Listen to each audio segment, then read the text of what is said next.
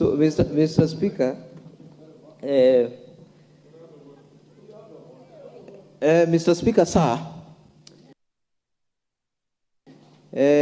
Mwingi Town is a big town. It's the second largest town in Kitui County. And there are pockets around Mwingi Town which do not have last mile connectivity. Can the CS tell us what plans he has to connect those? And there are so many connected to the grid. Thank you. Honorable Zamzam Zimba, because the cabinet secretary. Bwana Speaker, swali langu lina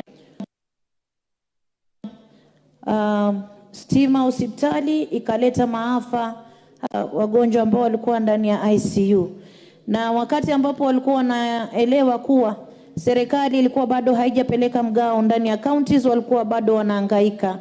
Mimi nataka kuuliza mbinu gani ambayo unaweka kama waziri kuonyesha kuwa waweza ukasimama pamoja na wagonjwa hospitali katika kusambaza stima na kuhakikisha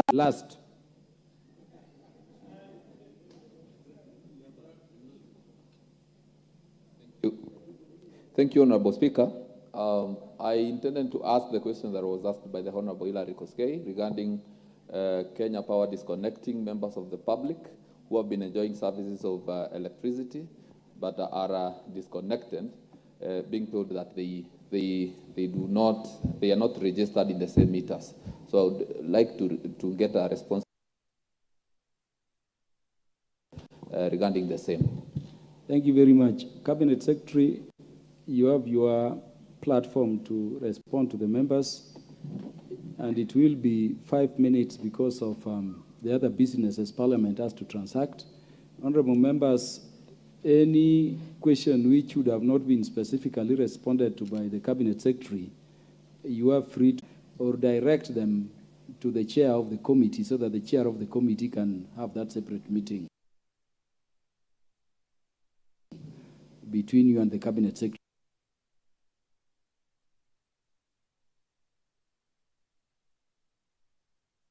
within the context of the committee.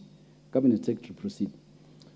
Thank you, Speaker. I will, in answering, make hopefully satisfactory statement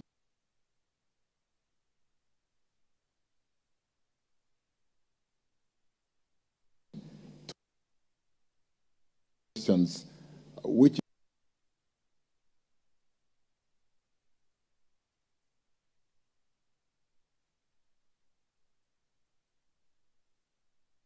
is basically to say, I think Kenya has done very well between 2013, when we had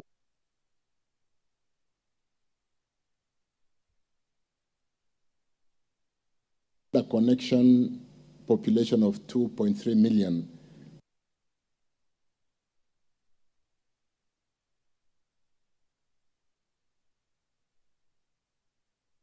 to 8.5 million plus today.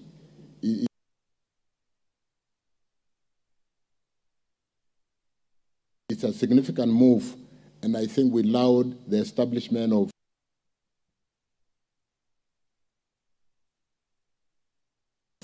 REREC, which was a principle to basically optimize a transformer. You will recall that previously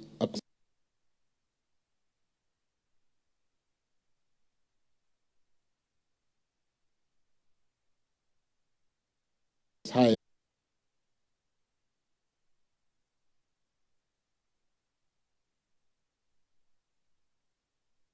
We brought it down to 15,000 under the last mile connectivity, and even the 15,000 you are not required to pay. We connect and bill the 15,000 into your prepaid bill so that we recover as you use electricity.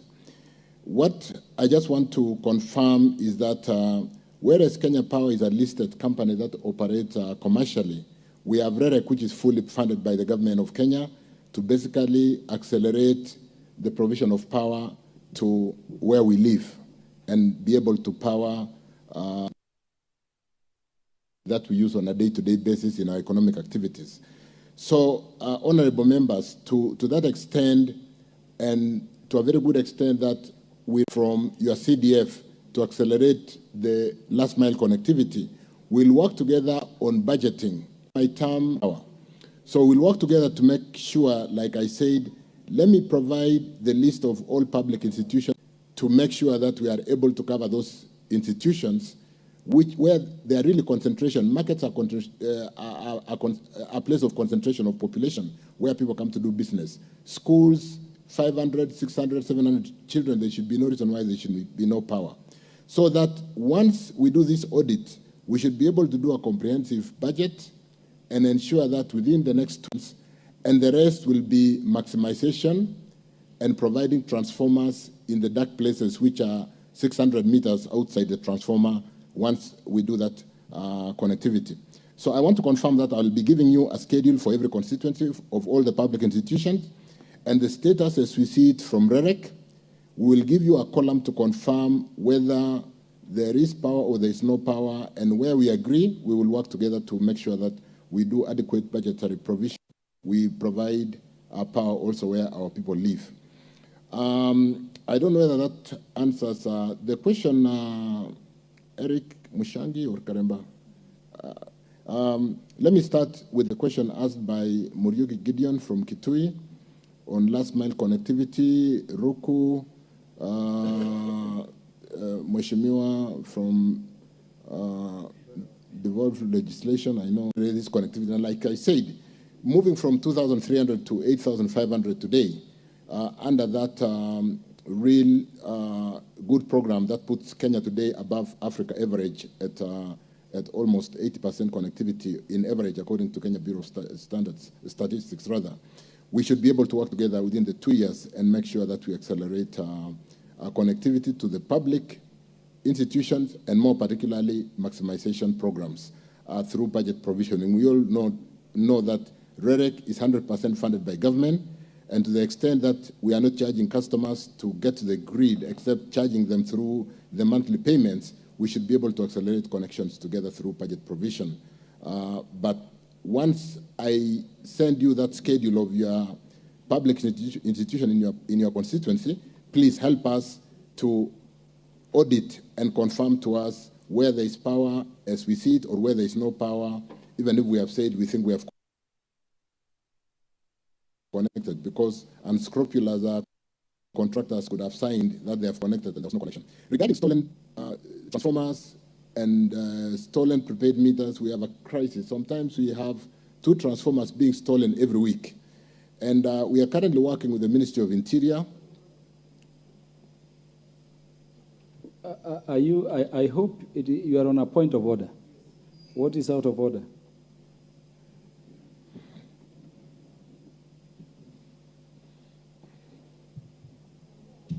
That is Honorable Yakub. Yes. Move to the next mic. Mr. Speaker, is the minister in order to answer questions? There are members of parliament here, including myself, who have asked questions in that order, being the first among the many questions. Responding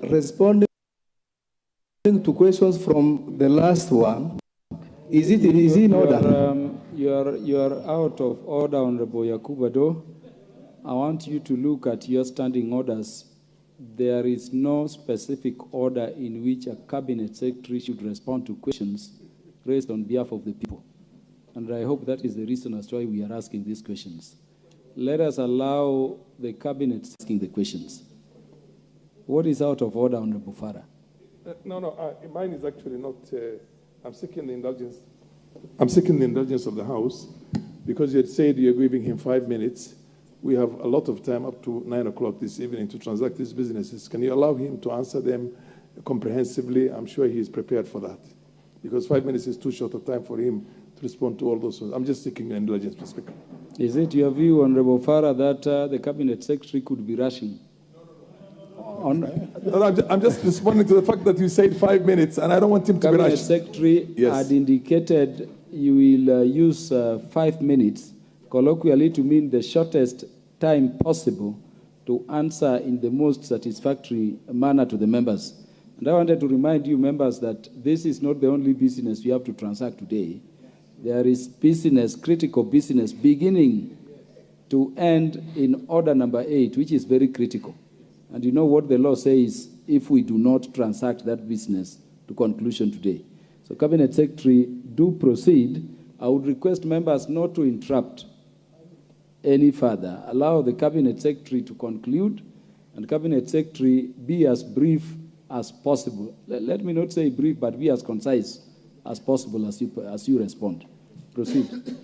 Thank you, Honorable Speaker. Honorable Muriuki Gideon, regarding last mile, I think we'll work together to make sure that all these primary and public, let me say public institutions, dispensaries, secondary schools, primary schools, through that schedule that I promise that I'll be sending to every member of parliament through the clerk of the House, we'll work together to make sure that we do provide adequate budget in the next 2 years to continue to accelerate our country to where we want it to be. And I do commend the fact that members of parliament, Honorable Speaker, have been putting a matching fund to confirm that this is a critical and a very important exercise in powering our economy. Let me apologize with respect to the disconnection of power, Mheshimiwa Sanza in Mombasa, and confirm that I'll undertake to work with my colleague, the Minister for Health, together with Kenya Power, so that before critical institutions, life-saving institutions like hospitals are disconnected, we really work together with the Ministry of Health and Kenya Power to make sure we do not disconnect and cause untold suffering to people who have gone to seek medical services in hospitals. So it won't happen again. I will work very closely with my colleague at the Ministry of Health and the Kenya Power to make sure we do coordinate revenue collection due to from public institutions. As let me, Honorable Nyanse Kitui, stolen like prepaid meters, let me give a general answer that currently we are working very closely with the Ministry of Interior. We have a committee where my PS, who is currently in the House, works with Bwana Amolo, the PS Interior, to really curtail the theft of transformers and meters. But I do also want to believe in talking about meters that we had a challenge between early last year and towards the end of the year when an award for purchase of prepaid meters was taken to court, and for a long time we were not completing connections, and the disparate customers could go out of the way. We have since procured meters. We have quite a large amount of meters, and connections are going on now, and we think that should really reduce the theft of meters, because it was exacerbated by the fact that meters were missing. And when you have wired your house and Kenya Power have brought the power to where the meter would be, it becomes a state of desperation. And sometimes even the power losses through illegal connections were being exacerbated because of that. Garissa town, I don't know when Dalo Mheshimiwa was last home. We sorted out Garissa in the last 1 week or 2 weeks. We had some mismatch challenges on balancing transformers. We have separated the connections to the rural customers and the town customers, and I can confirm that the challenge that we had in Garissa town has been sorted in the last 10 days. I would like Mheshimiwa to confirm that when you travel home next. But I am very certain that the challenge that we had in Garissa, we paid a lot of attention, and we have addressed it.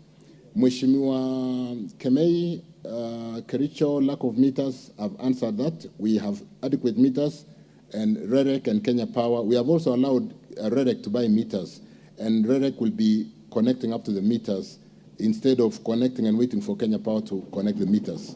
So we should be able to accelerate our connections and even see less power losses, because there were quite a number of losses due to illegal connections because of lack of meters. Ronald Mushimwa from Kikadian West, governance issues. We will continue to work on governance of scrupulous employees who basically connect and disconnect and connect and sell the same meter severally to a number of customers. I think it is something we can address, where we believe if it is an employee who is connecting, unless it is also tied to the meter theft, we should be able to address that through governance programs. Mheshimiwa Jane Kiara Naivasha, karibu, we can still have our cup of tea, but I want to confirm that KETRACO is also 100% financed by government. We currently have pending bills for wayleave acquisitions of up to 19 billion. I'm in the house with, I was in the house for a while with the CEO for KETRACO, Dr. Mativo, but the PS is here, and we will work to Jane Mheshimiwa to ensure that those customers that gave us wayleave between Ethiopia to Suswa to build up that line are compensated as budget is made available. We've been picking up to 200 megawatts of power from Ethiopia, and that is what kept our country from load shedding, unlike what we see in our neighboring countries, where load shedding was up to 8, 12 hours.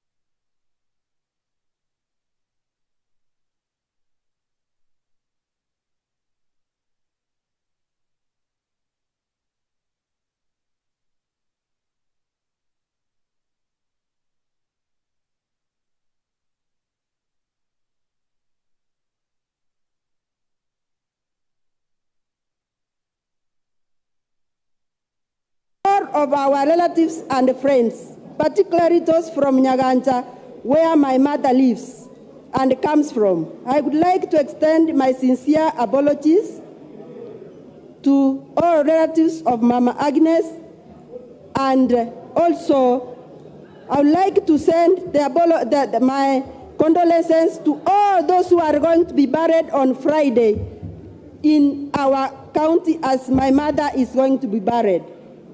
We celebrate her life and the many memories that she shared with us. She was a remarkable woman who touched the lives of many, and her legacy will continue to inspire generations to come. Let Mama Agnes, who is my beloved mother, rest in eternal peace. Thank you, Mr. Speaker, for giving me this opportunity so that I can make the last statement for my late mother. Thank you, and I want to thank all members who have supported me. May God bless each and every one of you. Thank you so much. Thank you, Honorable Jerusha, and we extend our collective condolences to you for the loss of your beloved mother. I have been requested by Osoro to make us an additional eulogy to your mom. Then there is Honorable Donya, and your MP, what's the name? Yeah?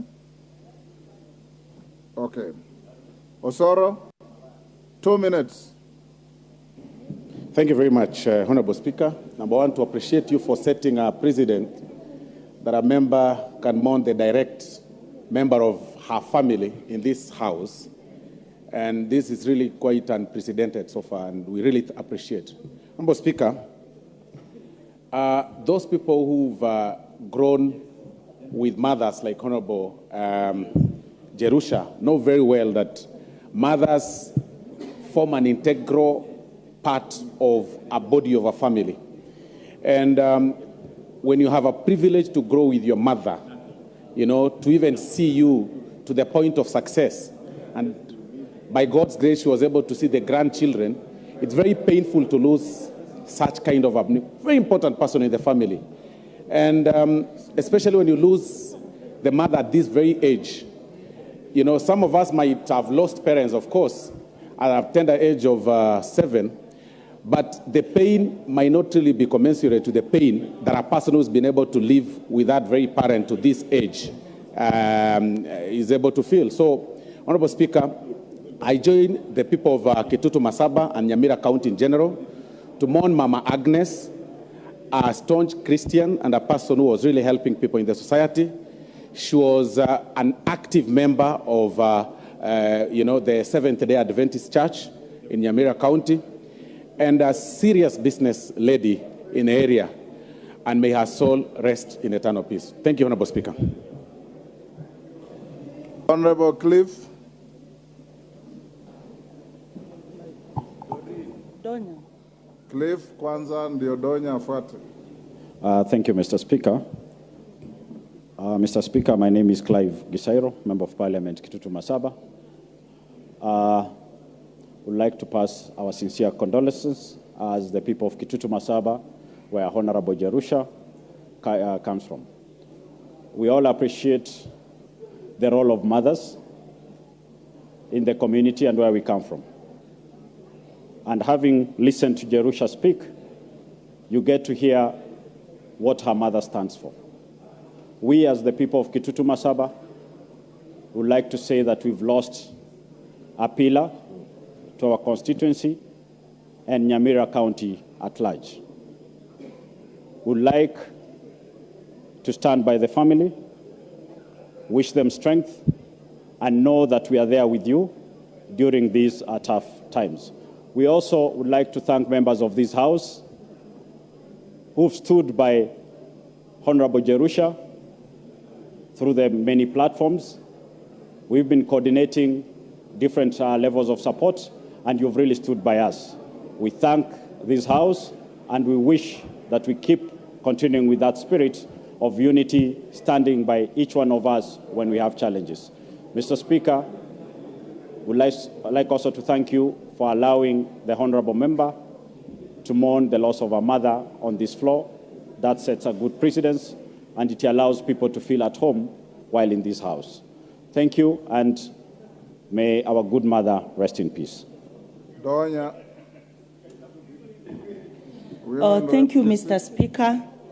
Mama Jerusha Momanyi, we are with you at these hard times when we are celebrating the life of Mama Agnes Mora Nyachwaya of Gachuba Ward. Mr. Speaker, no one like a mother. I was a presenter at our local station, Eges FM, before I joined politics. When we visited Mama Agnes, she was very passionate about the girl child. I used to advocate for teenage.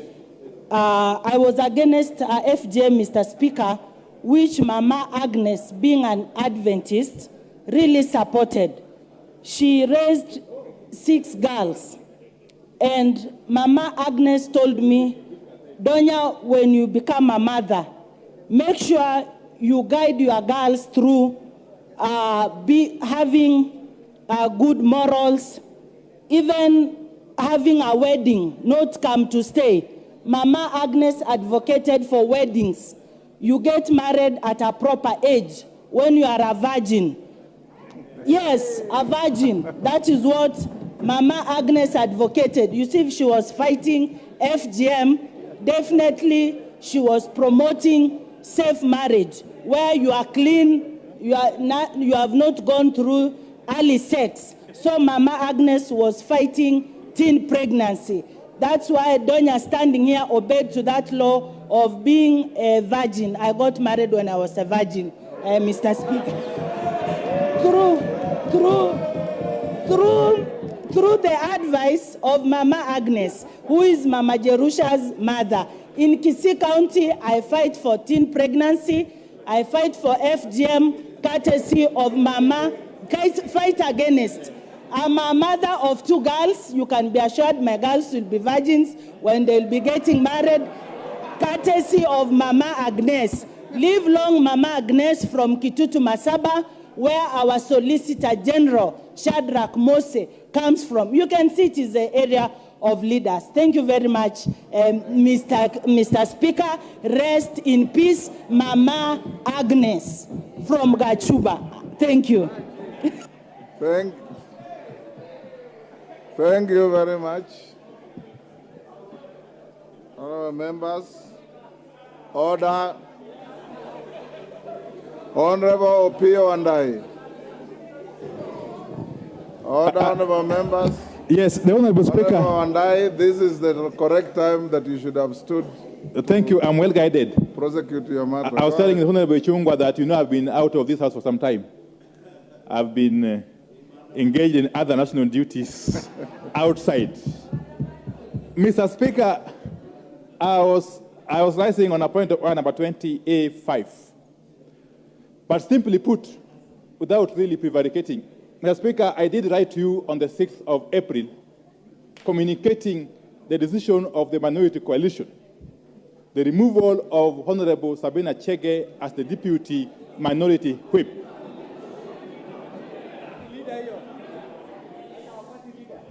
Oh, I hear she's party leader.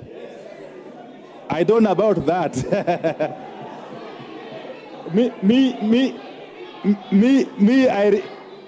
I know that the leader of the Jubilee Party, which is a constituent party of Azimio, is none other than His Excellency Uhuru Muigai Kenyatta.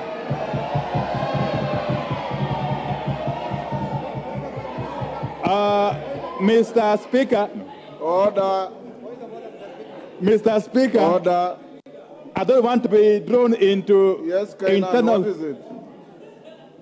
Thank you, Mr. Speaker, is it in order for the Honorable Wandai to mislead this House and Kenyans in general that Uhuru Kenyatta is the leader of Jubilee when we have just made a decision and our party leader is the Honorable Sabina Chege, Mr. Speaker? And is he in order, Mr. Speaker? Is he in order, Mr. Speaker? Order.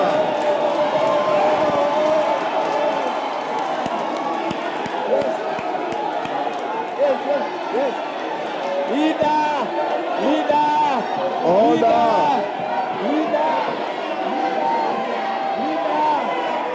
Order, honorable members, order. Honorable members, order. Order. Order. Order. Order. Order, honorable members, order. Honorable Kainan, take your seat. Order. Order, honorable members. Order, Rosa Buyu, order. Order, Jacko Wamboka, order. Take your seats. Order.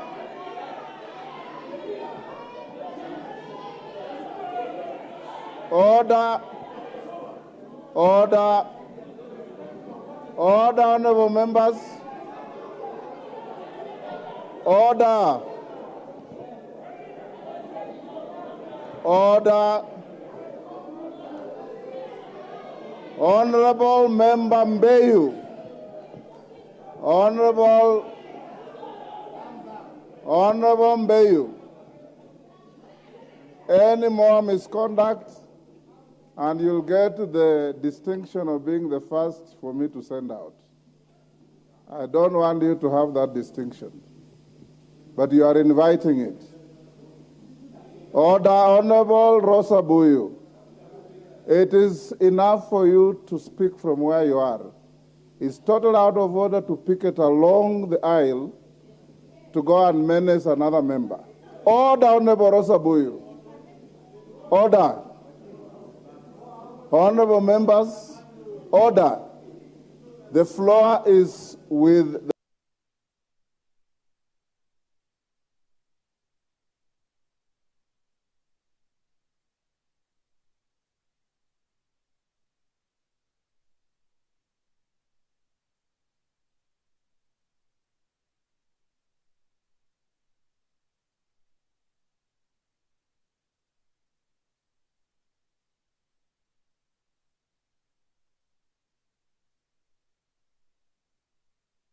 representative of Nyamira County, a position that allows me to continue the legacy that my mother wished to and prayed for. To all of our relatives and friends, particularly those from Nyaganta, where my mother lives and comes from, I would like to extend my sincere apologies to all relatives of Mama Agnes, and also I would like to send my condolences to all those who are going to be buried on Friday in our county, as my mother is going to be buried. We celebrate her life and the many memories that she shared with us. She was a remarkable woman who touched the lives of many, and her legacy will continue to inspire generations to come. Let Mama Agnes, who is my beloved mother, rest in eternal peace. Thank you, Mr. Speaker, for giving me this opportunity so that I can make the last statement for my late mother. Thank you, and I want to thank all members who have supported me. May God bless each and every one of you. Thank you so much. Thank you, Honorable Jerusha, and we extend our collective condolences to you for the loss of your beloved mother. I have been requested by Osoro to make us an additional eulogy to your mom. Then there is Honorable Donya, and your MP, what's the name? Yeah? Okay. Osoro, 2 minutes.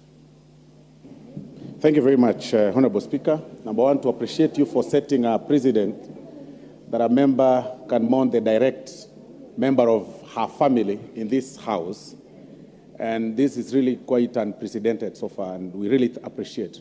Honorable Speaker, those people who've grown with mothers like Honorable Jerusha know very well that mothers form an integral part of a body of a family. And when you have a privilege to grow with your mother, you know, to even see you to the point of success, and by God's grace, she was able to see the grandchildren, it's very painful to lose such kind of a very important person in the family. And especially when you lose the mother at this very age. You know, some of us might have lost parents, of course, at a tender age of 7, but the pain might not really be commensurate to the pain that a person who's been able to live with that very parent to this age is able to feel. So, Honorable Speaker, I join the people of Kitutu Masaba and Nyamira County in general to mourn Mama Agnes, a staunch Christian and a person who was really helping people in the society. She was an active member of, the Seventh-day Adventist Church in Nyamira County, and a serious business lady in the area. And may her soul rest in eternal peace. Thank you, Honorable Speaker. Honorable Cliff. Donya. Cliff Kwanza ndio Donya afuate. Thank you, Mr. Speaker. Mr. Speaker, my name is Clive Gisairo, Member of Parliament, Kitutu Masaba. Would like to pass our sincere condolences as the people of Kitutu Masaba, where Honorable Jerusha comes from. We all appreciate the role of mothers in the community and where we come from. And having listened to Jerusha speak, you get to hear what her mother stands for. We, as the people of Kitutu Masaba, would like to say that we've lost a pillar to our constituency and Nyamira County at large. Would like to stand by the family, wish them strength, and know that we are there with you during these tough times. We also would like to thank members of this House who've stood by Honorable Jerusha through the many platforms. We've been coordinating different levels of support, and you've really stood by us. We thank this House, and we wish that we keep continuing with that spirit of unity, standing by each one of us when we have challenges. Mr. Speaker, we'd like also to thank you for allowing the honorable member to mourn the loss of a mother on this floor. That sets a good precedence, and it allows people to feel at home while in this House. Thank you, and may our good mother rest in peace. Donya. Thank you, Mr. Speaker. Mama Jerusha Momanyi, we are with you at these hard times when we are celebrating the life of Mama Agnes Mora Nyachwaya of Gachuba Ward. Mr. Speaker, no one like a mother. I was a presenter at our local station, Eges FM, before I joined politics. When we visited Mama Agnes, she was very passionate about the girl child. I used to advocate for teenage. I was against FGM, Mr. Speaker, which Mama Agnes, being an Adventist, really supported. She raised 6 girls. And Mama Agnes told me, Donya, when you become a mother, make sure you guide your girls through good morals, even having a wedding, not come to stay. Mama Agnes advocated for weddings. You get married at a proper age when you are a virgin. Yes, a virgin. That is what Mama Agnes advocated. You see, if she was fighting FGM, definitely she was promoting safe marriage, where you are clean, you have not gone through early sex. So Mama Agnes was fighting teen pregnancy. That's why Donya standing here obeyed to that law of being a virgin. I got married when I was a virgin, Mr. Speaker. Through the advice of Mama Agnes, who is Mama Jerusha's mother. In Kisii County, I fight for teen pregnancy. I fight for FGM, courtesy of Mama. Fight against. I'm a mother of 2 girls. You can be assured my girls will be virgins when they'll be getting married, courtesy of Mama Agnes. Live long Mama Agnes from Kitutu Masaba, where our Solicitor General, Shadrach Mose, comes from. You can see it is the area of leaders. Thank you very much, Mr. Speaker. Rest in peace, Mama Agnes from Gachuba. Thank you. Thank you very much. Honorable members, order. Honorable Opio and I. Order, honorable members. Yes, the Honorable Speaker. Honorable and I, this is the correct time that you should have stood. Thank you, I'm well guided. Prosecute your matter. I was telling the Honorable Chungwa that I've been out of this house for some time. I've been engaged in other national duties outside. Mr. Speaker, I was rising on a point of order number 20A5. But simply put, without really prevaricating, Mr. Speaker, I did write to you on the 6th of April, communicating the decision of the minority coalition, the removal of Honorable Sabina Chege as the deputy minority whip.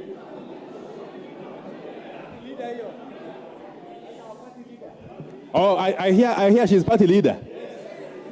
I don't know about that.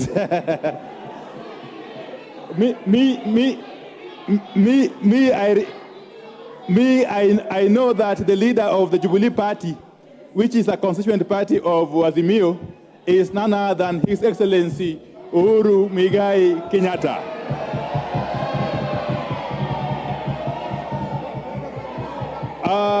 Mr. Speaker. Order. Mr. Speaker. Order. I don't want to be drawn into internal. What is it? Order, honorable members. The statement by Honorable Wandai should not excite you unnecessarily. Yes. Thank you, Mr. Speaker. Is it in order for the Honorable Wandai to mislead this House and Kenyans in general that Uhuru Kenyatta is the leader of Jubilee when we have just made a decision and our party leader is the Honorable Sabina Chege, Mr. Speaker? And is he in order, Mr. Speaker? Is he in order, Mr. Speaker?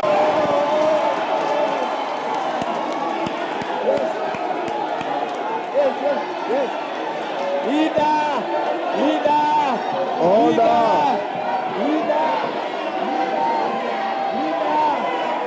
Order, honorable members, order. Order, honorable members. Order, honorable members. Order. Honorable Kainan, order. Order.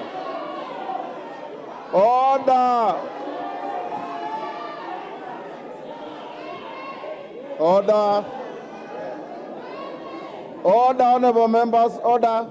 Honorable Kainan, take your seat. Order, honorable members. Order, Rosa Buyu, order.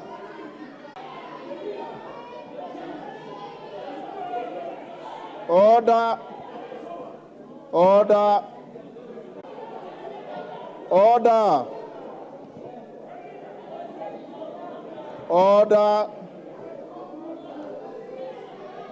Honorable Member Mbeyu.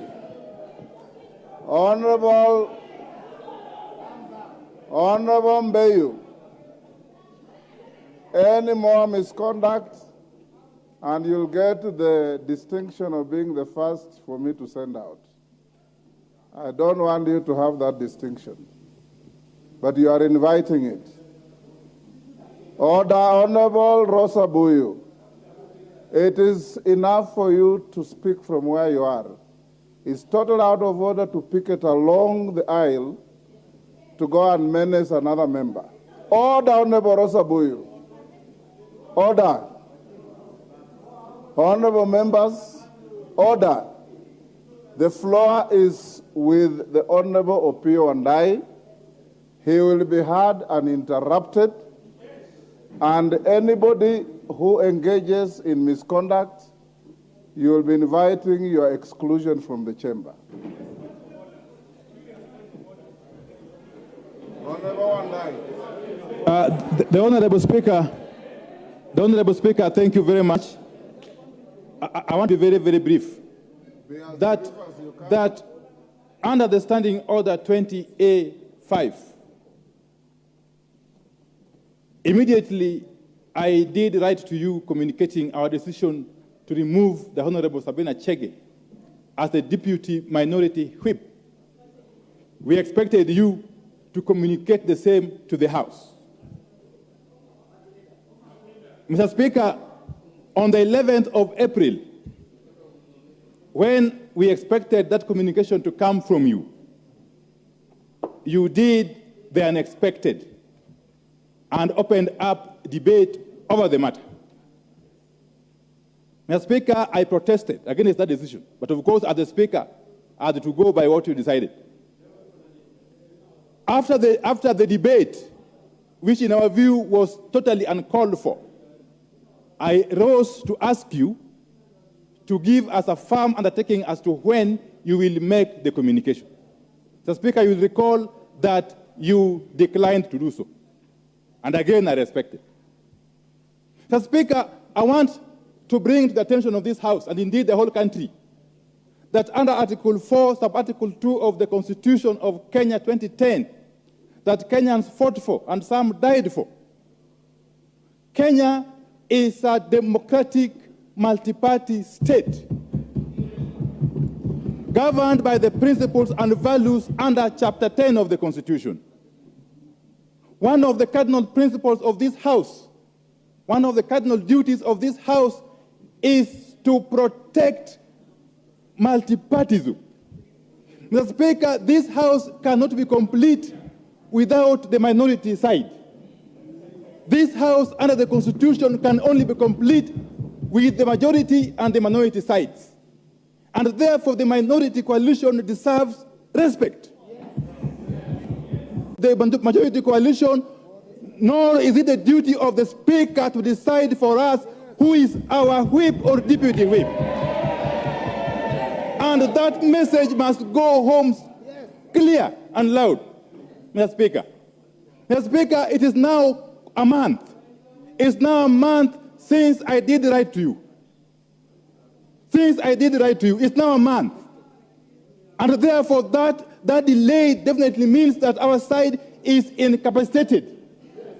We cannot manage our affairs properly because we are having a serious vacuum. I want to implore you, Mr. Speaker, that it is also your duty to ensure that this House runs smoothly and that this House, there is order at all times. It is also our duty as leaders of the House, from both sides, that this House runs in a manner that upholds its integrity and credibility.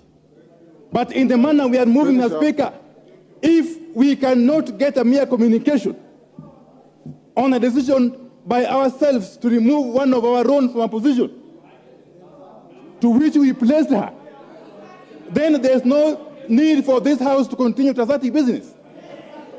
There's no need. There's no need. Are you done? Then we can as well pack up and go home, all of us. Okay. Yeah. You're finished. Order. And Mr. Speaker, you'll be heard in silence. I am not the kind of person that can easily be intimidated. You know that. Have you finished? I can never be intimidated by any person. Never. Order. Never. Oh no, and I finish up. Never. Thank it you. can never happen. And therefore, I want to say this, that Mr. Speaker, kindly read give the communication now about the... Thank you. You're done? Order, order, honorable members, order. Honorable members, order. Thank you, Honorable Minority Leader, for your very spirited statement. I agree with the facts, as you have said. You wrote to me, that is true. I brought the matter to the floor, that is true. I allowed a debate, that is true. I promised a ruling, that is true. That I didn't give a date for the ruling, that is also true. And subsequent to that, I also recall seeing you on TV, beyond the debate, talking very animatedly about the same matter which was out of order, but I didn't bring it to your attention.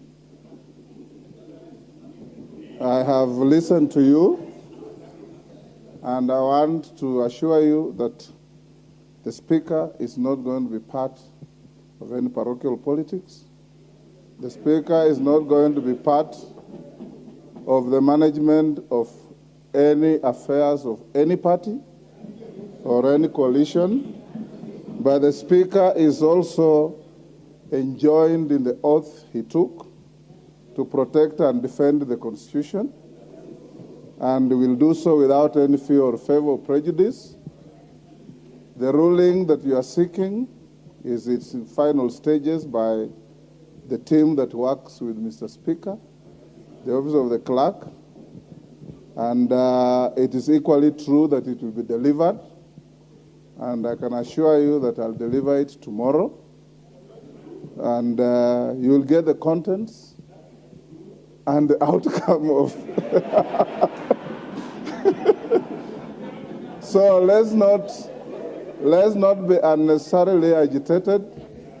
We want to have a house run with decorum. You yourself, as the leader, has confessed on the floor that you have been away for quite some time.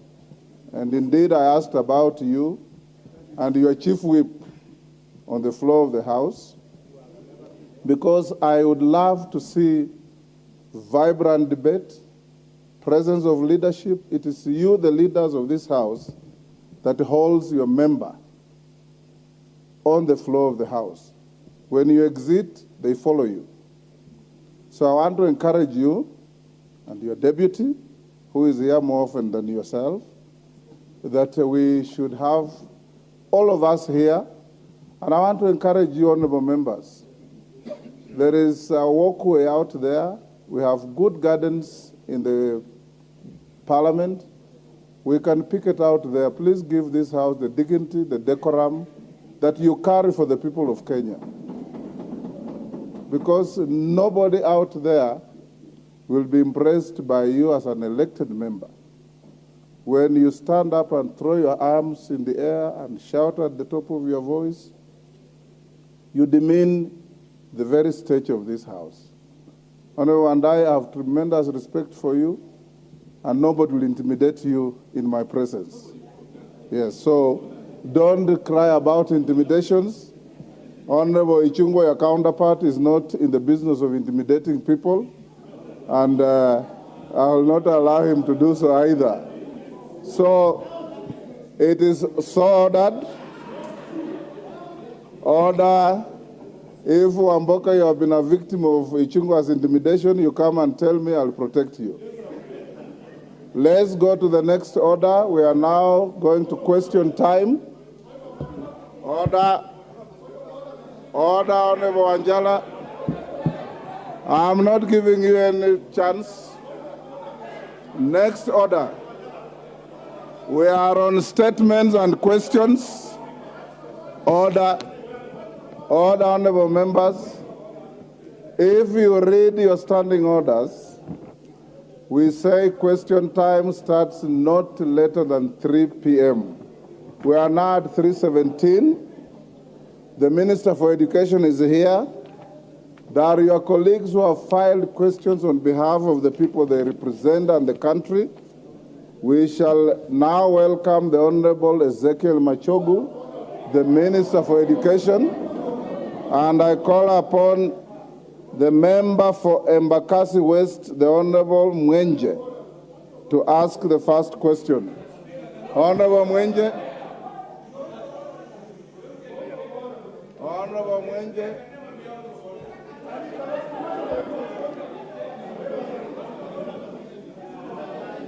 Order. Order. Order. Honorable members. Order. Honorable Atandi. Honorable Atandi. It is grossly out of order to throw the jibes that I've had you throw at the chair, and you will go down in history as the first member to be ordered to be excluded from the proceedings of the House, and I'll order you to leave this afternoon.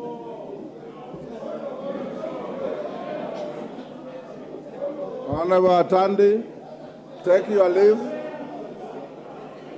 Take your leave, Honorable Atandi.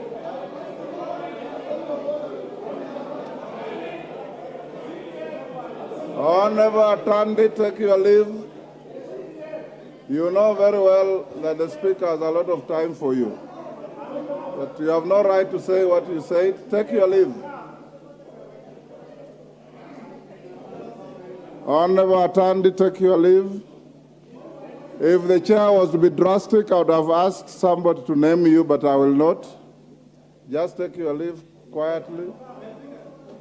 Order, Honorable Wandai. Let me finish with Atandi first. Order, order. Honorable Atandi, take your leave. Order, Honorable Wandai. Order, Honorable Wandai. You don't own any member in this House. You only lead members. You don't own any member. Honorable Wandai, you don't own any member. Honorable Atandi, take your leave.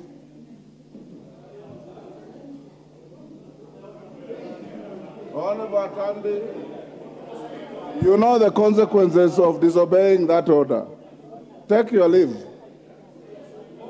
Order, Honorable Wamboka. Wanda Atandi, take your leave.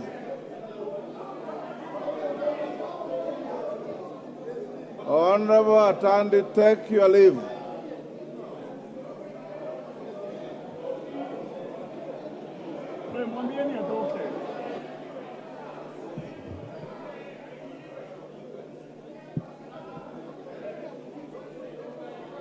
Honorable Atandi, you know the consequences of disobeying the chair.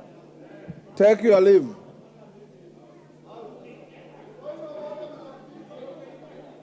Order, Honorable Angela. Honorable Atandi, take your leave. Just take your leave. You are now a stranger in the House. Take your leave.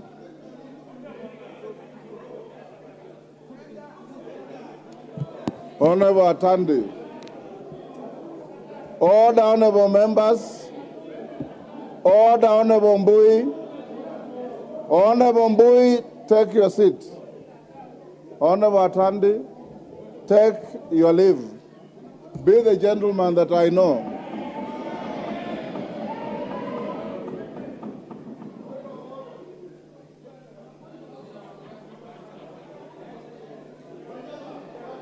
Honorable Mwenje, ask your question.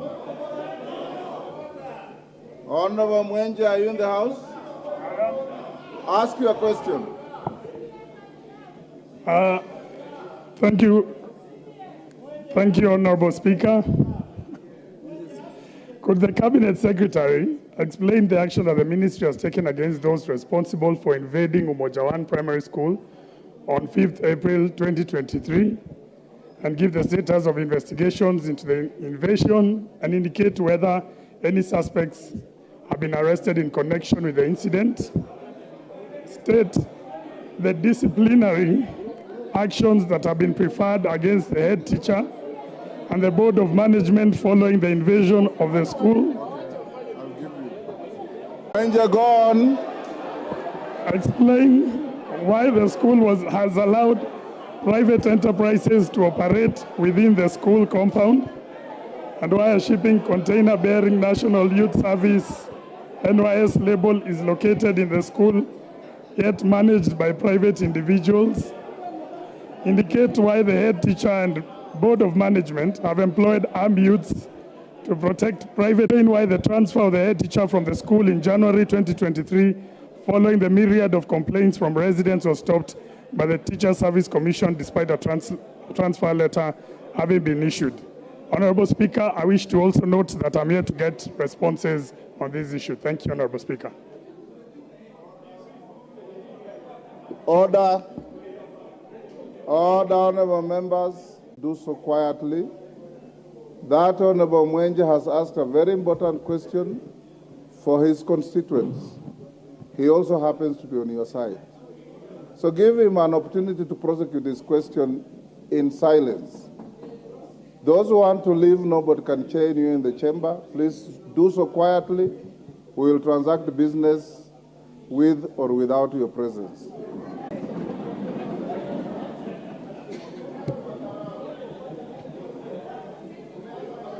Thank you, Honorable Speaker. I think, should I repeat the questions or? The minister has heard you. Thank you, Honorable Speaker. Minister, now you answer that question. And honorable members, those with supplementaries, you can go to intervention. The screen is full as usual. I will probably end up using a show of hands to give you an opportunity to ask. Go on, Waziri. Thank you. Thank you, Honorable Speaker, sir, and honorable members. And my friend, Honorable Speaker, the information is as follows, that on the 5th of April 2023, the area member of parliament, accompanied with a group, went to Moja Primary School, and there was another rival group, and there was a confrontation that ensued between the group that was with the member of parliament and the group that also emerged from the school community. In the fracas, Honorable Speaker, 3 people were shot at and 3 sustained some injuries. The murder was reported to the Directorate of CID, and the information that we have been able to confirm is that the person who shot at the 3 innocent people is the security personnel who is attached to the Honorable Member of Parliament, one known as Eri Ojuang Omoro, and the necessary investigations have been done by the police and is due to be arraigned in the Makadara Raw Courts on the 12th May 2023. So that was what happened, that the Honorable Member of Parliament went to the school, and the members, the parents and others, there were 2 groups, and that is how the fracas came about. The second set of the question, Honorable Speaker, sir, is the disciplinary action that has been preferred against the head teacher and the board of management following the invasion of the school. As I've said, the necessary investigations are being done by the CID and other relevant agencies in the government, and according to the investigations and depending on the outcome of the investigations, those found culpable, the necessary disciplinary action, no doubt, will be taken, because so far there is that one person who has been taken to court, and the investigations are still ongoing, and depending on the outcome, we will be able to take the necessary administrative action, including a disciplinary action to those who were involved in this. The third set of the question, Honorable Speaker, is that the government policy is very clear that indeed nobody is supposed to operate private business within the school premises, and we did establish that before November 2022, there were a number of businesses that were being transacted within the school compound, which was against the government policy, and following the complaints, and more so from the Member of Parliament, the necessary remedial action has been taken on this, and all the businesses that were being conducted in the school have now been closed down. Among the businesses that were being conducted in the school was that one, there was a container in the school where we had a canteen. We also have a swimming pool in the school, which was done using CDF funds by the former Member of Parliament. And we also did establish that indeed members of the public have been accessing the swimming pool. And we are also taking action to ensure that what the school administration, the Board of Management allowed was not proper, particularly members of the public accessing the school during school days. And since then, we have said members of the public should not be able to access the school during school days, and also been able to establish, Honorable Speaker, sir, the amounts that were corrected from that, because the school Board of Management was being paid.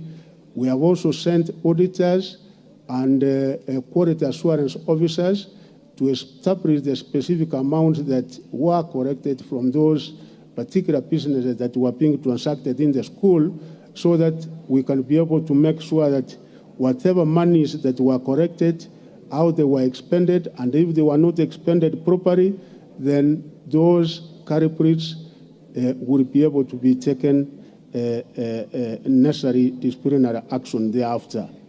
The head teacher, Honorable Speaker, I admit that indeed there was a transfer for this particular teacher, Mr. Onyango, to a school known as Mahiga Primary School, which is within Kasarani. But again, the Teacher Service Commission, after receiving information that the transfer was being investigated by people who would not give proper information, in touch with the Teacher Service Commission, such that once we establish and conclude the investigations that are ongoing, then we will be able to take further action on the head teacher and anybody who will be involved in this particular act.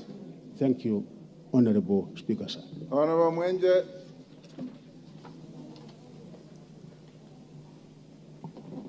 Thank you, Honorable Speaker, and I thank the Cabinet Secretary.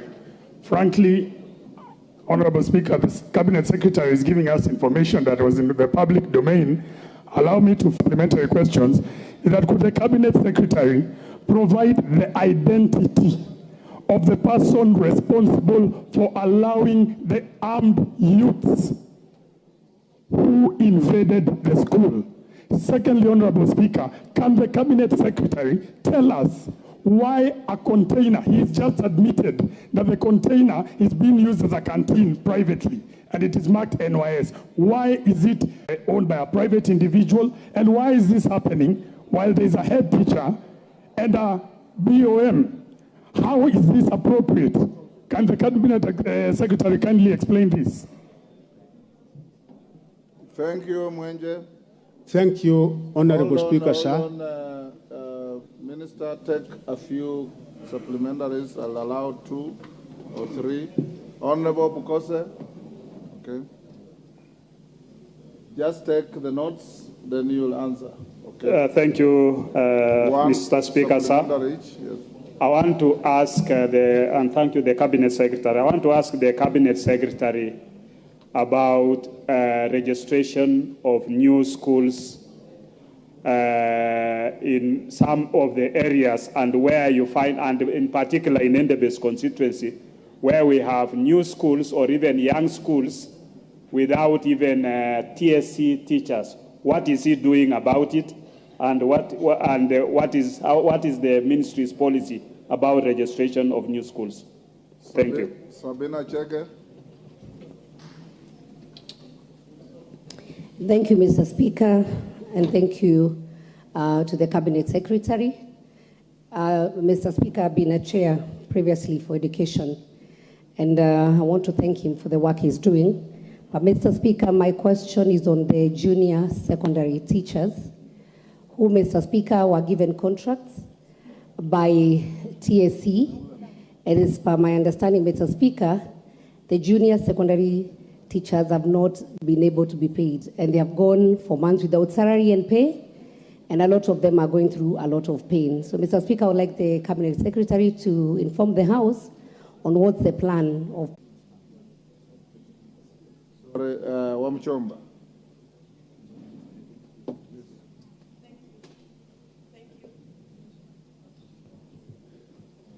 Thank you, Mr. Speaker.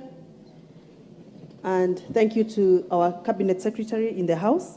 Mine is to direct a question to the Cabinet Secretary on matters drug and substance abuse in school, noting that the presidency, through the Deputy President, has initiated a campaign to rid off drugs from our schools and from our communities.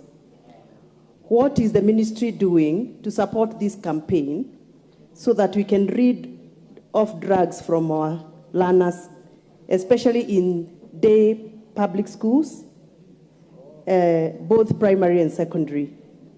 Do we have a policy that can direct or can guide us on how to harmonize the activities that are done inside the schools and outside the schools so that we can succeed together? Thank you, Mr. Speaker. Wow, member for Bahati. Today is the day of the ladies.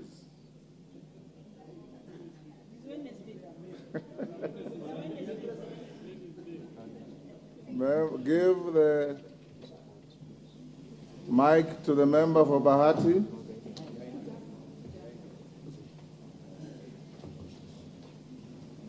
Thank you, Mr. Speaker. My question is directed to the Cabinet Secretary, and mine is to request that you tell us how far are you to complete equipping all the TVETs that the government has put money into, because those institutions need to be used, and unfortunately, they are not in use because we lack equipment. Thank you. Yes, Hassan.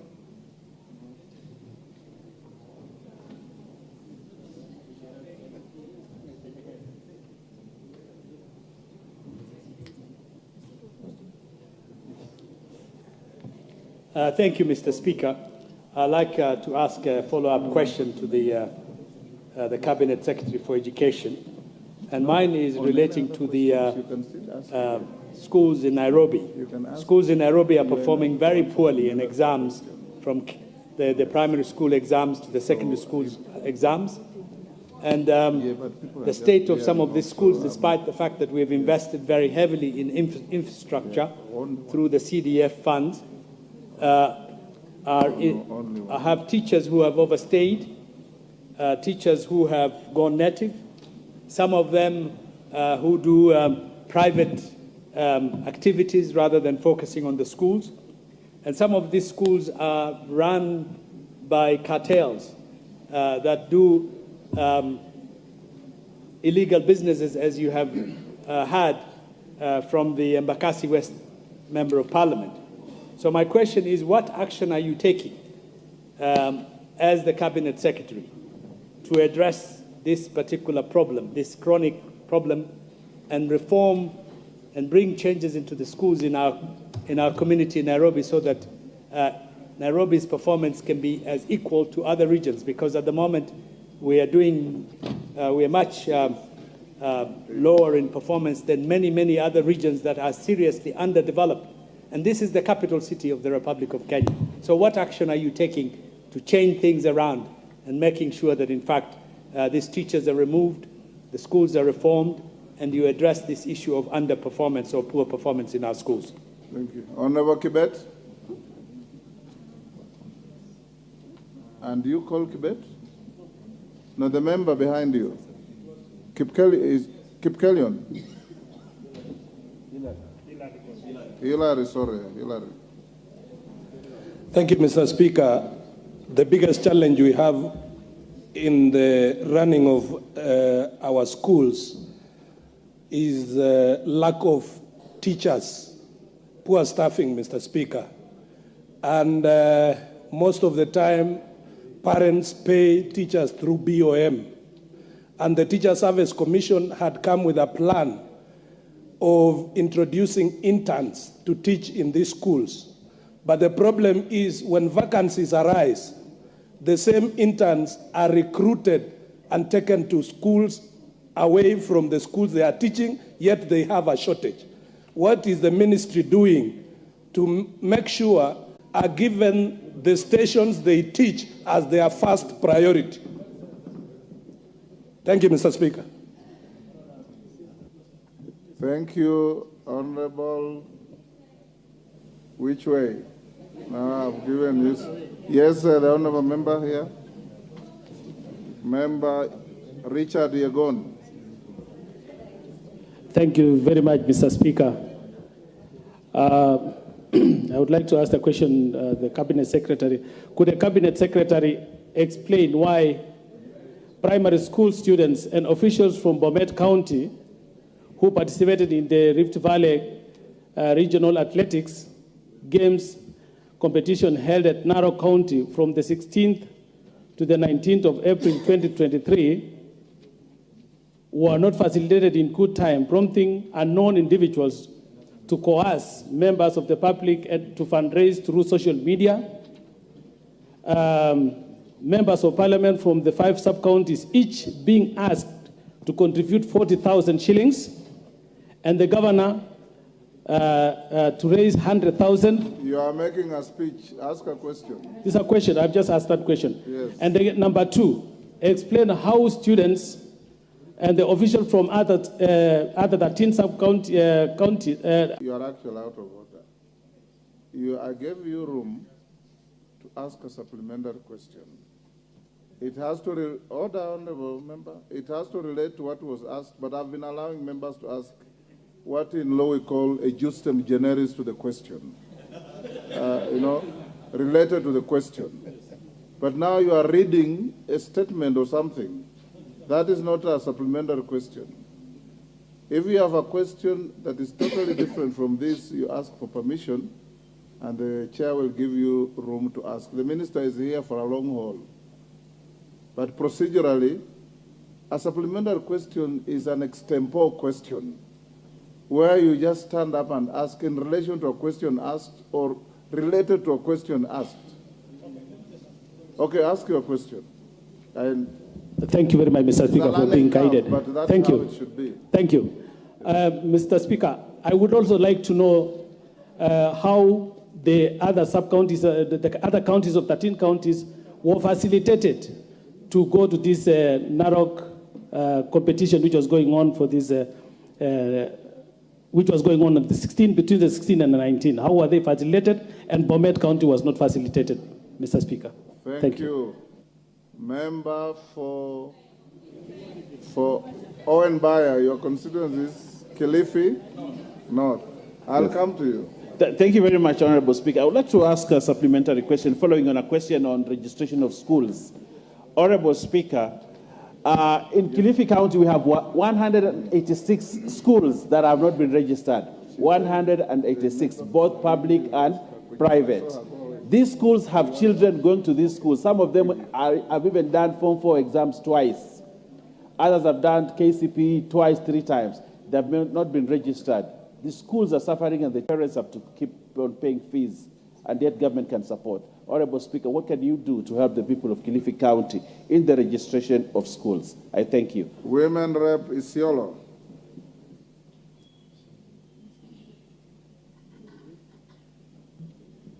Thank you, Honorable Speaker. Minister, be ready to answer those, then we'll do another round. Just hold your horses. I'm here with you the whole afternoon. Thank you, Honorable Speaker. My questions are specific to junior secondary schools, and these are observations I made in my county. And I want to know why junior secondary school textbooks supplied are for only 3 learning areas out of the 12 which other counties have received. for the case of Isiolo? Why only 3 out of 12 learning areas? Number 2, why classrooms and laboratories are not enough for junior secondary school learners in my county? The other question still on J.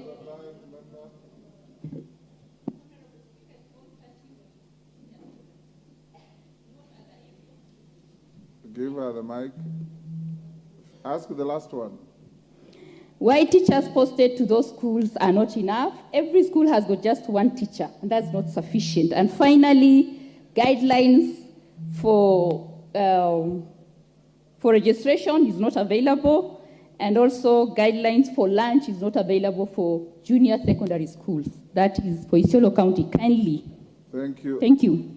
Minister Machogu, answer those 10 interventions. We'll do another round. Members. Yeah, thank you very much, Honorable Speaker. The first question from the Honorable Member of Parliament for Embakasi is that as a ministry, and I've made this very clear, that anybody transacting business within the school compound, the necessary action will be taken.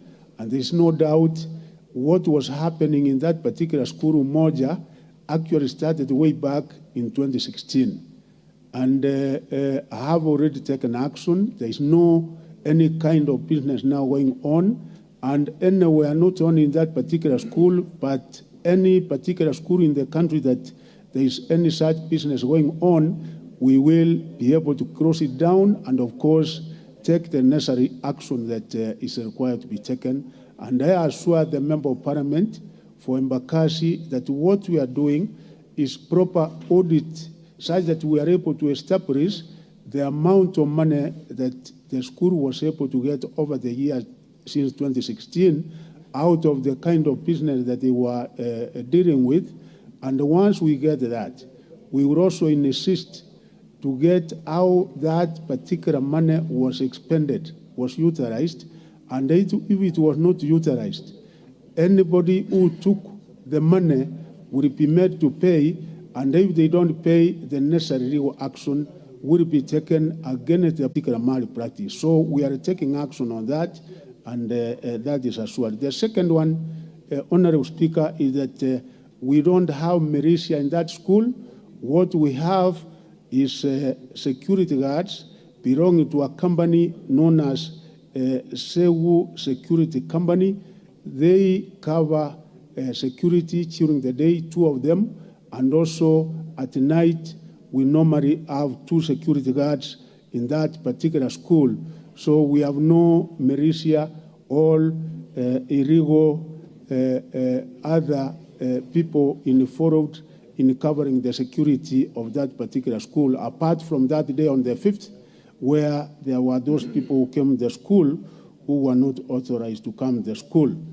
The second set of questions, Honorable Speaker, is that when I took over as the new administration in the Ministry of Education, there was a serious problem concerning registration of schools, both in secondary and in primary, because the procedure and the process of registering a school required that there was to be a recommendation from the sub-county directors of education to come all the way to the county directors of education, and finally, the final approval was being given by the ministry headquarters.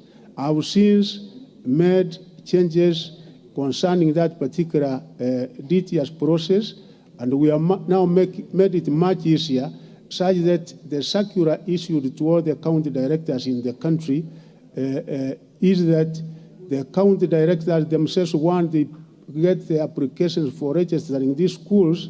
They should not be able to send the same to the ministry headquarters for approval. They themselves now have the power, they have the authority to register the schools at the county level.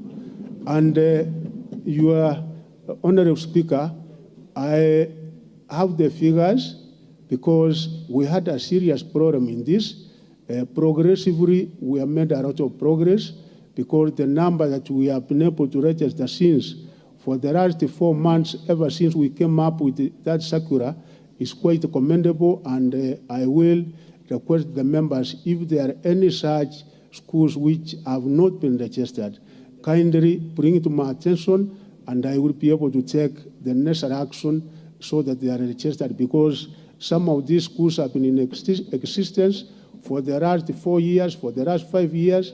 Even some are actually going to do KCPE. You get there in Standard 8. There are others in Form 4, and they require to be registered so that they can also get government capitation, as well as getting Teacher Service Commission teachers, because when they are not registered, we don't capture them in NEMIS, so they miss out in the capitation that we give our primary schools as well as our junior secondary schools, including the senior secondary schools. And also they miss out in getting teachers from Teacher Service Commission. So I assure members that anywhere where we have those cases, I undertake to make the necessary action so that we get all of them registered, Honorable Speaker. The third question is one that is not only affecting our schools in primary, secondary, and even tertiary, universities, drug abuse and substance. This is one serious problem that we have as a country, as a society, which the government is using a multi-agency approach, such that it is not only the means of education. NACADA is in the forefront in the fight against this.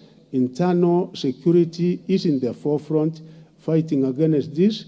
In the midst of education, we have a policy with NACADA where we insist that various measures have to be taken in order to ensure that there is no infiltration to our schools and our young people are not captives of this drug abuse and substance. And what we have also done, Honorable Speaker, sir, is that we have formed a committee at the national level, which we have said it will be able to cascade all the way up to the counties, giving guidance and counseling. Chaplaincy, we have said we must have chaplaincy in each and every school.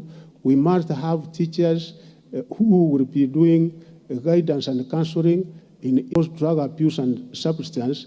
We also get that our young people in schools are involved in certain other malpractices that can be addressed once we have proper guidance and counseling in our schools. So it's an issue which, of course, we cannot deny that it is affecting our schools, and we are very keen on this to make sure that the necessary remedial measures are taken to prevent our schools and the young people from being involved in these social vices.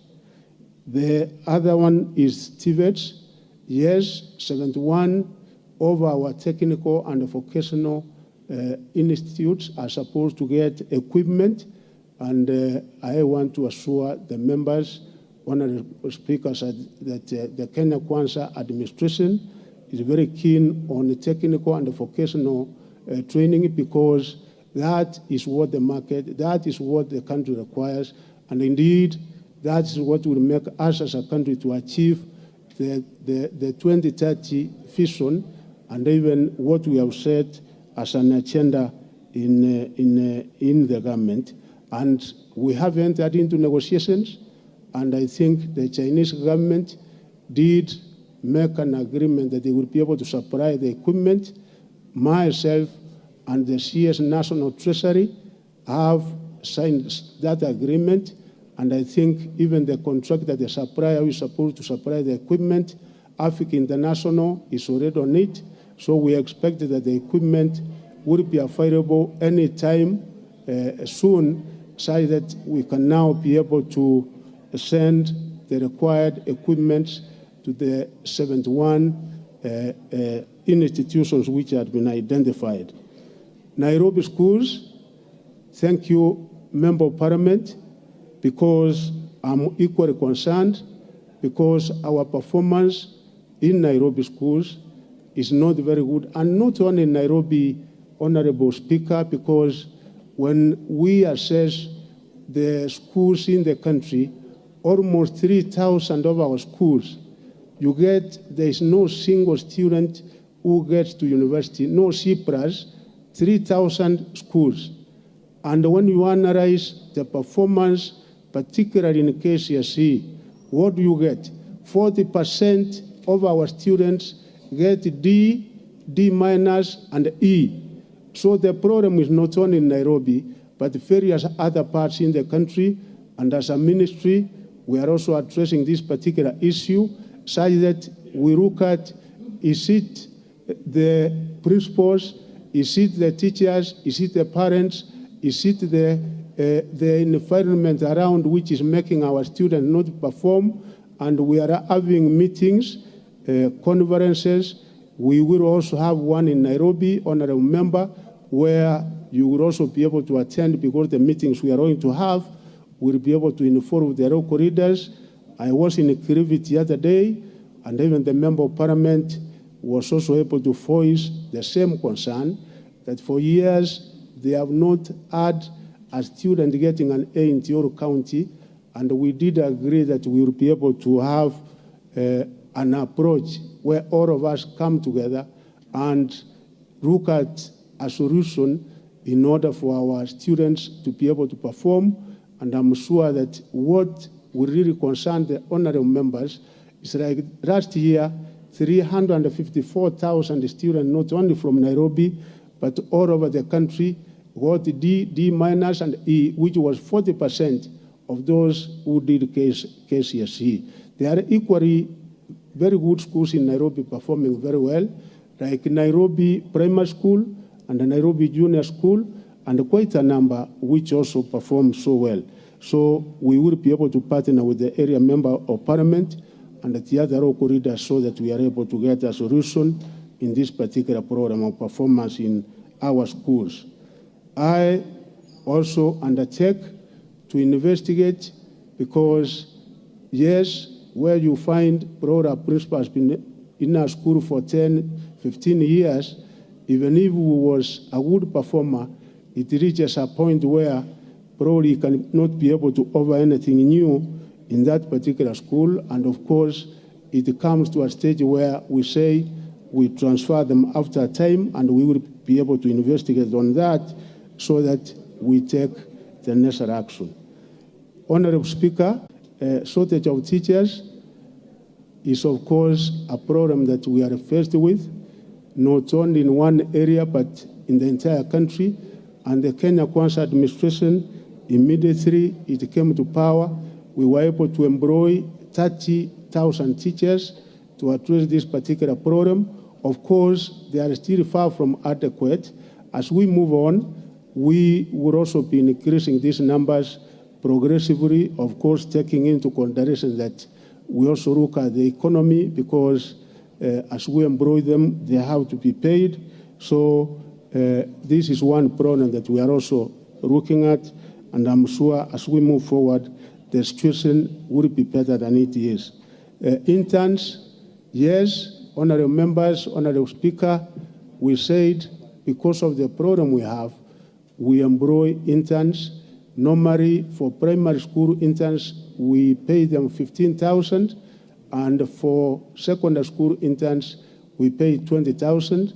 And we say that when an opportunity for employment comes up, we give first opportunity to those who have served as interns. I take and agree that in case a school is not having a teacher in a certain subject, and there is an opportunity for that particular intern to be employed, then we should be able to give that opportunity for the intern from elsewhere. Before I answer the question for Pomet, I would like to answer the question of Junior Member of Parliament from Isiolo. Members, I also want to take the opportunity to thank you most sincerely for your participation in the presentation that you made during the Presidential Working Party, because they were able to move around in the 47 counties, getting views and recommendations on this matter. Of course, we have challenges, and the kind of challenges we have, we are still to have adequate laboratories and also in certain other schools enough classrooms. And as a ministry, we are really addressing this issue. We have had an engagement with our development partners, particularly the World Bank, and the negotiations we have made is that the funding we are likely to get will go in alleviating the kind of program we have, particularly in the laboratories. And we thank you also because partnering with you, we know that it is only a question of time and we will be able to have the required infrastructural development required in our schools. For Bomet,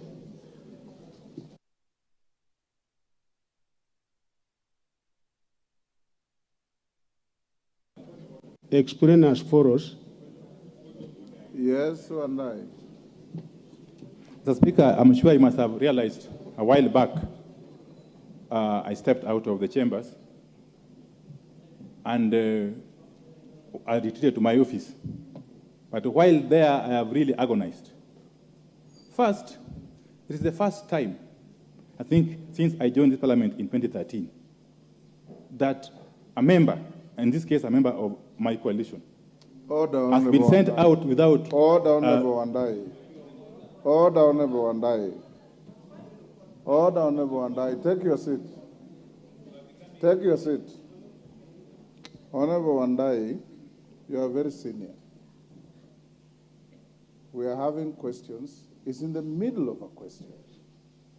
And I would expect your point of order would be if something is out of order about what the minister is saying. What you're asking is something spent. You cannot, under our standing orders, retreat out there and come back to challenge the decision of the chair. You also know, and I, that the chair is not in the business of compounding misconduct. And if you have come back with something else, when time comes, I'll give you to say. But you can't walk into the chamber. Order, Honorable Wandai. You are more decent than that. You can't walk into the chamber and demand to hear about a decision of the chair, which is out of order, when the minister is in the middle of answering questions. In fact, the reason I allowed you a point of order is perhaps I thought you wanted to say the minister was misleading the House. But if what you are trying to say is what you want to say, I will not allow you. Order, Honorable Wandai. Order, Honorable Wandai. Order. Order, Honorable Wandai. Minister, continue. Minister, continue. Mr. Speaker, I want to answer the question from the Member of Parliament for Bomet, and I want, Mr. Speaker, this year, the Ministry released a calendar for the resumption of curricular activities for basic education in institutions after we had suspended the same for the past 3 years because of COVID-19 pandemic. Bomet County was able to undertake all the Term 1 activities for both primary and secondary schools as per the calendars given by the Ministry of Education. In particular, the county participated successfully as follows. All the 5 sub-counties within the county had their competitions and successfully presented their teams for competition at the county level. The county had the competitions in all categories, both at the county and the regional levels as given here below. Swama Festival for both primary and secondary schools were held at county level, and the winning teams presented to represent the county at the regional festivals that were held in Kitare, Trans Nzoia County between 20th and 26th March 2023. The county Kenya Science and Engineering Fair was undertaken, and the county team participated in the regional competition held at Tenuek High School in Bomet County between the 6th and the 8th April 2023. Secondary school term 1 games were held in Bomet East for county level, and the county team participated in the regional competition held in Eldoret between 4th and 9th April 2023. Also, the county participated successfully in the regional SNE games for both primary and secondary schools held in Nakuru between 14th and 19th April 2023. For primary athletics, the county participated in all the sub-counties. Competitions were held in their respective venues. The county competition was also held on the 13th April 2023 at Chebukosiom Primary School in Sotiki Sub-County. The county team participated in the regional competition held in Narok County between 16th and 22nd April 2023. The county was ranked number 5 out of 14 in the region, with 5 pupils, 3 boys and 2 girls, representing the region in the national competition. For these activities, the Bomet County had so far received $1,500,000 from the ministry. They were able to utilize the funds in the best way possible to ensure that our children in Kenya shillings 578,134 to each sub-county. It is worth to know that the county received support from our stakeholders, particularly the Heads Association of both primary and secondary school, KEPSA and KESA, for their successful participation. In addition, the county appreciated the support received also from the county leadership and the members of parliament who also supported us in this endeavor. Finally, Honorable Speaker, the ministry also released a total of 312,159,925 in February this year to all in the field education officers to support co-curricular activities.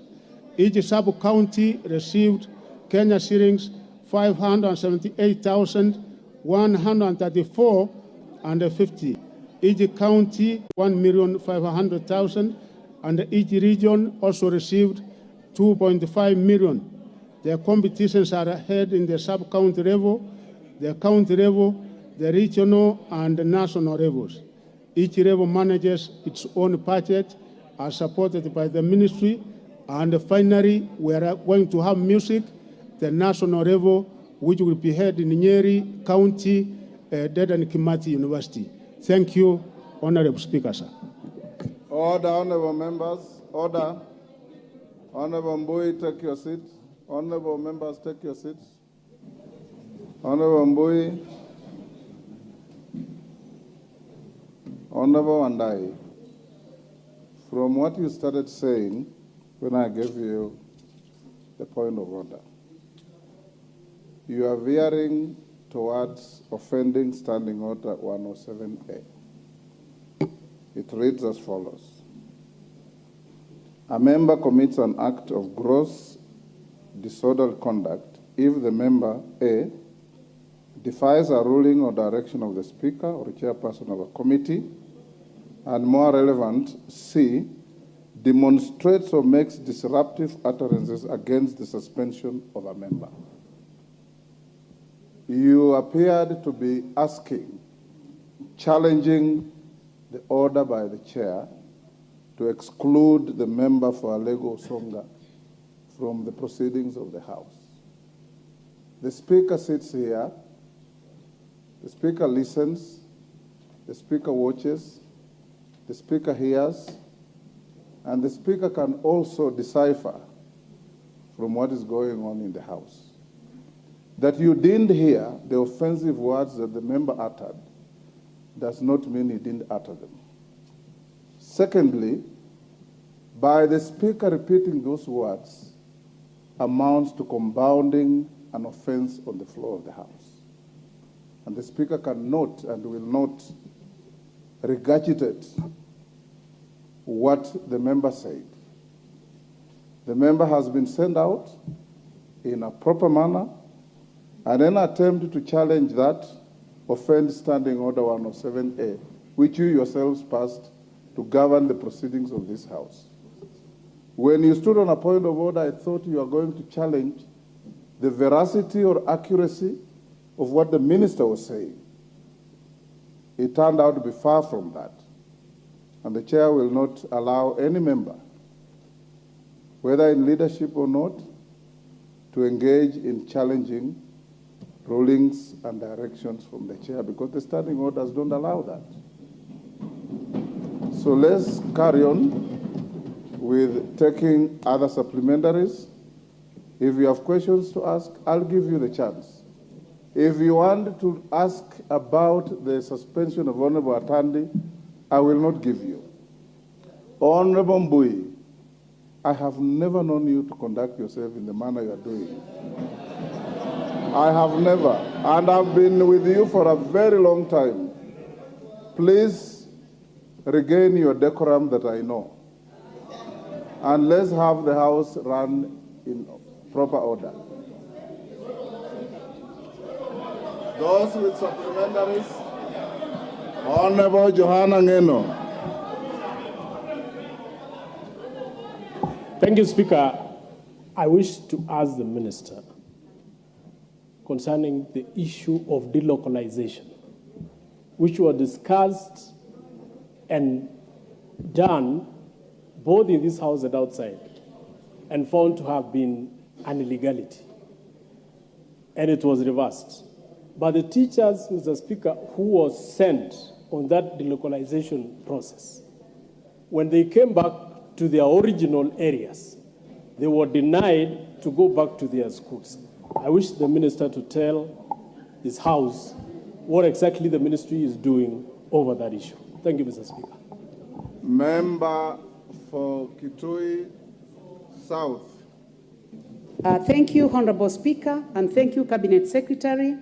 I would like to ask the Cabinet Secretary whether he is aware that many junior secondary schools in Kitui were rejected by the Ministry of Education, and what action can he take to ensure that children who are walking for many kilometers to and from school can be assisted?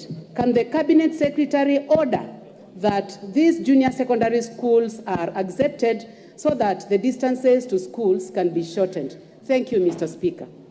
Didimas Barasa.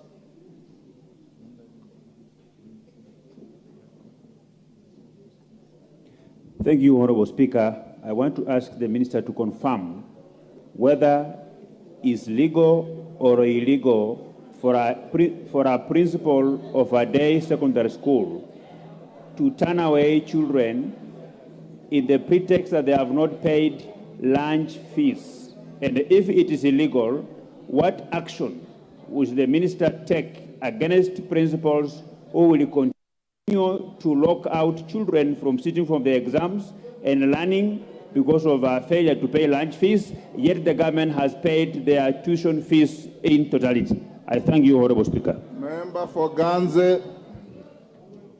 Member for Ganze. Give the mic to the member for Ganze. Honorable Kazungu. Is it Kazungu? Where is the member? Member for Ganze. Thank you, Mr. Speaker. And also thank you, the Minister, for coming here to answer our questions. I have an issue, and it's about the school feeding programs. Mr. Speaker, I come from Ganze, where the poverty levels are very high. And one of the factors that contributed to high school enrollment was the availability of school feeding programs in all primary schools. Mr. Speaker, this was a very good program, but at some point it was discontinued. And as a result, many students have dropped out of school to go and do manual jobs to fend for themselves and their families. So my question to the CS is, why was this school feeding program stopped? And if there are any plans by the government to revive it? Thank you, Mr. Speaker. Malulu Injendi. Thank you, Mr. Speaker. My question is this. When it comes to private business in schools, I don't know if the CS is aware that schools are also involved in private business in selling uniforms, where parents are asked to pay money through some pay bill number, and they charge very high amounts for uniform, socks, shoes, utensils, rim papers, etc., etc. My second question. Only one, Malulu. Okay, thank you, Mr. Speaker. Member for Kisii, Women Rep Kisii. Thank you, Mr. Speaker. When it was well known that the GSS teachers are not enough in schools, you found out that the GSS pupils were being sent to the river to collect water. This has proved to us that there are some school-going children who carry jerrycans from home to school to collect water. What is the CS doing to curb this menace of pupils in our country collecting water? Also, we've no sanitary pads being distributed in our schools. He should answer on sanitary pads and going to the river. Thank you, Mr. Speaker. Rahab Mukami. Thank you, Speaker. Honorable Speaker, I want to ask the Cabinet Secretary regarding the sanitary pads. I am the Chair 47, and we went to see the HE, and he gave an order that the sanitary pads should be channeled through the women reps. Our CS kindly let me know the progress, because the schools are opening on 9th, and we have not seen the sanitary pads in our schools. Thank you. Minister, answer those. Honorable members, the next 3 questions are on education, and I can see we're asking questions about our constituencies and issues education generally. Let him answer those 3 supplementaries or 4. I'll allow the next 2 questions, then I'll allow you to ask the questions that you have. So just hold your horses. I said hold your horses and you lift your hand, Mama. What's the problem? Honorable member Thank you. Mombasa, I'll give you a chance. Just hold your horses. Thank you, Honorable Speaker. The first question concerns the localization, because as all members are aware, this was punitive. It is something that actually led to the breakdown of families, and we did a reversal to this and said teachers who want to go back to their home counties can be able to go back to their home counties, and we have transferred back to their counties where they had originated from quite a number of teachers. I don't have a specific figure as of now, but next time I will be able to give the honorable members the specific figure of teachers due to the policy we have now, as opposed to the localization, which we call nationalization, because we want our teachers to teach comfortably from their home counties or another county that is of their choice. And I know that this is ongoing, because again, there are teachers who have also chosen to be in the counties where they had been transferred to. Originally, where they were, after they were transferred, they have now chosen to be where they are. So there are also quite a number. But again, we cannot be able to transfer them to the exact school, because we have to look at staffing of that particular school before we transfer back. Because if it is a mathematics and a physics teacher, and we find the school where he was, that particular teacher is having a mathematics and a physics teacher, then we are able to take that particular teacher to the nearest school of his choice. And I want to assure the members that this exercise is going on. Thank you, the Member of Parliament from Gitui, Honorable Rachel Nyamai. Honorable Speaker, I want to assure the members that we did set a criteria when we were establishing junior secondary schools, and we said the guiding criteria, the guiding principle, in order for a school to qualify as a junior secondary school basically was on enrollment? Does it have enough students such that if we find it has probably 5 or 10 students and we find there's a school nearby which can be able to accommodate a junior secondary school, then we code that. But we did an assessment of 32,000 primary schools, and out of the 32,000 primary schools that we carried out an assessment, 23,000 public schools qualified, and also 5,000 private schools qualified. So we have 28,000 primary schools which qualify to junior secondary schools, which are actually hosting secondary schools as of now. And the members are also aware that where you have specific cases, you probably think there's a school which has been left out, like the member of parliament for Kitui South. I think he came to the ministry and we were able to consider, and quite a number of members have also come making an appeal, some calling me, and Honourable Speaker, we have been flexible in this, and I will ask the Honourable Member, in case there's a case, she can be able to bring it to my attention, a specific case, and I will be able to take action on that. Fees, ranch, Honourable Speaker, there is a policy from the ministry, and the policy is that all day secondary schools, government gives capitation to the tune of 22,240. There is no additional revenues of any kind that again is supposed to be levied, because you know free and compulsory education is derived from the Constitution, Article 53. And as a government, we don't want to overburden parents, and we have taken action on quite a number of head teachers. The most recent one being the action I took in 2 schools in Kirifi for those violating and going against the directive which has been issued by government by the Ministry of Education.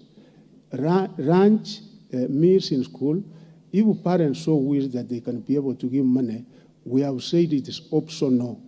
But even when they are optional again, we insist that whatever rates being charged must be reasonable.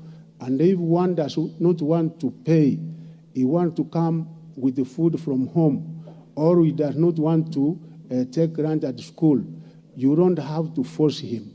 So that is why we say this has to remain optional, but even where they charge a fee, it has to be reasonable. In equally, uniform, we did say, even those who were advancing to junior secondary school, that the primary school uniform that was being used will still continue being used until such a time that the parents will be able to purchase the new set of uniform. What used to happen there before, Honourable Speaker, is that schools used to insist that they themselves procure their school uniforms. And we have also, since end of last year, issued a circular that we give the kind of uniform required in a school, and the parents are at liberty to procure the same from any source, as long as it is the school uniform to set out. Ganse, Member of Parliament, school feeding program. Members, you know that school feeding program has actually been going on over the years, I think since 1979. We used to have World Food Program supporting us in this. Since 2017, they stopped supporting us, and the Kenya government has been able to continue with this program in 26 Asile counties. So the 26 counties, the money that you give us from Parliament, like the 2 billion, we have been able to make use of that money in giving food, both in kind and also in cash transfer to the 26 counties. And according to the figures I'm also getting, is that Ganse benefited from the cash transfer. So probably when the Member of Parliament comes to the office, I will be able to give him the specific number, amount of money that went to Ganse constituency in the form of cash transfer. and also to thank members because in supplementary one, you gave us an additional 1 billion to be used for this particular purpose of school feeding program. Of course, we know there is need even in other counties apart from the 26 counties, but we are constrained because of the amount of funds that you have given us to make use of in this particular area. Water in schools, of course, we also thank the members of parliament because we know in a number of our constituencies, you have been able to provide supply water tanks to a number of our schools using the 2.5% money that you normally get. And we don't encourage, Madam, my member of parliament from Kisii County, that we have students, all school children, being sent away to carry water to school. That one is again against the policy of Ministry of Education, and the kind of where you get those cases, let us know. The member of parliament said about sanitary towels. We have had a discussion in this. The Minister of Education this financial year was allocated 470 million to procure sanitary pads, which was to be supplied all over the country. But because of the kind of discussions that were being held, that the money was supposed to be transferred to Minister of Public Service, and others were of the few that the same money should be transferred to the county women members of parliament. I think there is a meeting which has been scheduled for that particular aspect. We did say the financial year is ending, so we have procured distribution to the various schools, taking into consideration that schools are opening on the 8th of this coming month. Thank you, Honorable Speaker. Thank you, honorable members. Just hold your horses. I'll ask the following members 3 substantive questions in a row. Then you will answer them, then we take supplementaries. So just be patient. Honorable Ogu Kaunya, ask your question. When you finish, Honorable Abdul Haro, ask your question. When you finish, Honorable Kaunya, you have 2 questions? Yes, Honorable I'll Speaker. allow you only one today. So choose which one you want. Do you want to ask 103 or 102? 103A or 102? I will ask 102. 102, go ahead. This one will be listed next time the minister comes. So go ahead. Thank you, Honorable Speaker. My questions to the Cabinet Secretary for Education. Question 102 of 2023, Roman 1. Could the Cabinet Secretary clarify whether the current domiciling of the junior secondary school in primary schools is a temporary arrangement, or learners will later be relocated to the premises in secondary schools? And if so, when will they be relocated? Question number 2, Roman 2. Could the Cabinet Secretary provide information on the amount of public funds that were channeled towards the construction of classrooms in secondary schools, earmarked for junior secondary schools, countrywide, and indicate the fate of those facilities, given that the junior secondary schools are now domiciled in primary schools? Honorable Speaker, that was the first question. Then that is the first and last. Thank you, Honorable Abdul Haro. Clerks, spare the other question by Honorable Kaunya for next time. Thank you, Honorable Speaker. I rise to ask question 103 of 2023 to the Cabinet Secretary for Education. Could the Cabinet Secretary, 1, state measures that the ministry has put in place to enhance the school feeding program in Mandera South constituency in order to retain learners in schools in the hunger-stricken county?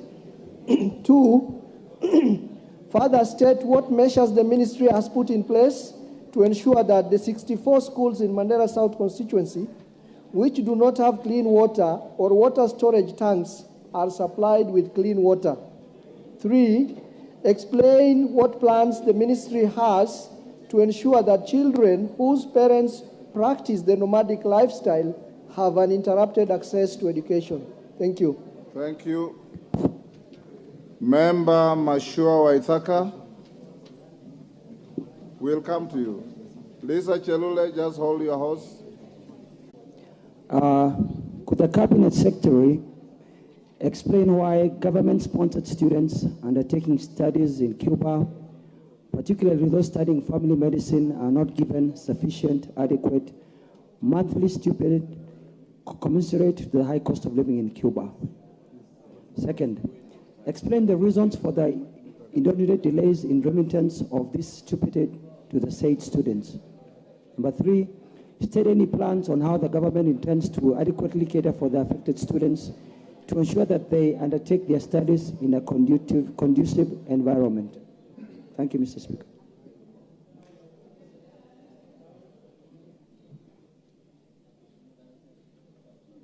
Hold on. Minister, you can now answer those 3 questions. Thank you. Thereafter, we'll take many supplementary. Thank you. Thank you, Honorable Speaker. The first question from the Member of Parliament, Honorable Kaunya, is that the decision to domicile junior secondary school in primary schools is not a temporary arrangement, Mr. Speaker. The matter has been considered extensively, and the decision was made after considering a range of key factors.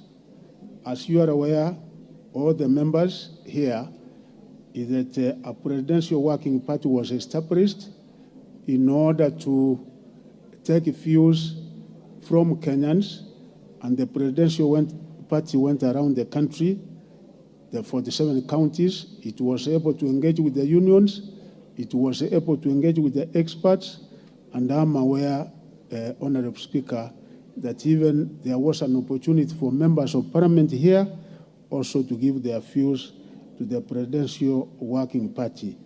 And during these stakeholder engagements and the public participation, as it is clearly enshrined in our Constitution, Article 118, this was the outcome, Honorable Speaker, out of the report and the feedback that we got from Kenyans. 86% of the respondents, they feel that the junior secondary school should be hosted in existing primary schools. 86. Only 11% advocated for hosting the junior primary schools in the existing secondary schools, whereas 2% were of the opinion that the new junior secondary schools should be built. So you can see, being a democratic country, 86% of Kenyans said the primary schools should be domiciled in the existing primary schools, and the report, the interim report, was given to His Excellency the President, and following that, we did implement what the Kenyans said, that we domicile it in primary schools. The key factors given by the stakeholders that led to that particular decision, Honorable Speaker, to domicile junior secondary schools in the existing primary schools, the reasons were given as follows. One, it was established that the age of this category of children is between 10, 11 years of age. The developmental stage of the runners in terms of age and the cognitive abilities, you can be able to see the way it is considering that age. So runners at this age undergo rapid physical, mental, emotional growth and development challenges, of course, when they are at that age. The other thing that came out very clearly is that at this age, they require a lot of parental support as they undergo a psychosocial and emotional transformation. And Kenyan said it would not be proper to take them to boarding schools and far from their parents. Others said there is need for these runners at this age to acquire knowledge and skills, and at the same time foster social cohesion and appropriate values, which is enhanced by parental involvement and engagement. Finally, Mr. Speaker, it was said that in order for these runners to operate optimally, they required an environment that will be able to provide psycho-emotional development and support at the age these junior secondary schools. And of course, having taken 6 years, ever since 2017, when we started grade 1, there is no reverse year that we can be able to go back and reconsider. We are just moving forward with a junior secondary school, and there is no way that we can be able to go back on this. The second set of questions, Honourable Speaker, is that a total of 7,662 million was utilized to build 9,721 classrooms in our secondary schools. These classrooms are currently being used to reduce the ever-growing congestion in our secondary schools.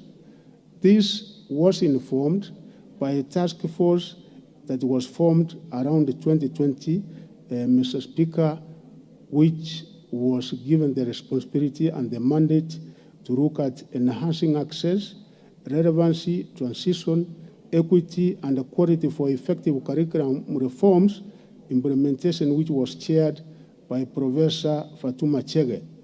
And it found out that there was a deficit of classrooms in our secondary schools to the tune of 2,663 classrooms by then. As by then, the enrollment in our secondary schools as per December 2020 was 3,405,596 students. By December 2021, a year after, the enrollment in our secondary schools had increased to 3,523,428 runners. By December 2022, this enrollment had grown to a figure of 3,526,197 runners. Presently, the enrollment, Honourable Speaker, stands at 3,690,376.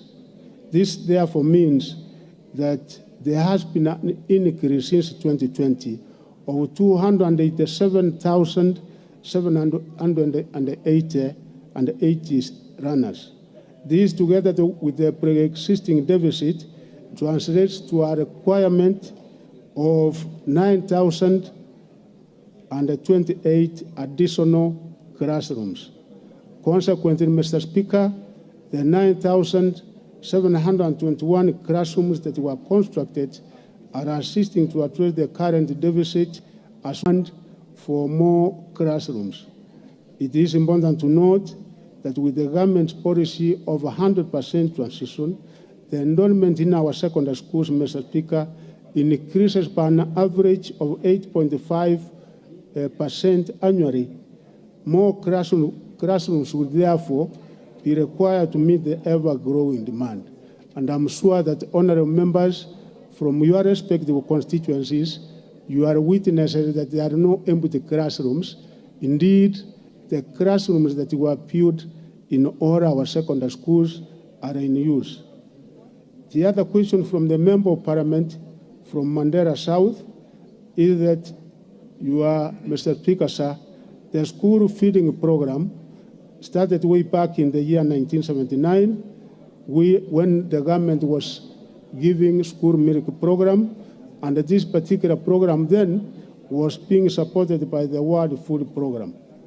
The World Food Program continued supporting us until 2017, when they stopped giving any funding to the Kenya government in this particular program.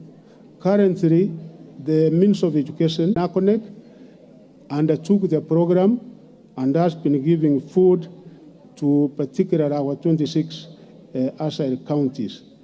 The program covers 2 million children from the Asaid areas, which consists of 26 counties, Mr. Speaker, and 11 of the counties, of course, are Mandera, Tana River, Garissa, Wajir, Marsabit, Isiolo, Samburu, Baringo, West Pokot, Ramu, and Turkana, which NACONEC provides food to those schools, and there are other counties which are provided with cash transfer, which are 15 counties: Baringo, Elgeyo Marakwet, Embu, Nyeri, Kajiado, Narok, Kilifi, Kware, Machakos, Kitui, Makueni, Tharaka Nithi, Laikipia, parts of Nairobi, and Taita Taveta. A total of 336,281,000 has been spent under the program for the just concluded term. This financial year, a total of 1.96 billion shillings has been spent for the school feeding program, because the remaining period until the expire of the financial year, we are well taken care of, and there will be food in each and every part of these counties.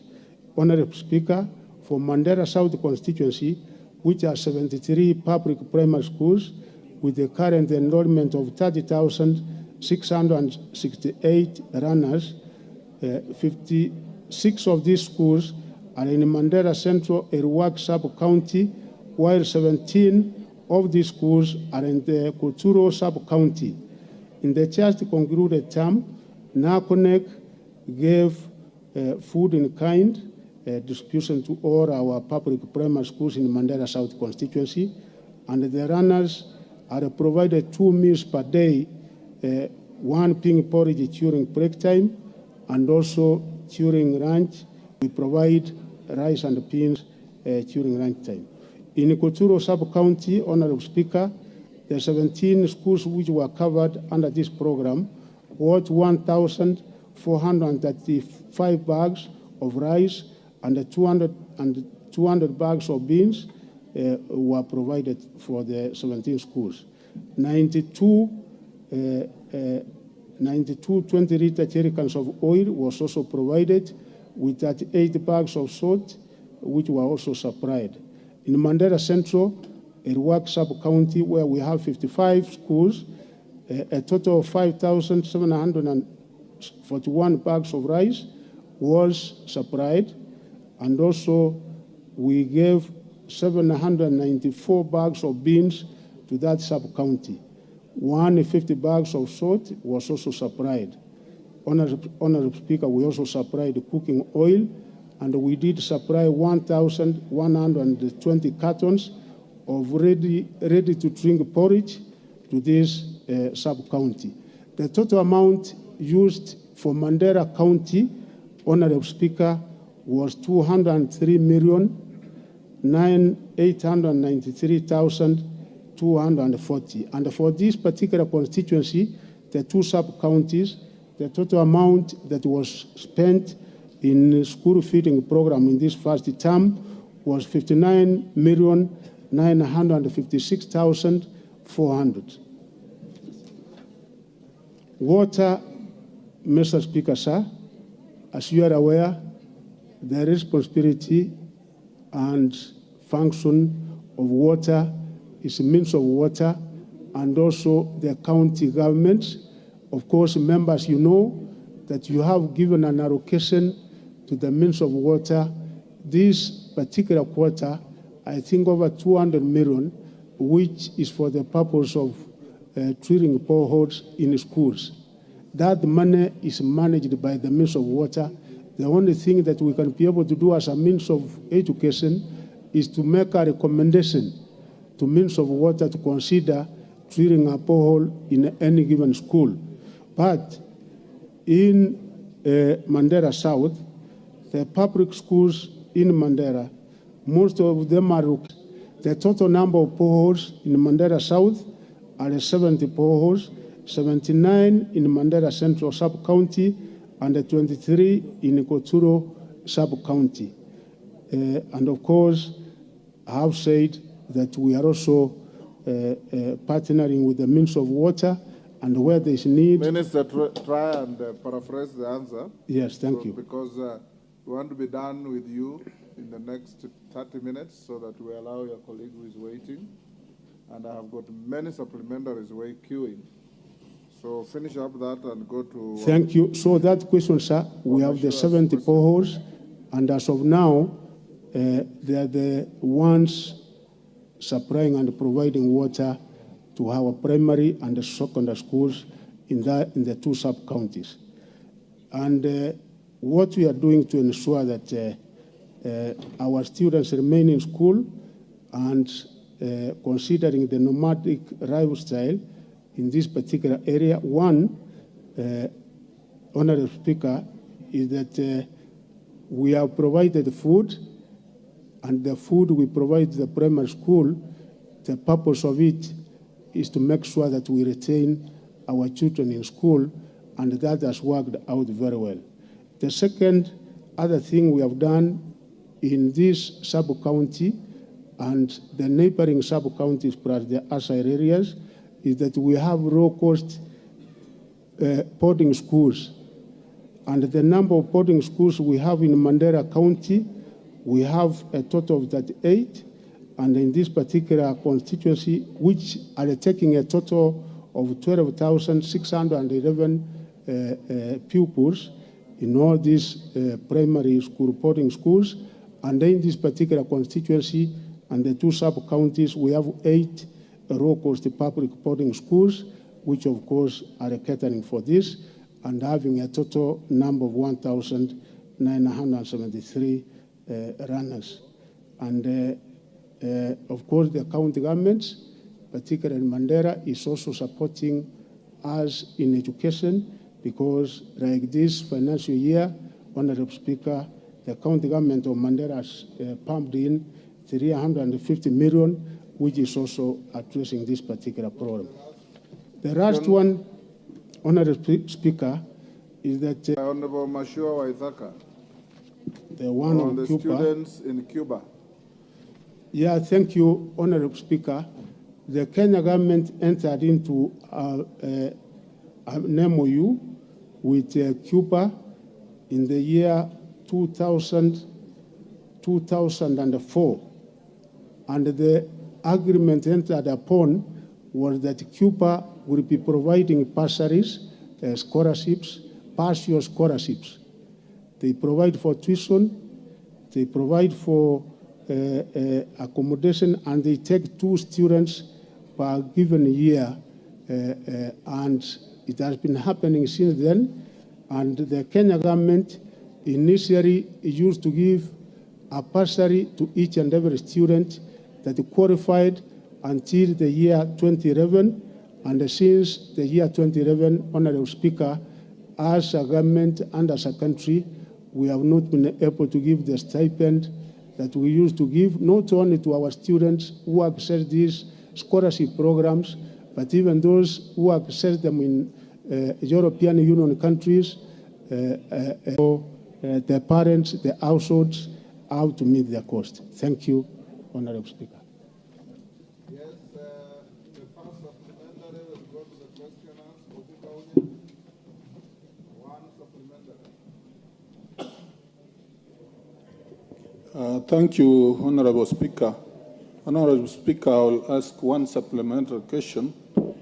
And that, first and foremost, Honorable Speaker, I want to say that the response is largely satisfactory. But the supplementary question I want to ask, Honorable Speaker, relates to the shortage of staff, the lack of teachers, especially the understaffing, which is acute in areas like Busia County, particularly Teso North and Butula. The acute shortage, is it not likely to undermine the implementation? And what action or measures is the minister taking to address that, so that the implementation of the CBC and the junior secondary particularly can succeed. Thank you, Honorable Speaker. Largely, I also am happy with the answer the minister has given. And I can confirm the schools in my constituency have received the food distributed by NACONEC. Given that NACONEC is doing a good job in terms of this food distribution, and given that the other major problem we have in the schools, especially in ASAL's, Mandera South constituency being one of it, is the provision of water.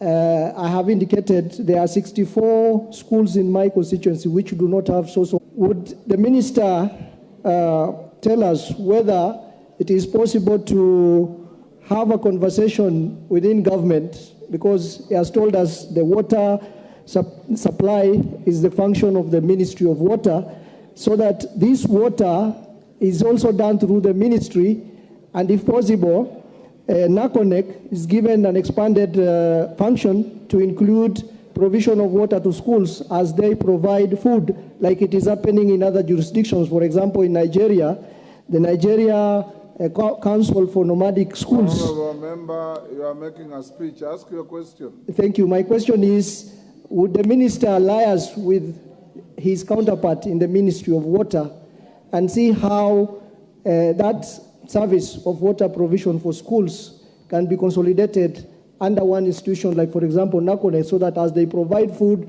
they can also provide water? Thank you. Thank you. Waithaka? Yes, thank you, Mr. Speaker. The Cabinet Secretary said that in 2004, the Cuban government got into an agreement with the Kenyan government to provide bursary and other requirements for the students in Cuba. But according to my constituents who have kids in Cuba, they're being forced to do harambes. And this has not been the agreement that was signed has not been in effect. So I would ask the Cabinet Secretary to please confirm whether this agreement is still is in effect and if it's being followed. Thank you, Mr. Speaker. Thank you. Mama Zamzam, Mombasa.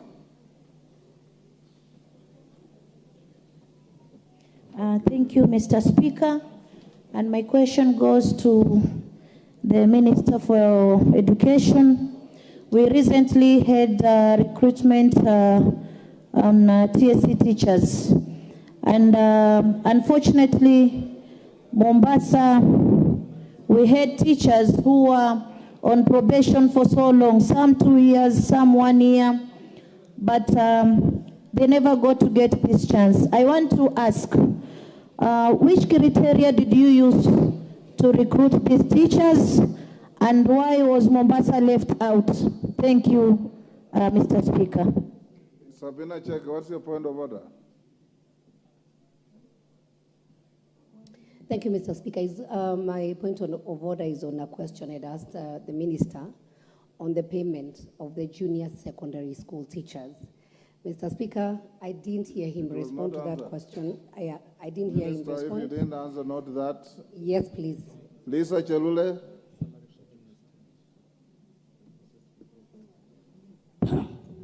Asante sana Bwana Spika kunipatia nafasi pia nielekeze swali langu kwa waziri wa elimu. Swali langu ni kwa wale wanafunzi ambao wamefanya mitihani ya secondary.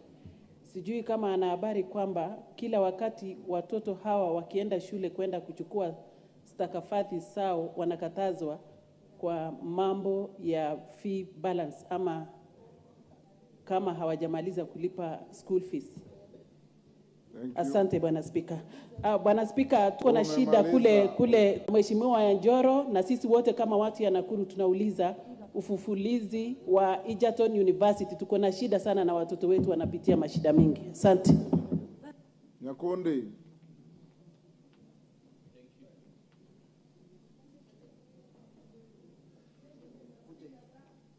Honorable Nyakundi, is that your other name?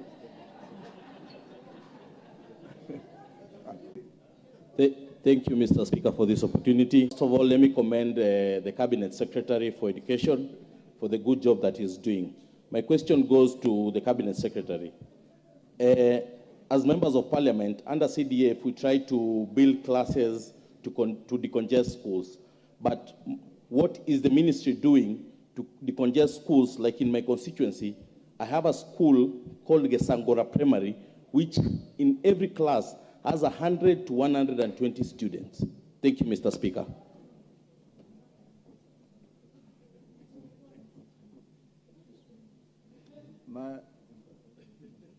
Beatrice Elachi.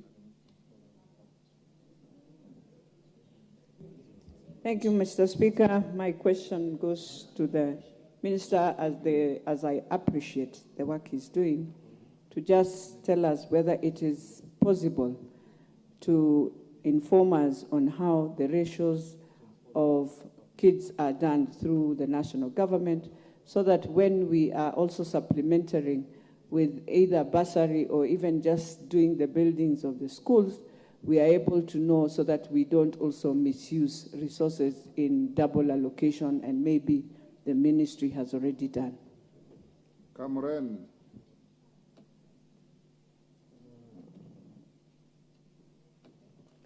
Thank you, Mr. Speaker.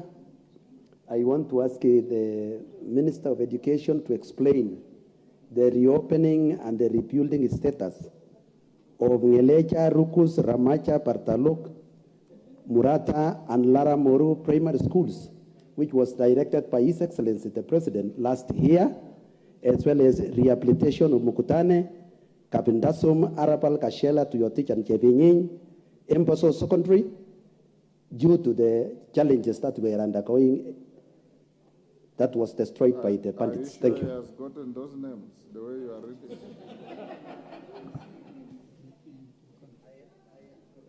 Can you write those names and hand over to him, to the minister? Naomi Wako, you have one question at a time. Hand over to him. Thank you, Mr. Speaker, sir. I would want to ask the minister one brief question, as I also want to appreciate his effort and also his effort of visiting Marsabit in terms of education. Could the minister explain on the implementation of CBC in Asal counties, considering the challenges of network? And most of our schools have, schools that are not even well built, and some of them are even studying under very hardship situation. So can he explain to us the measures that they are putting in place in order for CBC to be implemented, and considering the nomadic nature of our lifestyle? Thank you. The member sitting in front of Naisula, what's your name? Honorable. Thank you, Speaker. Honorable Lekumontare Jackson, MP Samburu East. Samburu East. Yeah, thank you, Honorable Speaker. I have a question. Could the minister tell us why the schools do not have textbooks? Some of the secondary schools do not have textbooks, although they are giving set books without textbooks. Thank you. Martin Wanyonyi.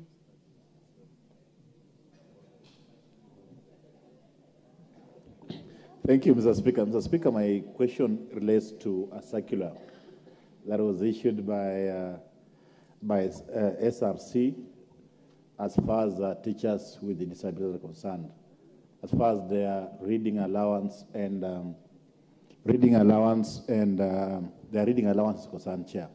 Honorable Speaker. Honorable Speaker, my question is that but not paying or implementing this particular circular, and yet this particular money or allowance is helping teachers with disability, especially those who are visually impaired, for their own mobility, and those who are physically disabled to be able to effectively perform their own functions. That is reading allowance and guide allowance, Honorable Speaker. Thank you. Mwashako.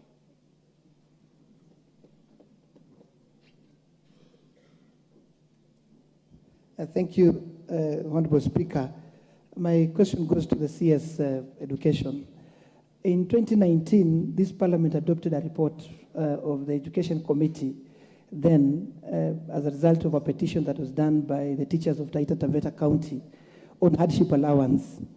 That report was adopted and approved by Parliament, but up to now, nothing has been done. So my question to the CS is he aware that Undanyi, Taveta, and parts of Mwatate that were approved by this Parliament to be included as hardship areas are yet to receive their hardship allowances?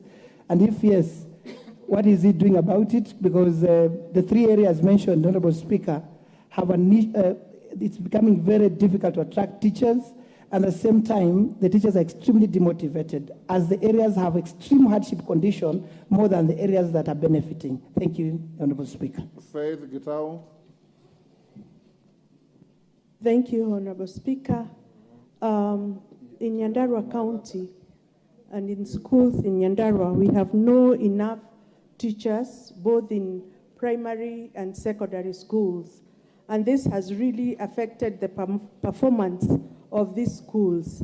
What is the ministry or when deploy teachers in these schools? Thank you, Honorable Speaker. Thank you. Difficult to tell. I'm the minority leader now, temporarily. Thank you, Speaker. Speaker, I've been sitting here suffering and wondering, where is mineral water in the chamber? Because I've gone there twice.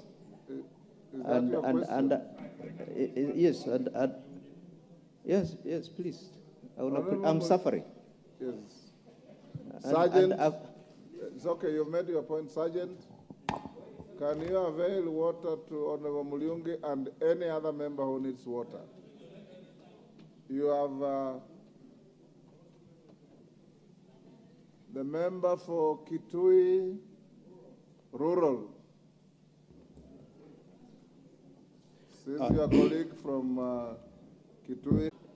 Yeah, we come from dry areas, so I think the storage in the body has expired. Thank you, Mr. Speaker, Honorable Speaker. My question goes to the Cabinet Secretary, Minister of Education. Is the Cabinet Secretary aware of school infrastructural fund managed by the ministry? And if so, what is the criteria used to share the fund among schools across the country? Lastly, only one question at a time. Munene? We have so much interest, members. Just ask your pointed question. Yes. Give the microphone to member for Chuka. You have it. Thank you, Mr. Speaker. I like to ask the Cabinet Secretary for Education whether he is aware that Chuka University, a big university, public university with over 10,000 students, has stayed for over a year now without a vice-chancellor and without council. It's a zero council, zero vice-chancellor, and the university is almost going down. A big university with over 10,000 students, a public university. Thank you, Mr. Speaker. Thank you. Minister, I'll give one last one on this round to member for Fafi. Fafi. Yes. One quick question. Thank you, Mr. Speaker. Mine is about provision of water to schools in dry areas. I come from a very dry area, one of the worst hit drought areas in Kenya. As you know, CDF does not cater for water supply. Most of the counties which are obliged to give water to those areas are also dead. What has the ministry has in terms of provision for water to schools in dry areas? Are there water boozers, or what is the mitigation measures in place? That's mine. Thank you, sir. Minister, those are about 12. Can you answer those? Yeah, thank you. We'll do another round of 5 or 6 before we call the next minister. Yeah, thank you, Honorable Speaker. The first question is about understaffing and teachers in junior secondary. I want to reassure the honorable members that we are aware of this fact that, of course, we have not reached a stage where we can be able to say we are 100% perfect as far as staffing is concerned, but each and every time, Honorable Speaker, this is one thing that we have had meetings. Even I normally have virtual meetings with sub-county directors of education, county directors of education, such that we are able to get reports as to the shortage in specific schools. And as we progress, we are addressing this particular program such that when funds are out, we post schools to tell that for the last almost 4 or 5 years, there have been in-service training courses for teachers, particularly on pedagogy, such that to prepare them to teach CPC. We have many qualified teachers, including graduates who are in primary schools, and those are the teachers we are using now in teaching the junior secondary schools in quite a number of schools in the country.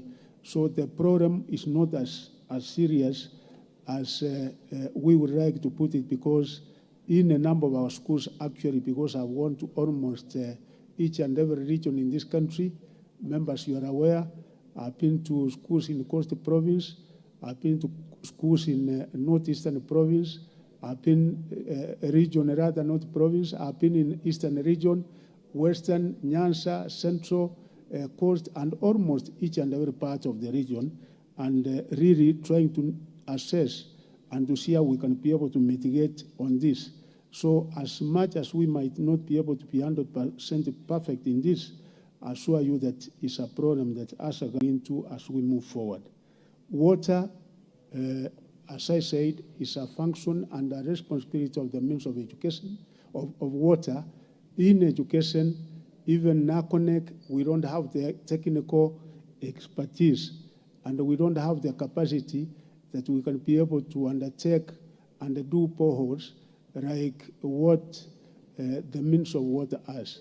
But I ask the members that once you identify that there is need in a given area, and you also pass it to us, because we have a one government approach.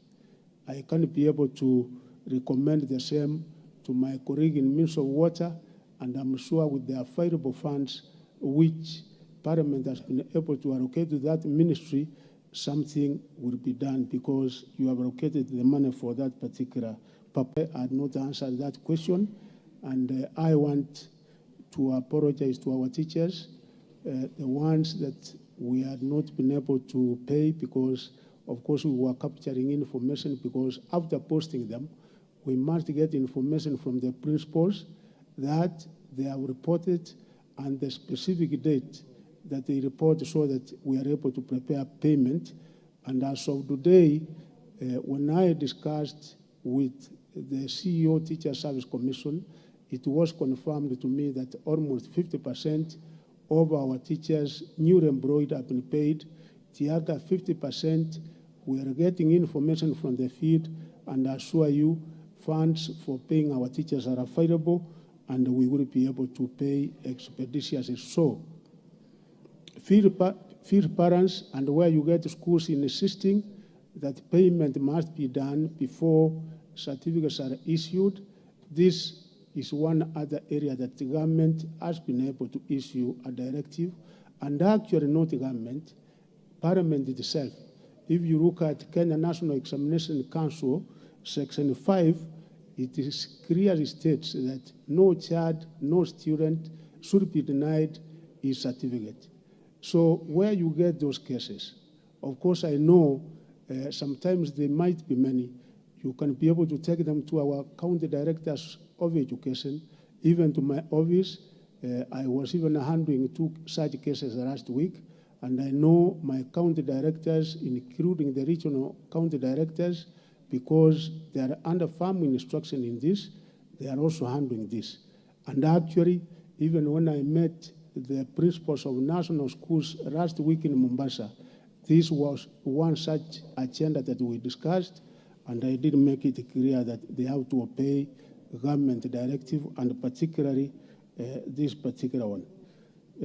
Infrastructure funds, members, you are aware that the amount you have given us, particularly this financial year, in the primary section is 140 million for all our primary schools, and you can imagine the number of primary schools we have in the country are, I think, 24,000.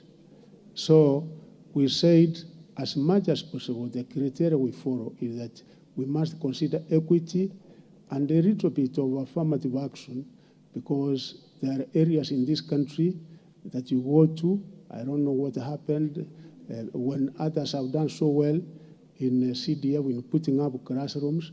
There are areas where there are no classrooms. There is a school that we are giving money, Honorable Speaker, where a member came, I think it is somewhere in Kirifi, I can't remember the name of the school, where it is actually in a pathetic situation. So we consider equity and make sure that each and every constituency gets an equal share of this money, more in allocating this money. But you can see that it is a really small amount, and even the one which is given for secondary, I think also 800, about 900 million for secondary schools. So in total, 900 plus 140 million, you can see the amount is so small considering the number of primary. Honorable Speaker, the honorable member from Baringo South, I'm aware about that problem. Indeed, it was a problem affecting Baringo and Turukana. I had an opportunity myself of going to Turukana. We even had a public rally with a few members of parliament from Turukana, and the amount that you allocated us, 100 million, we have already given to Turukana. We are yet to give Baringo. That is in my desk. So rest assured that we are going to rebuild those schools which were destroyed by bandits in Baringo, because the 100 million we have given, we have also engaged the military. Honorable Speaker, it is the one which is assisting the ministry in putting up the 15 schools that were destroyed by bandits in Turukana, and we are going to do the same in Baringo. Marsabit, thank you, honorable member. I attended the Education Day in Marsabit. I'm aware of the unique kind of programs in that county and also the neighboring counties. So there are cases that we'll be able to consider on their own merit, Marsabit and the neighboring counties being one of them, because there are others that require me to partner with to assist those areas. Members, you know the criteria of giving textbooks to schools, and this is one other area we said we must register each and every one of our schools, may it be primary or secondary, because once they are captured in NEMIS, then they qualify to get the textbooks. The amount of textbooks, the number of textbooks we have issued to our junior secondary schools in the 12 areas, running areas, which I think today as we are here, a statement will be issued by His Excellency the President in conformity with the recommendations of the Presidential Working Party to reduce the number of running areas from 12 to 9. So we have issued 18 million textbooks, taking an amount of 3.3 billion, money which was allocated by this House. And I'm sure that, honorable member, in case we have not issued to your constituency or any particular school, please come to my office so that we can be able to specifically look at that particular issue. For secondary schools, the criteria is that we issue textbooks, and according to our estimation, a textbook is supposed to last for 4 years. So it is only after 4 years that again, there is another allocation of the same textbooks to a given school. Honorable Speaker, concerning SRC and the TSC, particularly concerning the disabled, I request the honorable member to come to the office so that I can be able to call the Teacher Service Commission, and we will be able to deal with that specific problem that he was able to raise. Hardship areas, Honorable Speaker, I've gone to many parts again. I went to an area known as Ndarawa in Nyandarua, a neighboring constituency. Teachers are getting hardship, the same climatic conditions, the same geographical conditions, but one side is getting and the other is not. And I think we got that request. I went to Nyatike in Migori County, the same request. Taveta, areas that require to be considered for hardship, and then we'll be able to follow the normal process of making them to access hardship allowance. Teachers to Nyandarua, as in any other parts of the country, I think progressively we will be addressing this particular problem so that we make sure that teachers are available in our schools as we move on. Your Honorable Speaker, Egerton University, and I'm happy to report this House, Honorable Speaker, that today, as we are here, one such program that we have encountered as a country is on higher education. Because the criteria that we used to use was known as DUC, differentiated unit cost, where the government of Kenya was supposed to support each and every program at a cost of 80%. But for the last 5 years, members, you are aware that the amount you allocate to our universities has not been able to cater for the 80% as required and as given in that particular policy. So like this financial year, the total amount that we have been able to 8.1%. So today, as we are here, His Excellency the President of the Republic of Kenya, again, considering the recommendations that we have been able to get from the Presidential Working Party, is unveiling a new funding model to our public universities. We will also give accessibility to our universities, as well as ensuring that the children of those who come from the poor families are actually well taken care of, considering the kind of funding model that we have come up with, which I think, as we are here, is being announced by His Honorable Speaker, gets a capitation of 185,000 Kenya shillings per month. The salaries are on take 221 million each and every month. So you can see now each and every month they are working on a deficit. Of course, apart from working on the funding model, we are also working on matters governance, on matters management, because the other program airing our universities also deals with matters governance, matters to do with management, which we are trying to do our best in ensuring that particularly the university councils we appoint this time around, we undertake a qualitative process so that we are able to get men and women who can be able to manage our universities in a better way. So Egerton University, we hope that with the new funding model that is being unveiled today by His Excellency the President, we should be able to come out of the kind of program we have, not only in Egerton, but even in our universities.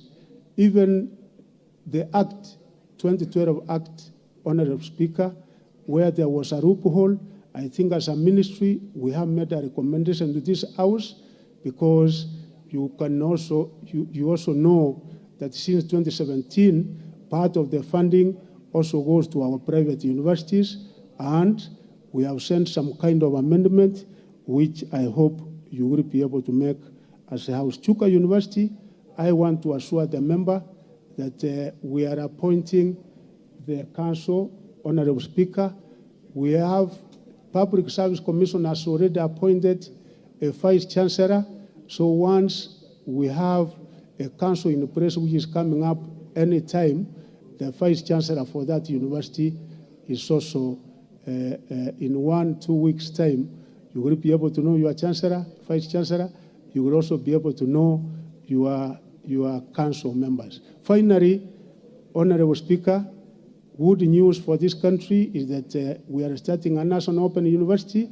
All the process have been undertaken by a Commission for University Education and as given in Section 24 of the University Act, because that is given as a specialized university, we would request the honorable members to give approval, because when you look at the neighboring countries, Tanzania, South Africa, almost each and every country has an open university which has quite a lot of advantages concerning the cost and access to education. So we would request that you also approve that. Thank you, Honorable Speaker. Thank you, honorable members. Thank you, Minister. Honorable members, I'm inclined to stop here on this education. I know you have many questions. What I will do is, you are going on recess tomorrow. I'll direct the clerk to invite this minister the first sitting after recess, so that he can be asked more questions. I know many members have come to me here. Ngeleche, you have come, Raso, Wambilianga, all of you. And each one of you has a legitimate right to ask a question. Allow me to make the following short communication. To acknowledge students from Kenyatta University School of Law seated at the Speaker's Gallery. They are Kimani Njenga,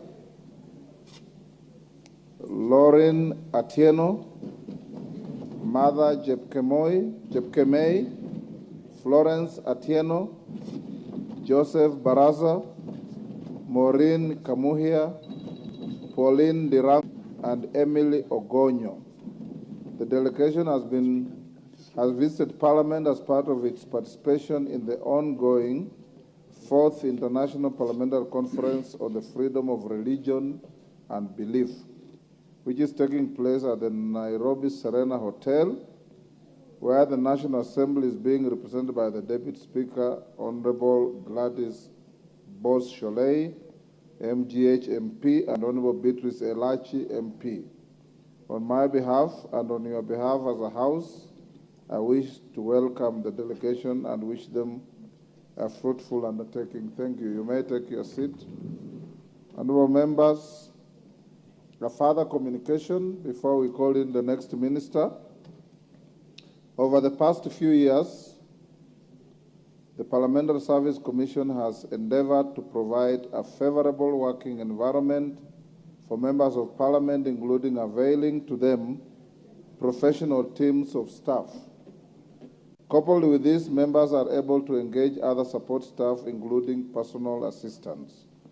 In this regard, honorable members, in light of the fact that the support staff engaged by members ought to be conversant with the procedures and operations of the National Assembly, the Office of the Clerk has organized a 2-day induction workshop for personal assistance of all members of the National Assembly. The workshop, under the theme Becoming an Effective Parliamentary Assistant, is scheduled to take place in 2 days formats, composed of 3 groups, one from 8th to 11th, the second from 11th to 14th, and the third from 14th to 17th of May 2023, at a venue to be communicated by the clerk's office in due course. Offer an opportunity for the personal assistants to be appraised of the workings of the National Assembly, including their day-to-day interactions with various directorates and departments. Honorable members are therefore called upon to nominate their personal assistants to attend the induction workshop by submitting the name of one personal assistant by filling a form or a nomination register at the main reception of the main Parliament buildings by Friday, 5th May 2023. Honorable members, additional information regarding the workshop will be communicated through the Bunge bulk SMS system. Thank you. Honorable Machogu, you can see very clearly that your ministry attracts tremendous attention and interest from members of the House. Literally, each and every member here has wished to ask a question. We are only limited by time because we have your colleague from Energy waiting. To members who have not gotten the opportunity, the chair says sorry to you, but we will summon the Honorable Machogu to appear before this House the first Wednesday after recess. We resume on the 6th, which is Tuesday, so I direct that the Honorable Machogu comes back on the 7th, which is not too far away, Honorable members, and I'll ask the clerk to avail me the list of all of you who have asked questions today, so that I put you in the cooler to give room for those who have had no opportunity to ask questions on that particular day, so that we give everybody a fair chance, isn't it? Lastly, Honorable Machogu, thank you for honoring the invite.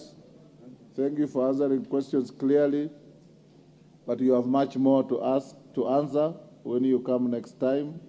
You can see members have got questions from every single part of the country, some related, some unrelated, but all towards the education of our children, the welfare of our teachers.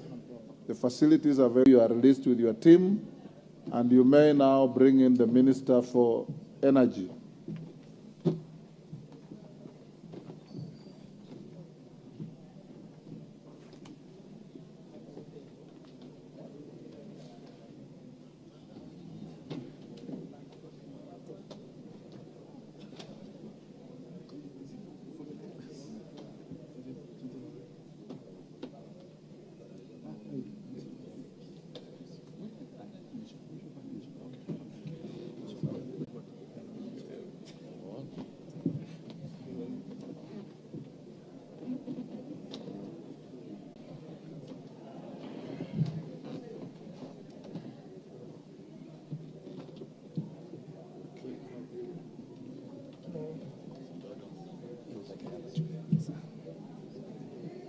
Order, honorable members. We now have the Minister for Energy and Petroleum, the Honorable Davis Chirchir. You are welcome to Parliament. The first question will be from the member for Malindi, Amina Muyanzi, MP. I have not seen her the whole afternoon. Did she also walk out? Honorable Amina Muyanzi. Honorable Amina Muyanzi, question dropped. You can only ask on her behalf, Honorable Shakil, if there is a written request from the member herself to the Speaker. Question dropped. Next, question 095. Member for Mandera South, Abdul Haro. Thank you, Honorable Speaker. Honorable Haro, can I request you to sit back? You have had more than your fair share this afternoon. Let me give the next, I'll come back to you a little later, so that in case we run out of time, you'll have had several bites at the cherry this afternoon. The Honorable Member for Kibwezi. Minister, just note the question from Member for Mandera South. It will come slightly later. Honorable Member for Kibwezi East, Jess Kambalu. Honorable Jess Kambalu, she's just been here.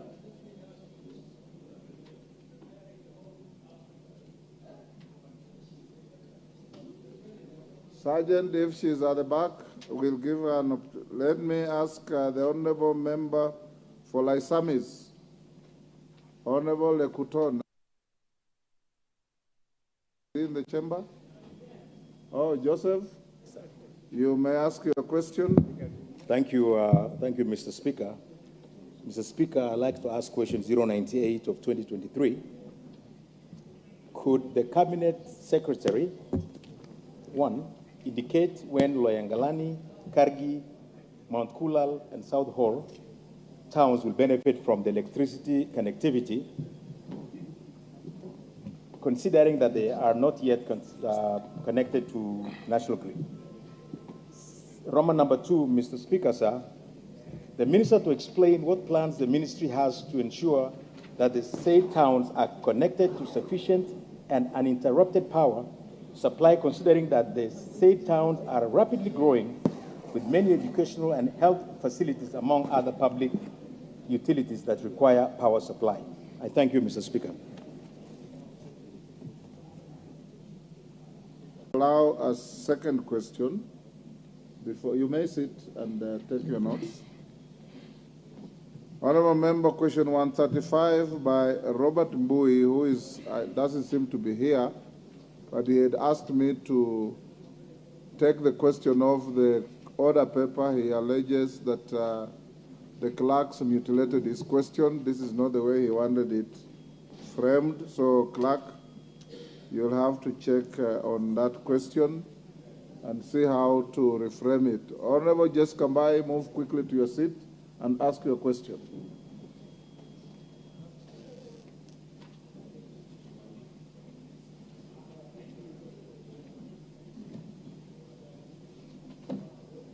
Honourable Jess Kambalu, question 097 of 2023.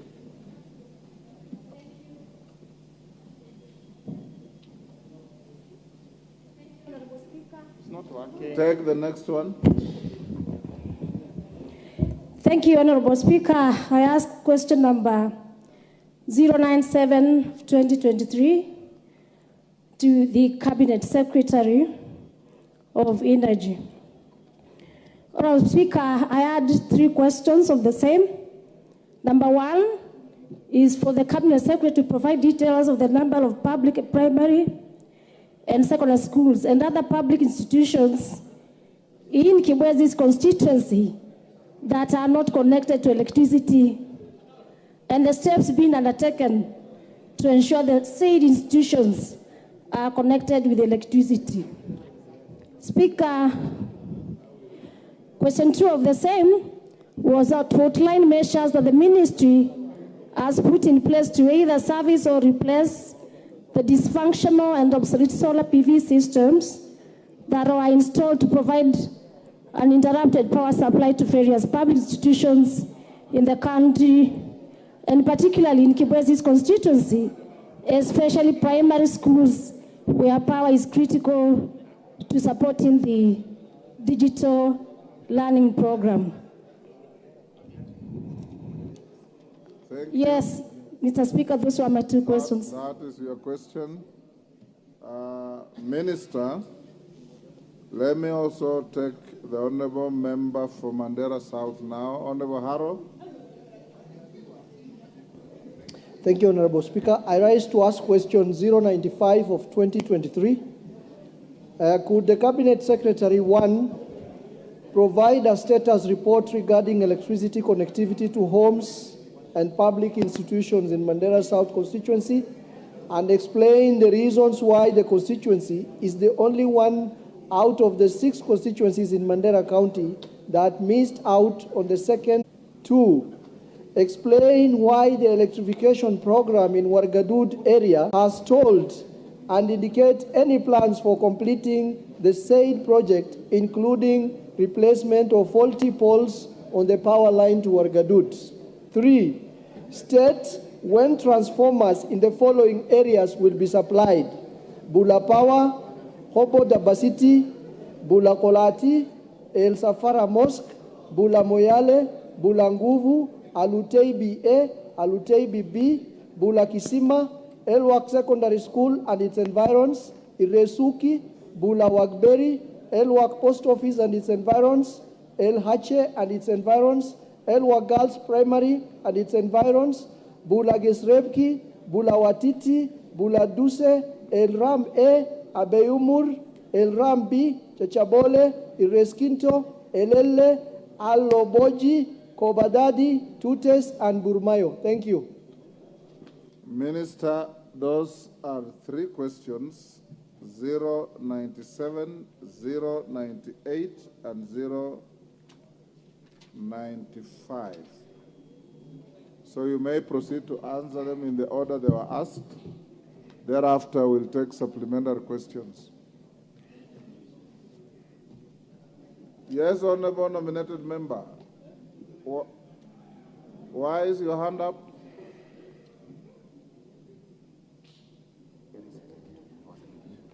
Give the Honorable Member the mic.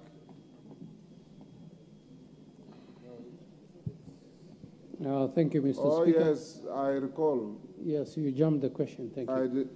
The reason I jumped the question is you volunteered to ask it, but the Honorable Questioner, Honorable Rueda Obo, had written to Mr. Speaker asking for the member for Malindi to ask the question.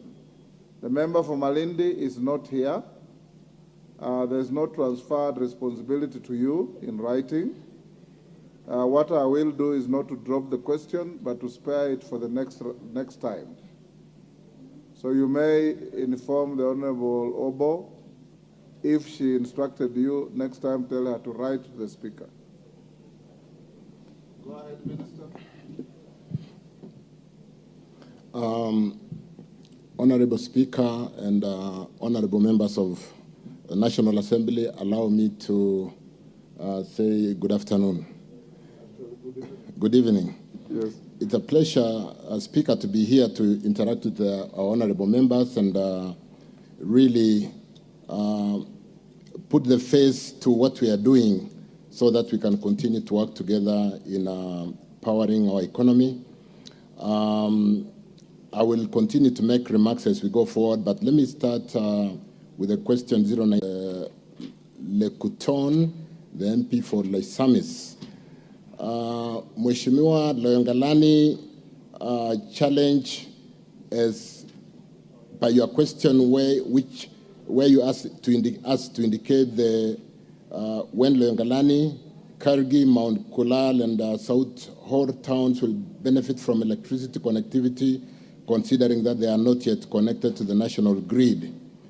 Mheshimiwa Loyangalani, we are working with the Rural Electrification and Renewable Energy Corporation, and who are currently implementing the electrification in Loyangalani town at a cost of 141 million Kenya shillings. The contractor is currently carrying out pole erections on the project and will be completed within 6 months, 23. With respect to Kagi area, it is planned for implementation under the World Bank funded Kenya Off-Grid Solar Program. The bidding documents have been submitted to the World Bank for approval to facilitate advertisement of the tenders.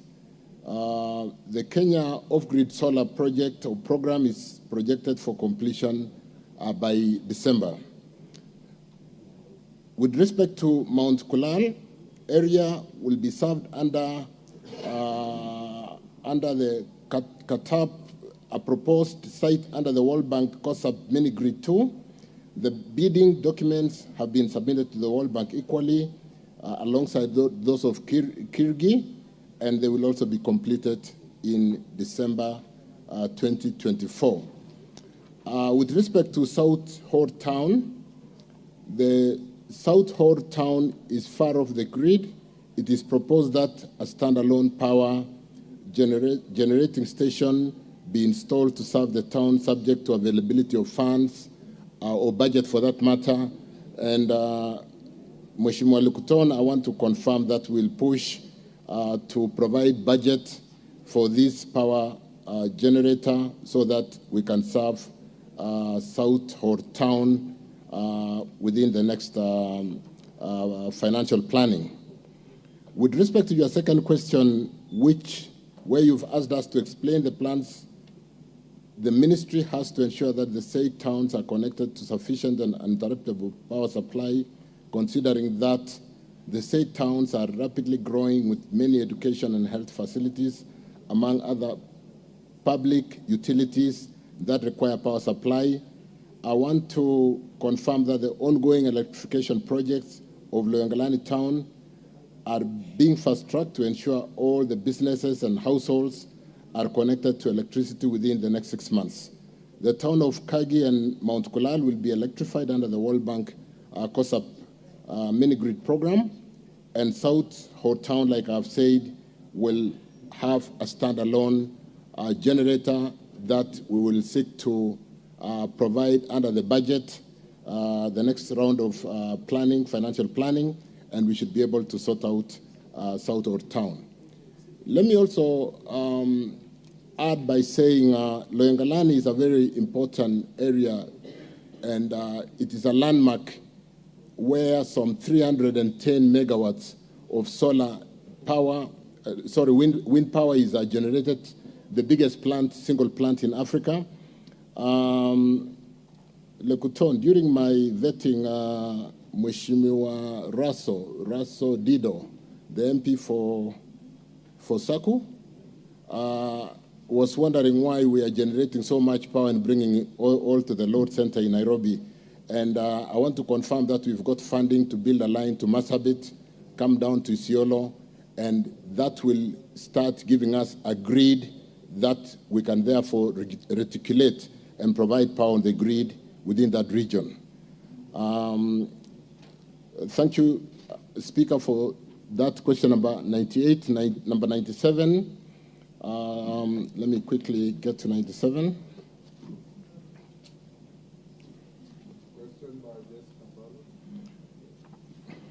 About Kibwezi. Mheshimiwa Jessica Mbalu, Kibwezi East, the Rural Electrification and Renewable Energy Corporation, REREC, which really deals with the last mile reticulation, has electrified various facilities, primary schools, and transformer maximization programs or projects in Kibwezi East constituency.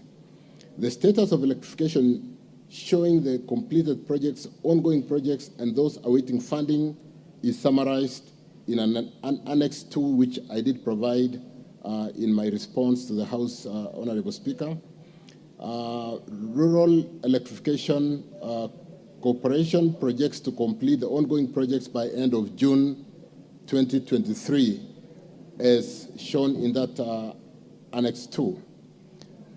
I want to confirm that as per our records, there are 141 primary schools in Kibwezi East, unless we have recently had new ones. And out of these 141, 95 primary schools are on the grid according to our records, and 38 are on solar PV. 10 schools, 8 primary schools and 2 secondary schools are not yet connected, but are being designed for consideration subject to budget availability.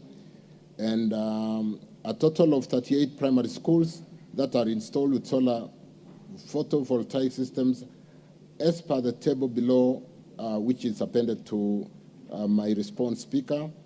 Out of these, 14 have been maintained and in good working order.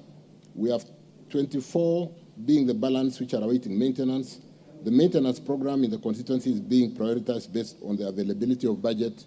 And I want to confirm, Mheshimiwa Jessica, that we are working with my team in REREC to ensure that we do provide budgetary allocation to maintenance, so that I do appreciate that most of the questions from the House will be looking at the life of the solar photovoltaic have come to the end of life, and we really need to work hard to maintain. So we'll be providing budget in our planning cycle so that we have a consistent maintenance of those solar powered schools, so that they do not go out of power.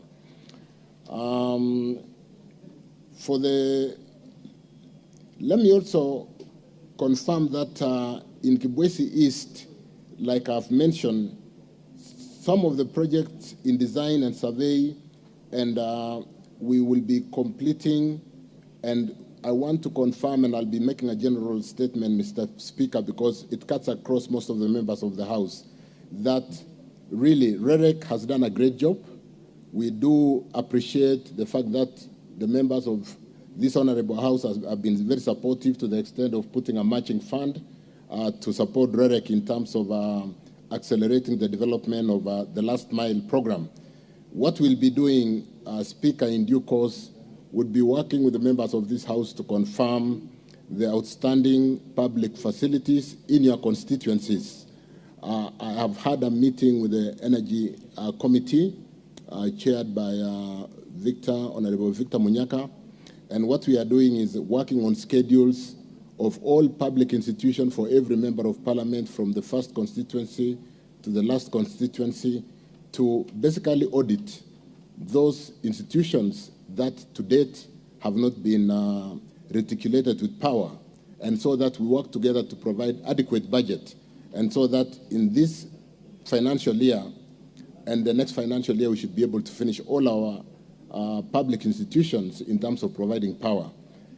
Thereafter, we should be able to do the maximization program and ensure that our citizenry who are within the schools are within power. What is the point of order, Honourable Member? Can you give the Honourable Member the mic? Give him the mic.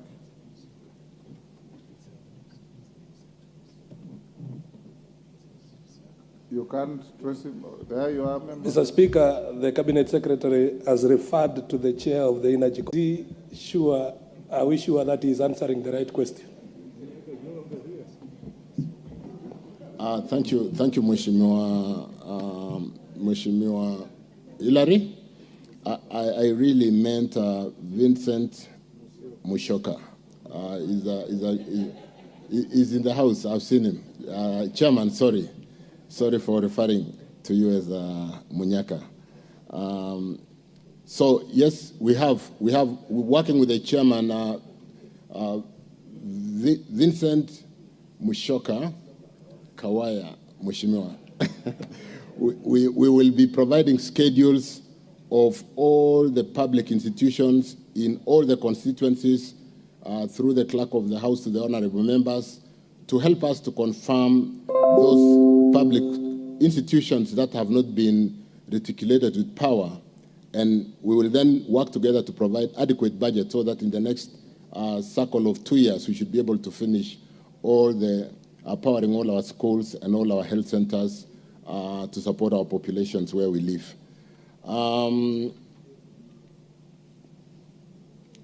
The other question from Jessica is to outline the measures that the ministry has put in place to either service or replace dysfunctional and obsolete solar PV systems that were installed to provide uninterrupted power supply to various public institutions, especially primary schools where power is critical for supporting digital learning.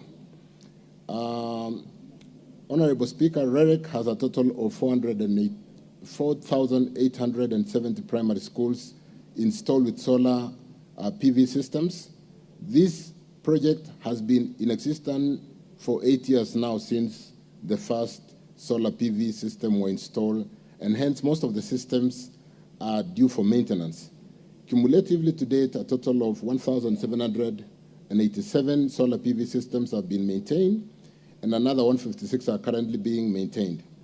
The corporation REREC is carrying out continuous scoping of primary schools for maintenance subject to budget availability. And like I said, we'll work together to ensure that we do have adequate budget to reticulate where there is now grid, but more importantly, I don't think it is enough to just tell this honorable House subject to budget availability. The government is adopting the following strategy that include the primary school solar maintenance replacement program that will be continuous and ongoing based on availability of budget. And again, like I've said, we'll work together to make sure that there's budget for maintenance.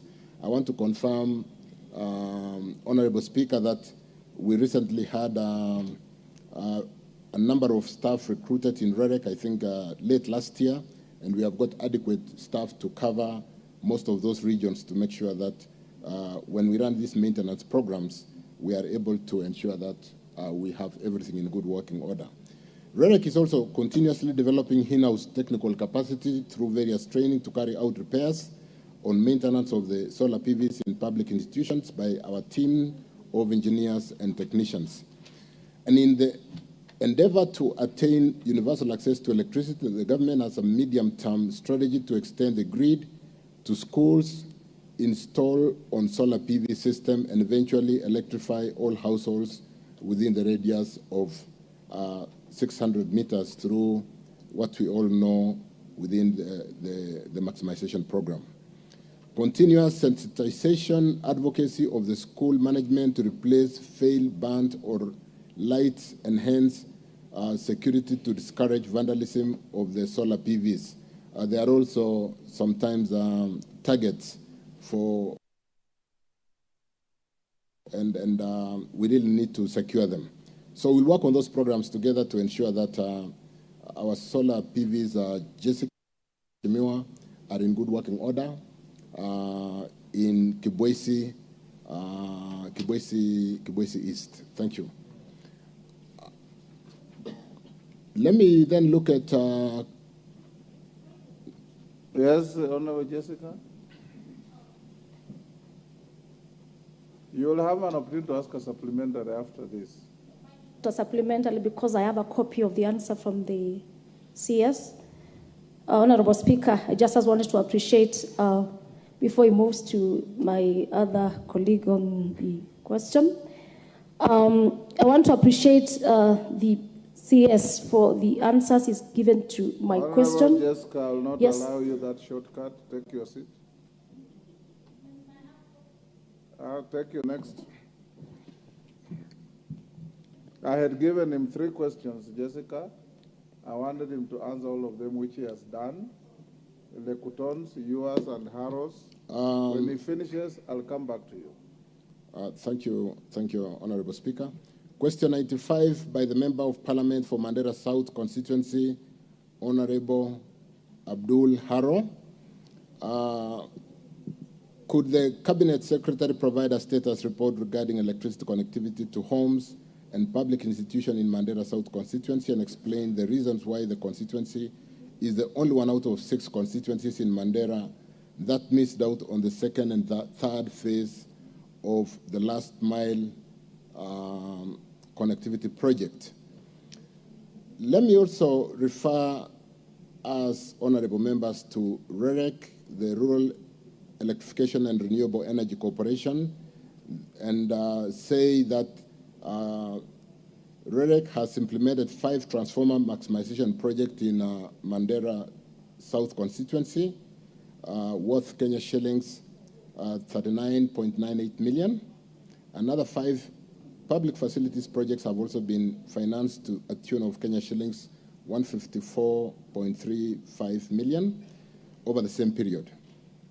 In addition, a total of 61 public primary schools have been electrified with 6 projects on grid and 55 projects installed with solar photovoltaic system. The detailed status and names of the various projects implemented or being implemented is attached in Annex 1 in my response. The list indicates the areas in Mandera South that have been connected to electricity in Mandera South under GOK-funded last mile projects and our partner Africa Development Bank Phase 1 last mile project. And I don't know whether I should really go through the schedule, but the schedule, Honorable Speaker, is appended. Last mile, New Bola Slaughter, 88, last mile, Hamdadu, Mandera North, 124, and so on and so forth. I've got the full list there of the areas requested by Mheshimiwa on what we are doing. The constituency did not benefit from last mile phase 2 and 3 since it was earmarked for implementation of Kenya Off-Grid Solar Access Project, which has been completed. Outlined below are the projects to be implemented under that COSAP as mentioned. Ilele, Ekolicha, El Ram, Finicharo, Nyatalio, Kalangelesa, and so on and so forth. And I want to confirm that we have gone to tendering Mheshimiwa for connection of the following public facilities and has already commenced. under COSA public facilities in Mandera South, we have Bomayo Dispensary, Chachabole Dispensary, Garcesala Dispensary, Alango Dispensary, El Colicha Dispensary, El Ram, Falama, all dispensaries, Kual Sadamu, and El Argasu Mixed Day Secondary School. On the other question regarding Wargadu, where Mheshimiwa, you asked us to explain why electrification in Wargadu area in Katulo, Katuyu, Boji, and Lehele location in Mandera South constituency have stalled. And you've asked us to indicate plans for completing the said projects, including replacement of faulty poles on the power line in Wargadud. The repair of the Wargadud line has been approved and contractor identified to carry out the works, which involves replacement of the rotten poles, vandalized wooden poles, with replacement with concrete poles, and wiring of 10 classrooms. These works will be completed, Mheshimiwa, within 6 months by October 2023. In Kotulo, the area is earmarked for connection under the World Bank Kenya Off-Grid Solar Program, mini-grid. The bidding documents have also been submitted to the World Bank for approval to facilitate advertisement for pre-qualification of the contractors. With respect to Kutayu Bochi Lehele Market, the medium voltage line which we constructed on 33 kV rating, during its commissioning, it became overloaded or capacitative, and the receiving end voltage was higher than usual, resulting in the need to downgrade some 14 kilometers medium voltage power line from 33 to 11 kVA. The project has been awarded to a contractor and will be completed within 6 months.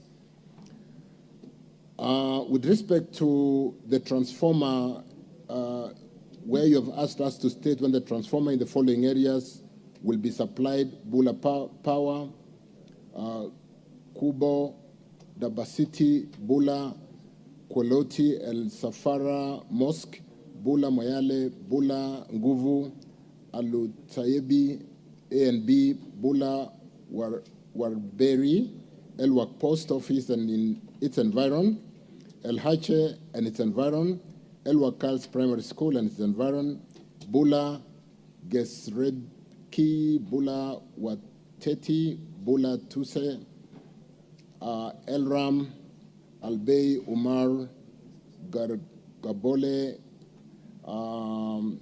REREC has identified 28 projects in Mandera South constituency, which will be implemented once the budget is available. And I want to keep honorable members saying we'll work together to make sure that because of the popularity of this project to power our economy, power our lives, power our people, homes, we will work together to make sure that we get the budget. The projects inquired and their status are summarized in the table below, and I've shown the projects that the design has been completed and we are waiting for budget availability. We should be able to finish Bula Power. With respect to projects planned for survey, design, and make budget availability, I've shown from item number 2, Mheshimiwa, to the last one, Elwak Post Office and its environs, all the way down to Bamoyo. I think, Honorable Speaker, those are the 3 questions that I have done my best to basically cover. I've got the written responses with the details, and like I said, we'll work together to make sure that where budget is not available, we work to ensure that we can finish this project that started seriously in 2013 at 2,300,000 connections, and today we are at about 8.5 million. Thank you, Mheshimiwa. Thank you, Cabinet Secretary.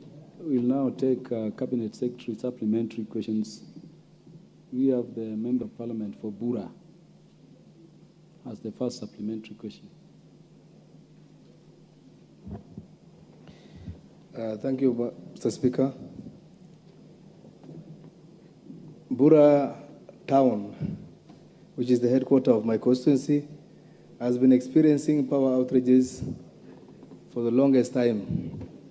The situation is worsening.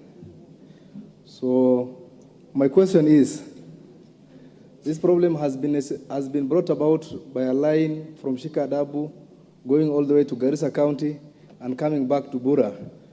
My question is, could the Cabinet Secretary state plans by the ministry to undertake connecting direct line from an area within my constituency called Shikadabu to Bura town?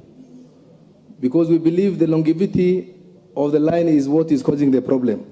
Two, could the Cabinet Secretary also ensure plans by the ministry to create a substation within Bura town to solve the problem of power outages? Thank you, Mr. Speaker. Thank you. Honorable Jesse Kambalu.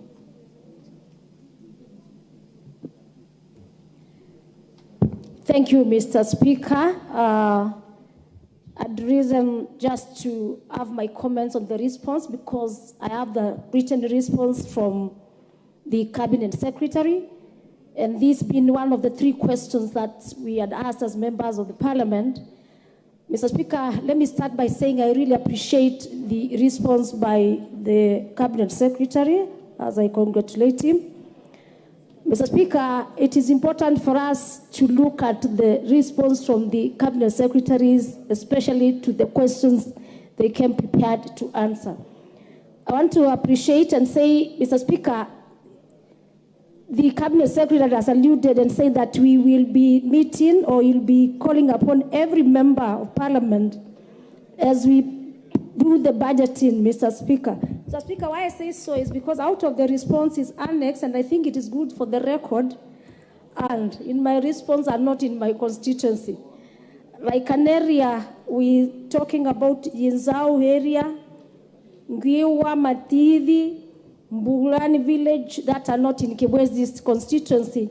Having served that constituency for 10 years, I have not heard of such village. So it is important that the Cabinet Secretary has said is talking to us and dealing with every other member, and especially the budgetary estimate being planned in other areas. So, Mr. Cabinet Secretary, I will be visiting your office just to ensure that we can put the document together to ensure the areas that are being covered here are in my constituency so that my budget is not being eaten on.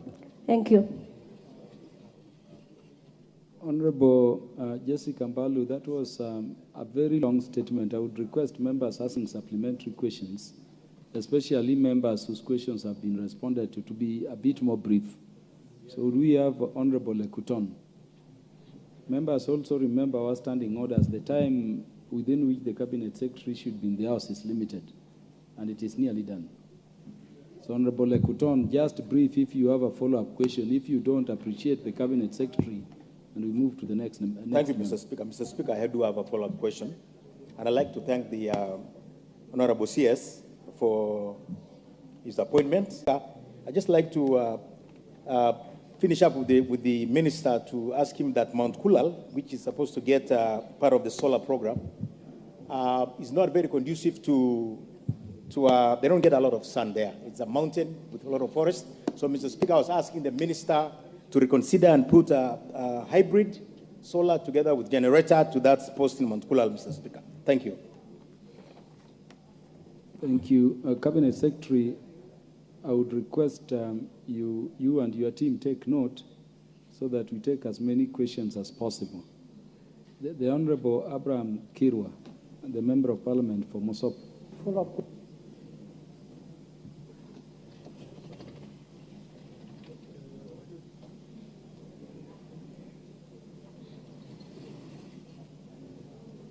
I need a mic. Okay, let me use this one. Thank you again, Mr. Speaker, and I want to thank the CS for the opportunity to come to the House. My question, Mr. Speaker, is, and to the CS, is that my connectivity in Mosop, is below 28%. Mr. CS, there are so many, 48 schemes that had already been designed and already total cost estimates had already been issued.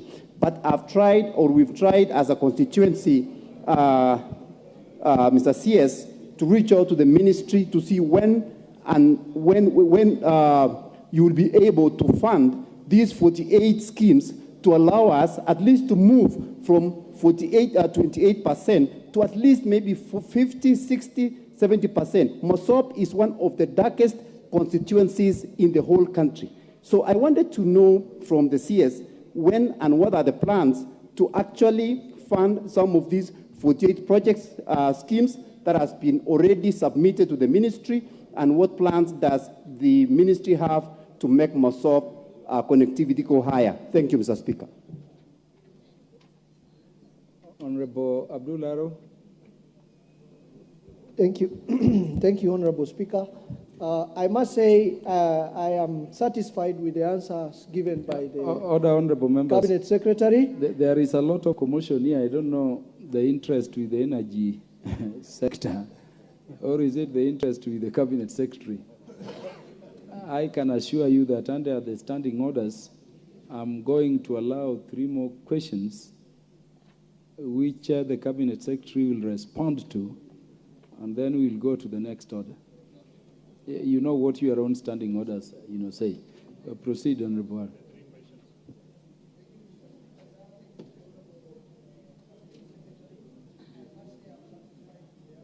The Cabinet Secretary has given. But the Honorable Cabinet Secretary, I have one question as a follow-up question to my question.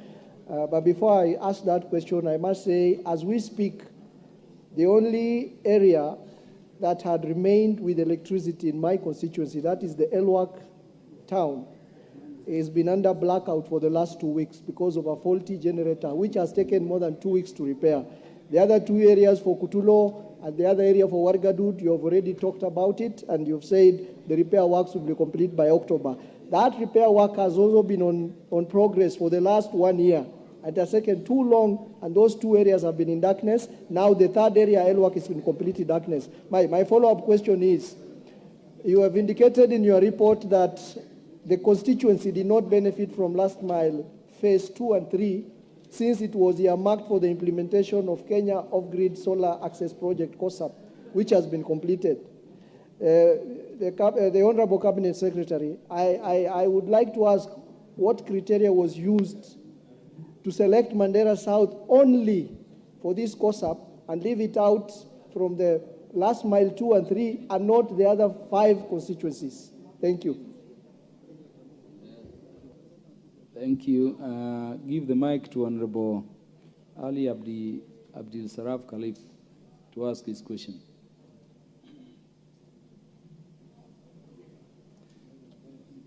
Is it that the electronic system of Parliament is not working, or what is happening? Thank you. Parliament has a way of dealing with all the issues. Don't worry. Thank you, Mr. Speaker. Honorable CS, fuel subsidy was introduced by last government to caution the public against high fuel prices or to oil marketing companies. As a result, we have small and indigenous oil marketing companies that have closed shop and unplanned subsidy. Employees are being rendered jobless, and assets are being auctioned due to this issue. My question is, when is the government paying this money to the oil marketing companies? Thank you. Thank you. The Honorable Owen Bayer. Is that the last question, members? Yes. Thank you, Honorable Speaker. Okay. Honorable CS, 2 questions. CS, I would request you take notes. I think there is a way in which we need the CS energy in the house for a whole day. and I can't imagine the traffic therefore in your offices also. So CS, try taking as many as possible, because I want the CS to respond once and we go to the next order paper. Honorable Nbaya. Thank you.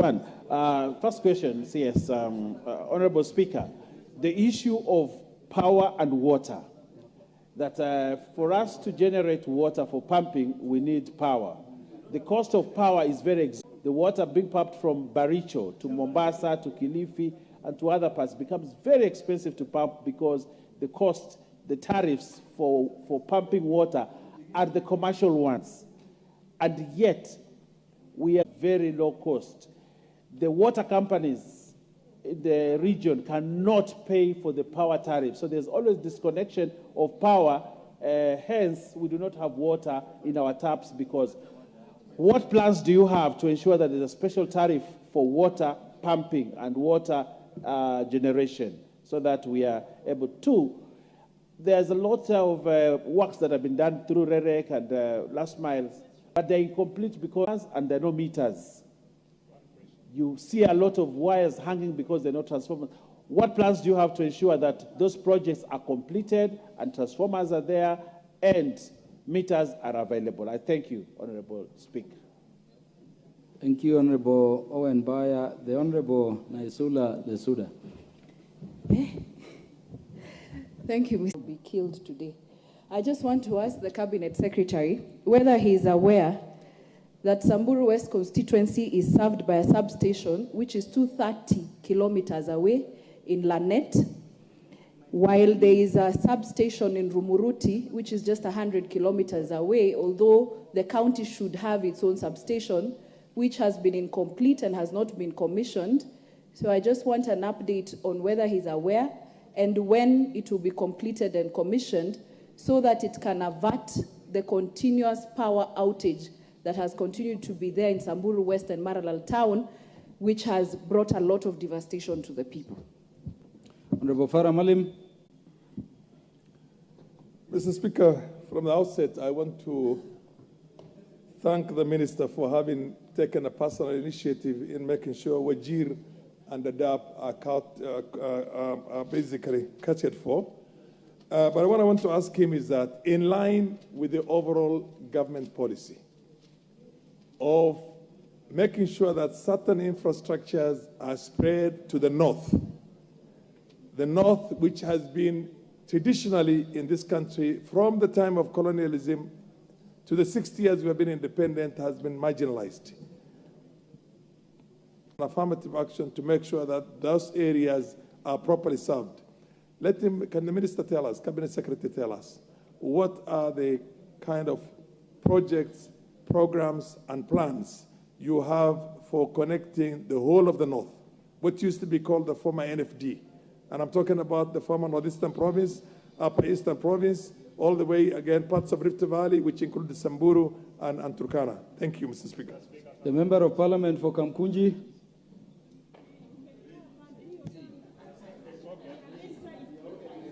Thank you, Mr. Speaker. The last time I checked, I was told the right side of the Speaker is the government side. Thank you. Thank you, Mr. Speaker. You'll get a chance. I know the Cabinet Secretary will be gracious enough to take your questions and have them addressed.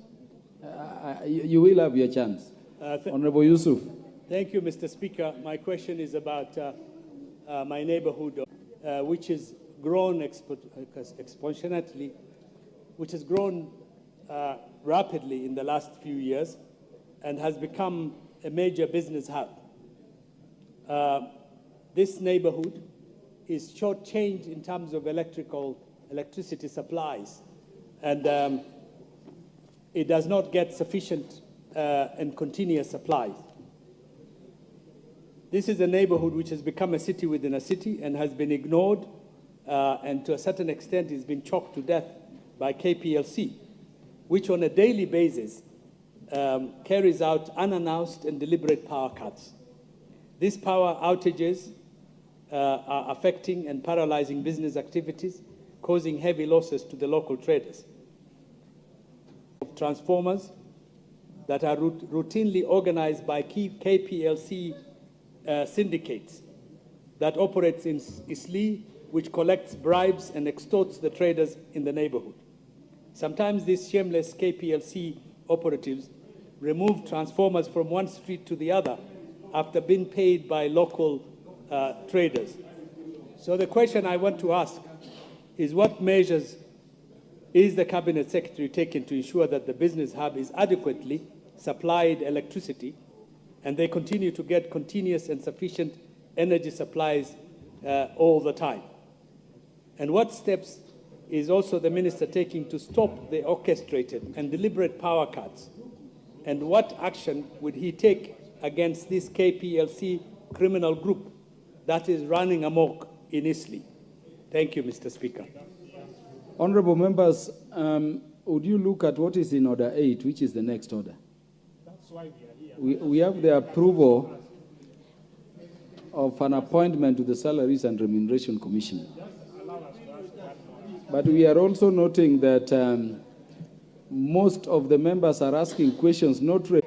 Cabinet Secretary, are you still able to take more so that you respond at once, or we leave it at that? Let me take. Yeah, the Cabinet Secretary confirms he's ready to take a few more. Honorable Nabin Abuera.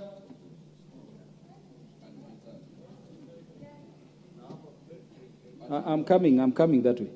I'm coming towards the Cabinet Secretary. Honorable Nabin Abuera, last on the left side.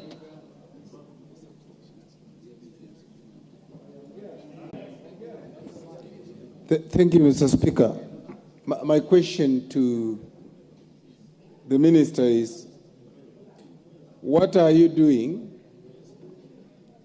to ensure that we achieve equity in the distribution of power in the country, realizing that some constituencies like mine have been left behind in the last mile?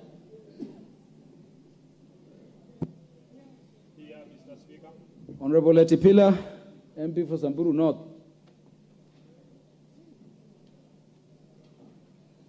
We are definitely done with the left side. We are moving towards the Cabinet Secretary now.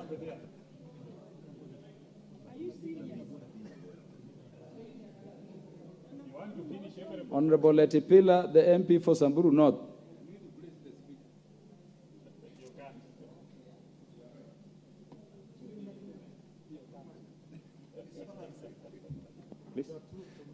Thank you, Mr. Speaker.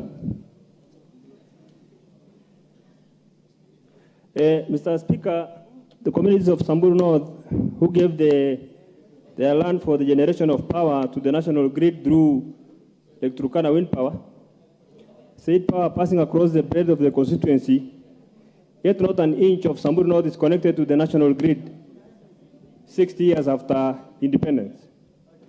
Can the minister tell the House when the towns of South Hor, Baragoi, and other towns along the power line will be connected to the national grid or to other reliable power other than the relict second-hand generators that are beyond repairs, like the one currently in use in Baragoi? Thank you, Mr. Speaker. The Honorable Keitany.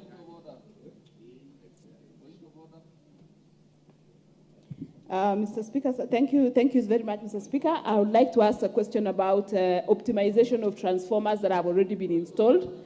My constituency, Aldai constituency, has about 27% connectivity, but we have many transformers that have connected to schools, but around the 600-meter radius, the schools, the villages or the homes around there have not been connected. So we'd like to know what plans the ministry has in connecting or optimizing the already installed transformers. And secondly, there is power that is very expensive, and many people are feeling that this power is very expensive. Can the hydros that are there, like the Tarkwell hydro, be optimized so that power can come down? Thank you, Mr. Speaker. Honorable Dido Raso. Thank you, Speaker. CS, my question is on Marsabit. Marsabit evacuates almost 310 to the national grid, but it is the only major town in this country that still runs on rickety generators. What effort is the ministry doing so that we are also part of Kenya that we should be on the national grid. Thank you, Speaker. Honorable Paul Biego, the MP for Chesume. Thank you, Mr. Speaker. My question goes to the CS. Thank you so much. Kudos to REREC. They are doing designs in my constituency, but the question would be, what would the ministry do to enable and to assist us in funding thereafter? And number two is that for the people living with disabilities, they have a reprieve of VAT exemptions in the bills. What is the minister, I would like the minister to confirm to us whether that is the case, that they do not have, they are not being charged VAT. Thank you. Honorable Ferdinand Wanyonyi. Mr. Speaker, thank you so much for the time. I've been here for some time, but the question is, I come from Kwanza, Trans Nzoia County.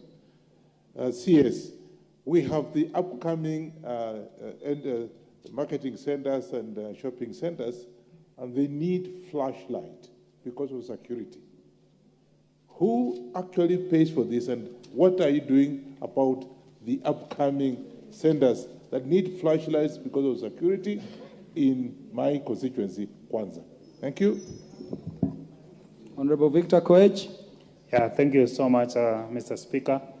I would like the CS to explain the low connectivity to electricity within my constituency, that is Chepalungu. Although several primary schools have been connected, the households have not been connected. I would like him to explain the steps he's taking to connect the households. And finally, Mr. Speaker, the high cost of electricity within our country, aware that the same is brought about by diesel generators. I would like the CS to explain what steps he is taking to retire the expensive diesel generators, and especially Mooroni, so that we have low cost of electricity within our country. Thank you, Speaker. The Honorable Dr. Pukose. Thank you, Mr. Speaker. Mr. Speaker, for the last almost 1 year, 2 financial years now, many of the constituencies have not been connected, both for the transformers and the last mile, which is the 600 meters. I don't know what is the cabinet, and we were told that that is because REREC was not properly constituted. At one time, the procurement had problems. Could the cabinet secretary now clarify, and specifically in relation to my constituency of Endebess, tell us when the connectivity will be done, and also in the other constituencies?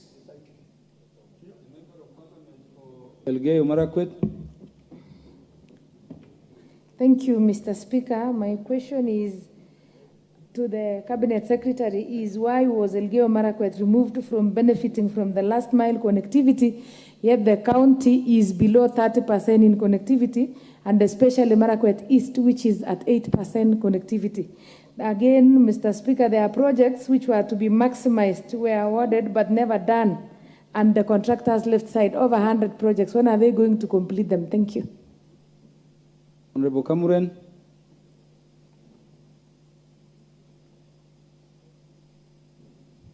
Thank you, Mr. Speaker.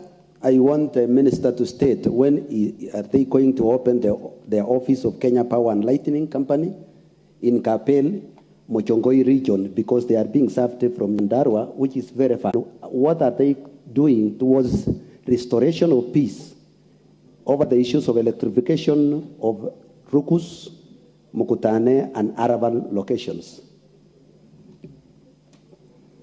The Member of Parliament focuses. Thank you so much. Quickly, Honorable Speaker, mine is to raise a concern to the Honorable CS.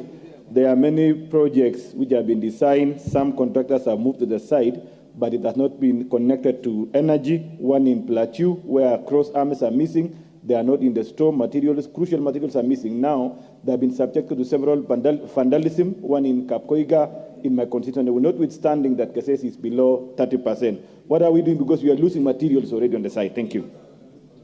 Honorable Rindikiri Mugami.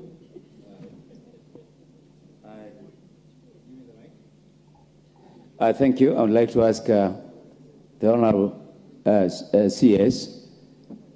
Sometimes back, there was an allegation that there are so many transformers which were bought by Kenya Power company, and we were told that investigations are going on, that the government is going to give us the report as to why there are so many transformers which were ordered and they were not in use. Thank you, Mr. Speaker.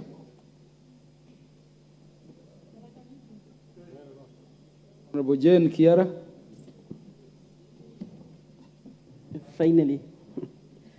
Thank you, Mr. Speaker. I have 4 questions, but I only ask one, because I was supposed to have tea with the CS yesterday. And when I postponed and I told him to reschedule to today, I didn't get a response. So I still hope he owes me that cup of tea. Mr. Speaker, can the CS tell this House when to pay for owners of properties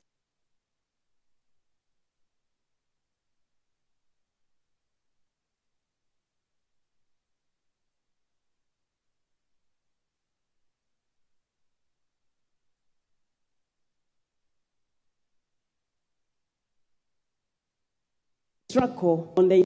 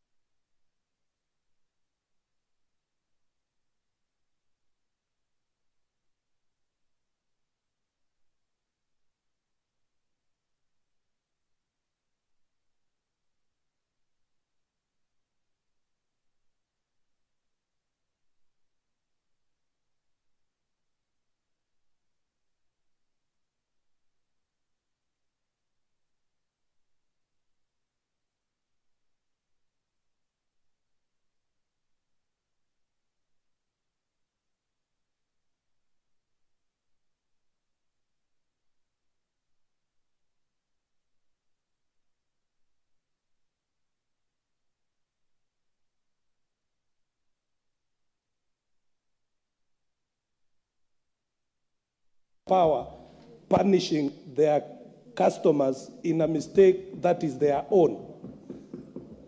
Cabinet Secretary, are you able to take 3 more? Or we leave it at 2?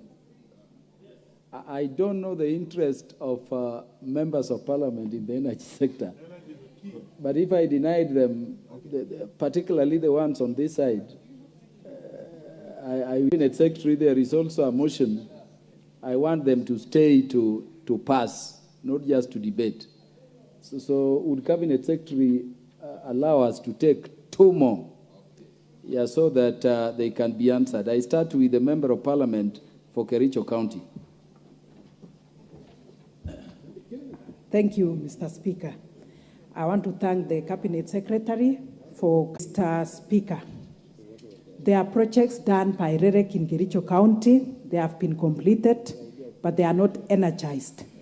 Reason being lack of meters by KPLC, which has taken 3 to 5 years. This has caused vandalism of lines, stealing of the wires, and even lack of trust in the government. What plans do the ministry or the cabinet secretary have in connection with this? Otherwise, REREC is actually doing its best. Thank you, Mr. Speaker. Honorable Deko Dalo, the MP who replaced the former majority leader, is it? Yes, yes. Yeah, proceed. Thank you, Mr. Speaker and the Minister. Garissa, I represent Garissa Township. Garissa Township is connected to the national grid. Garissa Township is home to a 54 megawatt power station, solar power station. Unfortunately, we continue experiencing severe shortage of power in this constituency. The only factory in the constituency or in the county is in the verge of being closed because of inadequate power supply to our place, to the constituency. At the same time, people who have paid or clients who have paid for meters over the years have not been supplied with these meters. I would like the Minister to take note of that and advise or tell the people of Garissa constituency what is ailing or what is the problem with the power supply for Garissa, because we are experiencing this problem on a daily basis. Thank you, Mr. Speaker. Nyanze, MP for Kitui. Thank you, MP for Kitui West. My question to the CS is on stolen prepaid meters at one of my sub-counties, that is Matinyani sub-county. These prepaid meters were stolen in February, what we are supposed to do. So my question is, what security, or what are you doing about security, especially for the meters, for vandalizing of transformers, which is taking place, especially in my constituency? Thank you. Oh, Honorable Ruku. Could we agree that this be the last, honorable members? Remember, we are dealing with a motion on appointment of a commissioner, which is timed by law, and over which we have to make a decision. And remember also when we passed the standing orders allowing the cabinet secretaries to come to the House, we had also, in fact, the substantive speaker directed that the committee chairs can also be picking some of these questions, and even those which are not asked to deal with on the committee's own motion before the committees. So would we agree this be the last consideration? Because the notebook of the cabinet secretary is also full. MP from Bere. Thank you, Mr. Speaker. Mr. Speaker, my community, Bere, often is watershed areas where our forefathers used to graze, take their cows to, take water so that we can have dams which are generating power to this country today. One of the rules of natural justice, or the rule of natural justice, Mr. Speaker, is that for Kengen or the ministry to ensure that before the power is connected to the rest of the country, the people of my community, Bere, and more so Bere North, to at least have power, Mr. Speaker. And as it is now,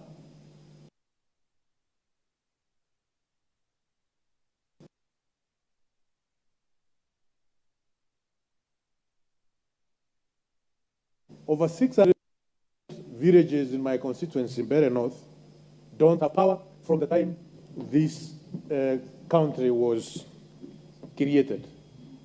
Mr. Speaker, Kengen, as a regional office in my area, and Mr. Speaker, we are very few people from my constituency and also people from Bere South who are employed in these offices. Can the minister tell us how he can readdress the community in getting power as a matter of rule of natural justice, and also getting some jobs in our regional office? Lastly, Honorable Mulyungi Gideon, former principal secretary, or it was permanent secretary. Both. Thank you. Thank you. Thank you, Mr. Speaker. You know, I sometimes wonder why the government side is so busy asking their own government so many questions. Ask your question. So, Mr. Speaker, Mr. Speaker, sir, Mwingi Town is a big town. It's the second largest town in Kitui County. And there are pockets around Mwingi Town which do not have last mile connectivity. Can the CS tell us what plans he has to connect those? And there are so many schools, primary schools and secondary schools, which are yet to be connected to the grid. Thank you. Honorable Zamzam Zimba, because the cabinet secretary is going to take only 5 minutes to respond to all questions. Asante sana Bwana Spika. Swali langu linaenda kwa waziri hivi. Tumepata kuwa katika hospitali ya rufaa ya Mombasa, stima hospitali ikaleta maafa hasa kwa watoto wale ambao walikuwa ndani ya incubators na wale wagonjwa ambao walikuwa ndani ya ICU. Na wakati ambapo walikuwa wanaelewa kuwa serikali ilikuwa bado haijapeleka mgao ndani ya counties, walikuwa bado wanahangaika. Mimi nataka kuuliza mbinu gani ambayo unaweka kama waziri kuonyesha kuwa waweza ukasimama pamoja na wagonjwa hospitali katika kusambaza stima na kuhakikisha kuwa ikiwa kuna deni basi liweze kupelekwa kwa utaratibu, isiweze kuletwa maafa. Asante sana. Honorable Eric Muchangi, last.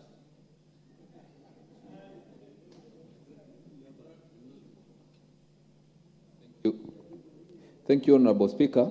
I intended to ask the question that was asked by the Honorable Hilary Koskei regarding Kenya Power disconnecting members of the public who have been enjoying services of electricity but are disconnected, being told that they are not registered in the same meters. So I would like to get a response regarding the same. Thank you very much. Cabinet Secretary, you have your platform to respond to the members, and it will be 5 minutes because of the other businesses Parliament has to transact. Honorable members, any question which would have not been specifically responded to by the Cabinet Secretary, you are free to interact with the Cabinet Secretary at his offices in the usual manner, or direct them to the chair of the committee so that the chair of the committee can have that separate meeting between you and the Cabinet Secretary within the context of the committee. Cabinet Secretary, proceed. Thank you, Speaker. I will, in answering, make hopefully satisfactory statement to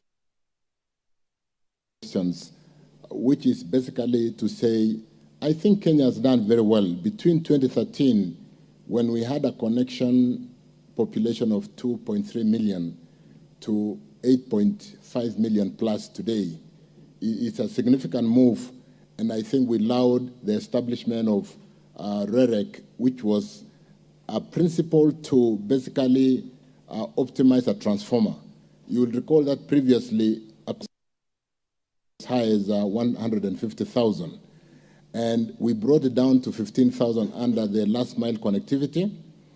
And even the 15,000 you are not required to pay. We connect and bill the 15,000 into your prepaid bill so that we recover as you use electricity.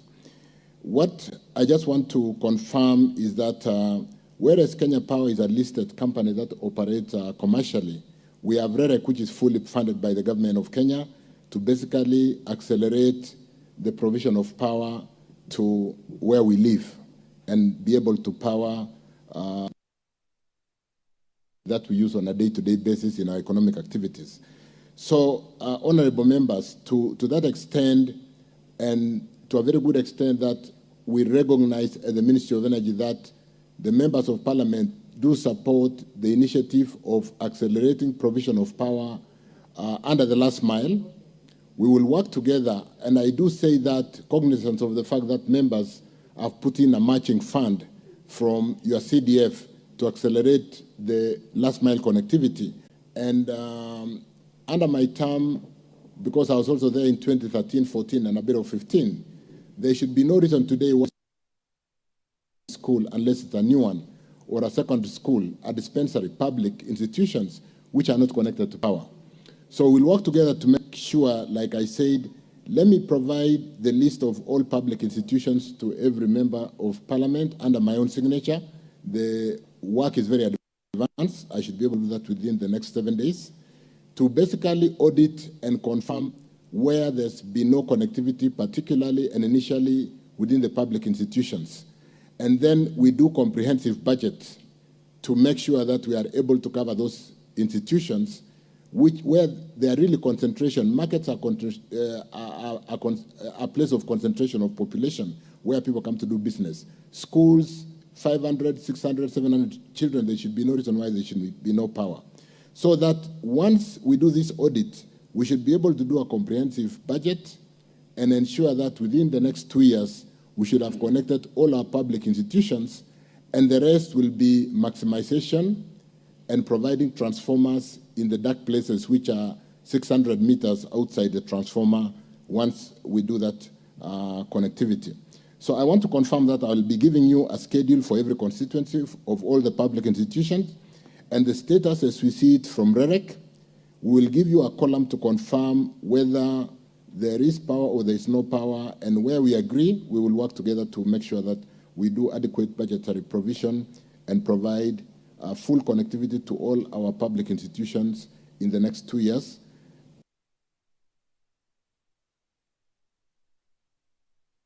We provide power also where our people live. I don't know whether that answers the question, Eric Mushangi or Karemba. Let me start with the disconnection of, and cover that with the question asked by Muriuki Gideon from Kitui on last mile connectivity, Ruku, Mheshimiwa from devolved legislation, I know from Better North. We will really work together to make sure that we accelerate this connectivity. And like I said, moving from 2,300 to 8,500 today, under that real good program that puts Kenya today above Africa average at almost 80% connectivity in average, according to Kenya Bureau of Statistics, rather. We should be able to work together within the 2 years and make sure that we accelerate connectivity budget provisioning. We all know that REREC is 100% funded by government, and to the extent that we are not charging customers to get to the grid, except charging them through the monthly payments, we should be able to accelerate connections together through budget provision. But once I send you that schedule of your public institution in your constituency, please help us to audit and confirm to us where there is power as we see it, or where there is no power, even if we have said we think we have connected, because unscrupulous contractors could have signed that they have connected and there was no connection. Regarding stolen transformers and stolen prepaid meters, we have a crisis. Sometimes we have 2 transformers being stolen every week. And we are currently working with the Ministry of Interior. I hope you are on a point of order. What is out of order?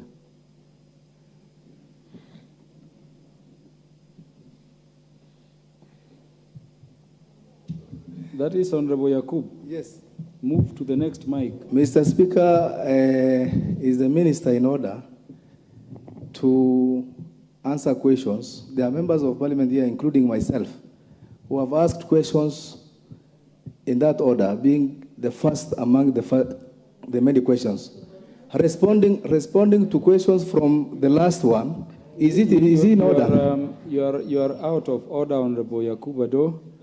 I want you to look at your standing orders. There is no specific order in which a cabinet secretary should respond to questions raised on behalf of the people. And I hope that is the reason as to why we are asking these questions. Let us allow the cabinet secretary to respond to these questions in a manner that will best satisfy the members and the public on whose behalf we are asking the questions. What is out of order, Honorable Farah? No, mine is actually not. I'm seeking the indulgence. I'm seeking the indulgence of the House because you had said you're giving him 5 minutes.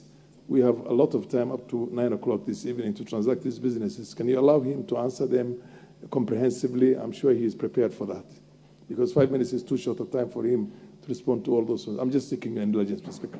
Is it your view, Honorable Farah, that the cabinet secretary could be rushing? I'm just responding to the fact that you said 5 minutes, and I don't want him to be Cabinet rushed. Secretary had indicated you will use 5 minutes, colloquially to mean the shortest time possible to answer in the most satisfactory manner to the members. And I wanted to remind you, members, that this is not the only business we have to transact today. There is business, critical business, beginning to end in order number 8, which is very critical. And you know what the law says if we do not transact that business to conclusion today. So, Cabinet Secretary, do proceed. I would request members not to interrupt any further. Allow the Cabinet Secretary to conclude, and Cabinet Secretary, be as brief as possible. Let me not say brief, but be as concise as possible as you respond. Proceed. Thank you, Honorable Speaker. Honorable Muriuki Gideon, regarding last mile, I think we'll work together to make sure that all these primary and public, let me say public institutions, dispensaries, secondary schools, primary schools, through that schedule that I promise that I'll be sending to every member of parliament through the clerk of the House, we'll work together to make sure that we do provide adequate budget in the next 2 years to continue to accelerate our country to where we want it to be. And I do commend the fact that members of parliament, Honorable Speaker, have been putting a matching fund to confirm that this is a critical and a very important exercise, Mheshimiwa Sanza in Mombasa, and confirm that I'll undertake to work with my colleague, the Minister for Health, together with Kenya Power, so that before critical institutions, life-saving institutions like hospitals are disconnected, we really work together with the Ministry of Health and Kenya Power to make sure we do not disconnect and cause untold suffering to people who have gone to seek medical services in hospitals. So it won't happen again. I will work very closely with my colleague at the Ministry of Health and the Kenya Power to make sure we do coordinate revenue collection due to from public institutions. As Honorable Nyanse Kitui, stolen like prepaid meters, let me give a general answer that currently we are working very closely with the Ministry of Interior. We have a committee where my PS, who is currently in the House, works with Bwana Amolo, the PS Interior, to really curtail the theft of transformers and meters. But I do also want to believe in talking about meters that we had a challenge between early last year and towards the end of the year when an award for purchase of prepaid meters was taken to court, and for a long time we were not completing connections, and the disparate customers could go out of the way. We have since procured meters. We have quite a large amount of meters, and connections are going on now, and we think that should really reduce the theft of meters, because it was exacerbated by the fact that meters were missing. And when you have wired your house and Kenya Power have brought the power to where the meter would be, it becomes a state of desperation. And sometimes even the power losses through illegal connections were being exacerbated because of that.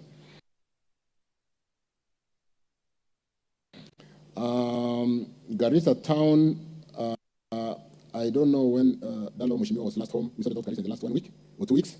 We had some mismatch challenges on balancing transformers.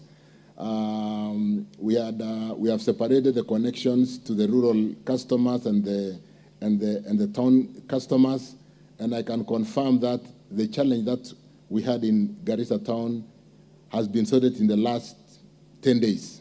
I would like Mheshimiwa to confirm that when you travel home next. But I am very certain that the challenge that we had in Garissa, we paid a lot of attention and we have addressed it.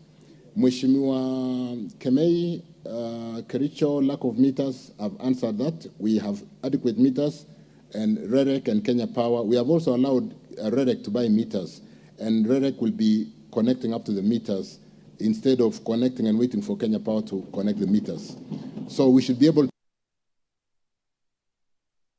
to accelerate our connections and even see less power losses, because there were quite a number of losses due to illegal connections because of lack of meters. Ronald Mheshimiwa from Kikadian West, governance issues.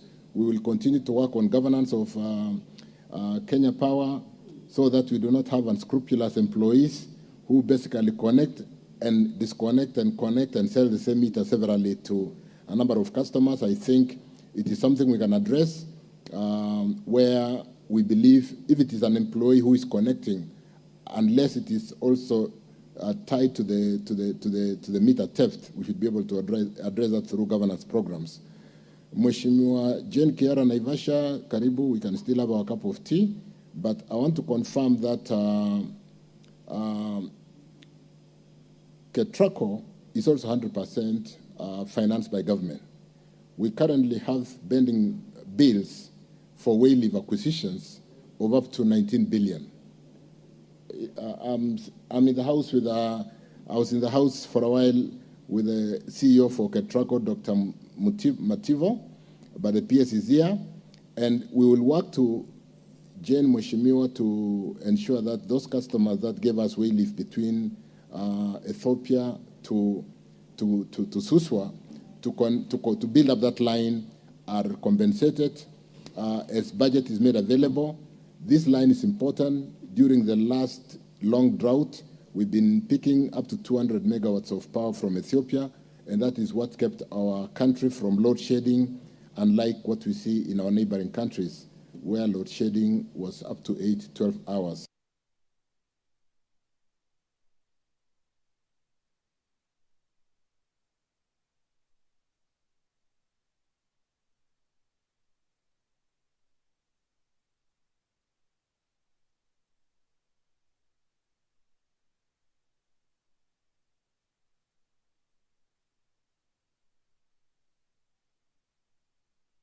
Forget about expensive power.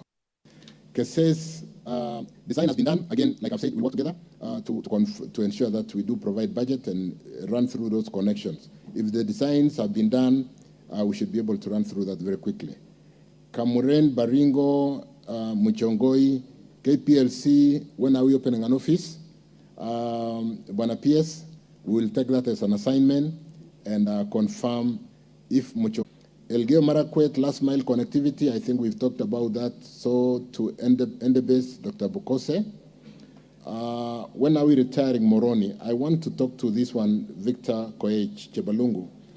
We do have funding to, let me say this, Olkaria geothermal has been a great resource for this country. Today we power our country up to 45% of energy comes geothermal, which is green, environmentally friendly. But more importantly, one of the biggest sites in the world where there is a unit of up to about 700 megawatts of geothermal coming out of the same location. This power doesn't quite reach the various ends of the country. Those of us who come from western part of Kenya, I had Nabwera and a number of us, don't quite get enough voltage, and sometimes for people like me from Bomet, Kericho, Kisii, Migori, all the way to Awendo, in the evening, the voltages are not enough to power our industry, forget about our homes. We We are building a line. We've gotten funding from the government of Korea to the tune of about 15 billion, together with our local funding, to connect Bomet, which is the link which has not been done, Bomet, Narok. And that way we'll be able to evacuate more power. We have enough power in Olkaria, but it is not reaching Western Kenya because of that short link. Once this link is done, and the link from Chemosit to Bomet has been done, a place called Kapwen, we should be able to evacuate more power all the way to Bomet, Kericho, Kisii, Migori, and Awendo. And that project should be starting in a short while. We should be able to retire Moroni, which is one of the most expensive power plants, diesel power plants in the country, but which is necessary for managing those voltages. I think I could almost say with certainty that Moroni, which is actually run by KenGen, should be able to retire in the next max 2 years, as soon as we finish that connection to the part of the country, so that we can take more of the geothermal power. Ferdinand Kwanza, Kenya, what do you call it? Ferdinand Wanyonyi from Kwanza. Flashlights, who pays? The county pays. So, and we will endeavor to ensure that we provide more of those flashlights in markets to ensure that we have a working economy. Most of our vegetable sellers do sell in the evening because you need to buy fresh vegetables, and you can only do that if the markets are lit. And so we'll continue to work to provide flashlights, but who pays? The county government pays. Chesumei, funding disability, we've taken that to make sure that in the database of Kenya Power, we should be able, if it is not already not captured, we should capture disability status of customers and be able to give them that reprieve that is given accordingly. Mheshimiwa Raso Ali, you came and answered your question when you, during the vetting, you asked me, what are we doing to Marsabit? We are funding, and I want to confirm that there's a project which will pick power from Loyangalani to Marsabit, from Marsabit down to Isiolo. We can go up to Garbatula, go to Garissa, and possibly go north. But for now, the funding is available to Marsabit and down to Isiolo, and we should be able to provide power to the people of Marsabit, where they give us 310 megawatts of wind. Aldai optimization, Marianne Keitany, we will continue to work together on that maximization, as I did indicate earlier, that I'm sending to all the members of this House, Honorable House, a schedule. I'm sitting here with the CEO for REREC, Peter Mbugwa, and I'm sure he hears. And we all hear the interest with which the members of this Honorable House are pays to ensuring that our country is connected. For Samburu North, who is Samburu North? This is the MP for Samburu North over there. Lesuda. Yeah, Lesuda is there. The question was, you are not on the grid. Areas like Baragoi, we are going to work more on hybridization. What we will do to basically support the more difficult areas where the grid cannot get immediately would be to work on a diesel generator together with a solar plant or a wind farm through the COSA program, the mini the mini grids, and we should be able to do more of Samburu to ensure that they are on the grid. You may be aware that the Energy Act 2019 does open up the market, and we should be able to see other farms building up grids similar to Kenya Power and Lighting Company. And some of these mini grids will grow to build interconnection capacity with some of the companies that we license to own this mini grids.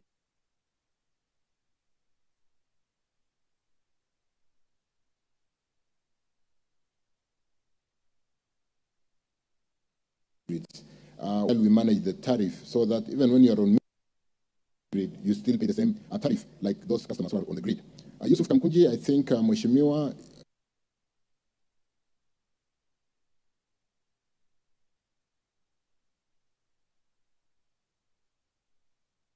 grid of India to ensure that transformers are not, and then more importantly, the power losses are managed through ensuring that we provide power on higher voltages as opposed to power which can be easily tapped.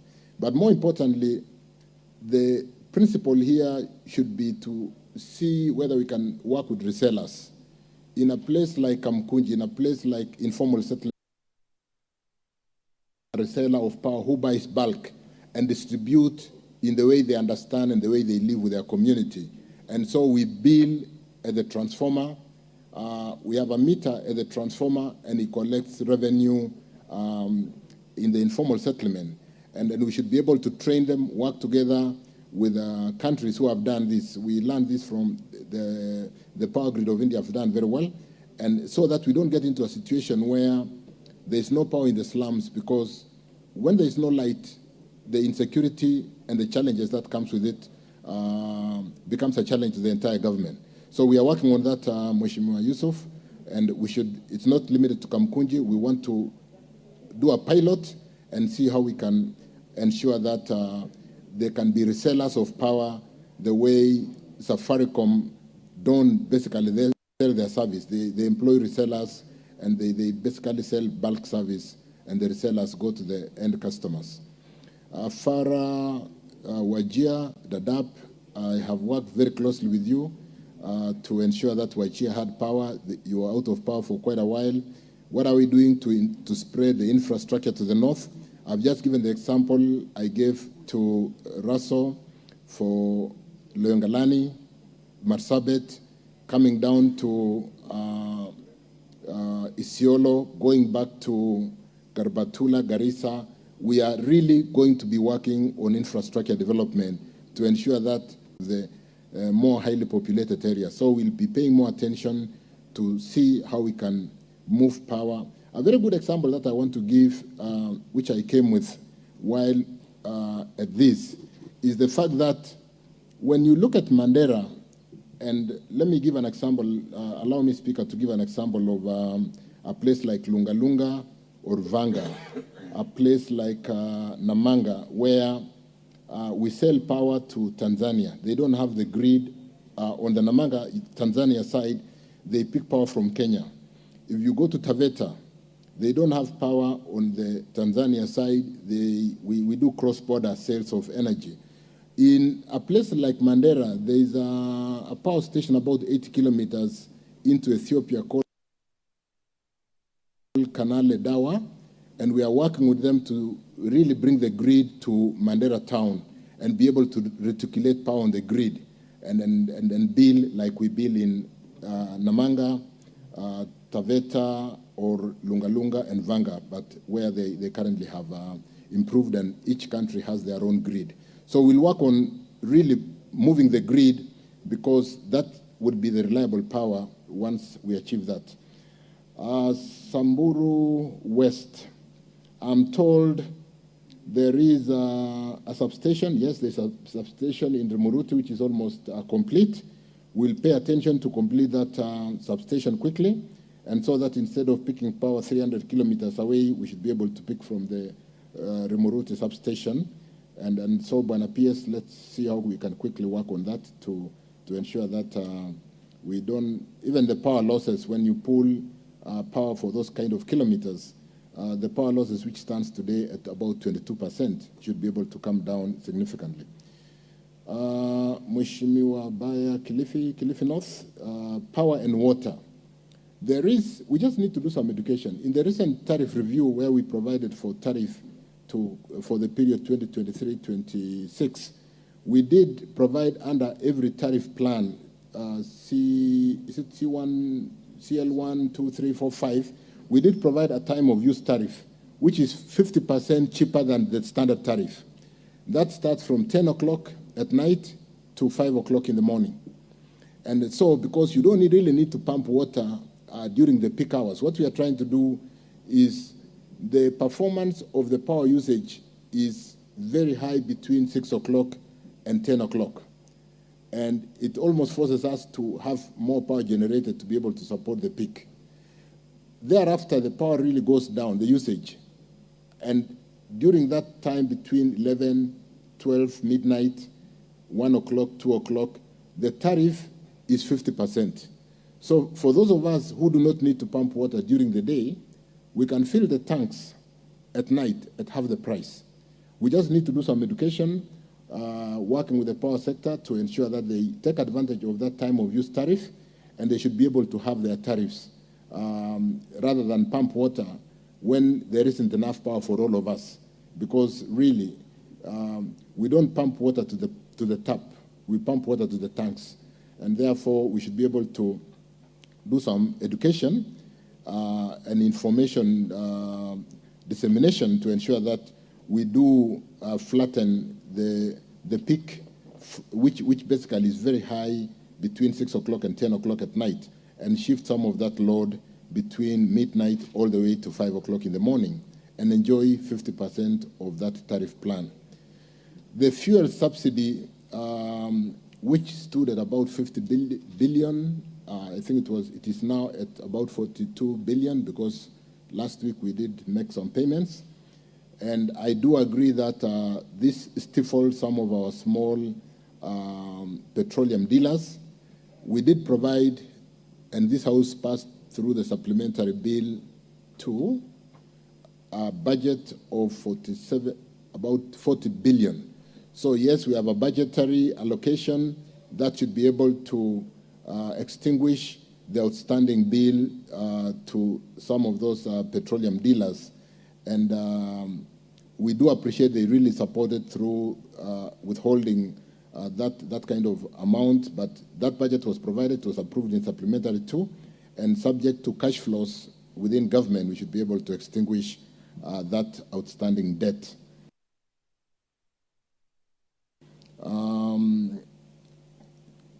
Abdul Haro, Mandera South. I think we've talked quite a bit about Mandera and the fact that we can even get power from across the boundary and reticulate and put Mandera on the grid in disregard of the fact that it doesn't have to be a Kenya grid. We are doing it in Amanga. We are doing it in the other towns, border towns. Jessica Mbalu, you did bring a supplementary question, which was basically looking at how to really work towards achieving the same goal that we talked about. And like I said, once we work together on the schedule that I'm going to provide to every member of parliament,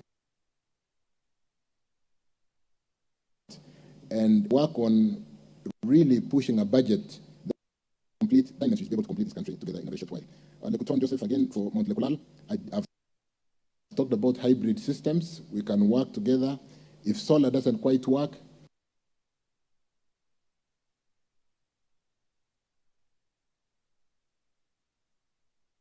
we can do wind in Mati, very good. We can do wind, hybridize with no wind, but if we hybridize with the diesel generators, we should be able to sort out that problem.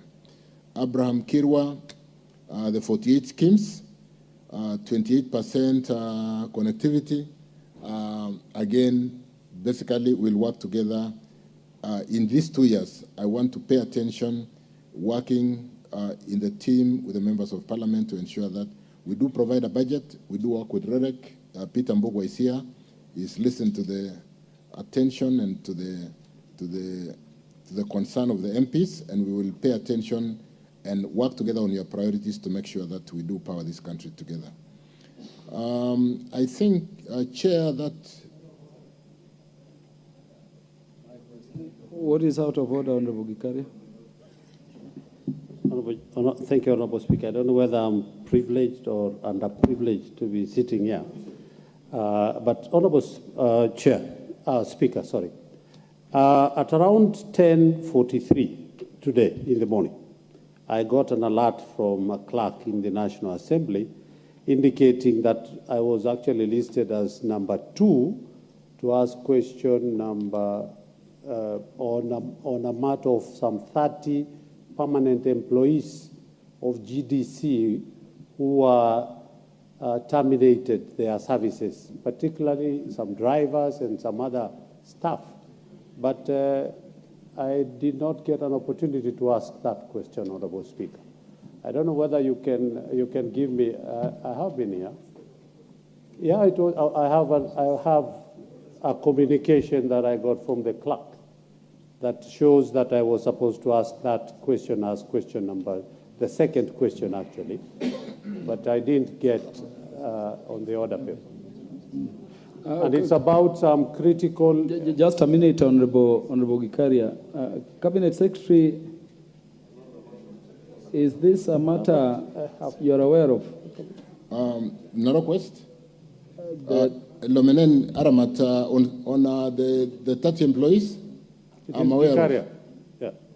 Honorable David Gikaria. Actually, the question was, Honorable Speaker, regarding termination of 30 employees by GDC in April 2022, who are permanently employed, permanent and pensionable, but they just got their letters without.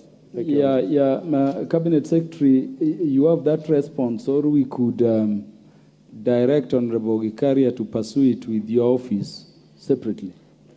I do, to a very good extent, Honorable Chair. I think there was a challenge with some employees who... Yes, so Cabinet Secretary, if you have the response, give it as you wind up also. I'll do that. As you conclude. Rundegiri, did I miss the question on transformers? What was the question from Mheshimiwa Buri? Mr.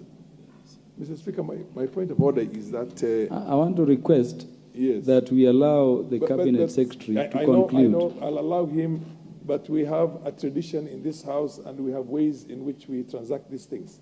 The questions are listed on the order paper. If a question is not listed on the order paper, then of course the honorable member has got to seek the question to be listed on the order paper. You cannot ask a question which is not listed on the order paper and get the minister to answer. I understood Honorable Gikaria to say that he got notification from the clerk that it will be on the order paper, and I think that is the context in which the Cabinet Secretary confirms he came ready with the response. I want to order, Honorable Gikaria. You don't run the House when I'm on the seat, or any speaker for that matter. Cabinet Secretary, proceed. Let me beg to not to answer the question from Honorable Rukaria from Nakuru Town East today, because we're dealing with some 30 employees who we must accurately talk to the concern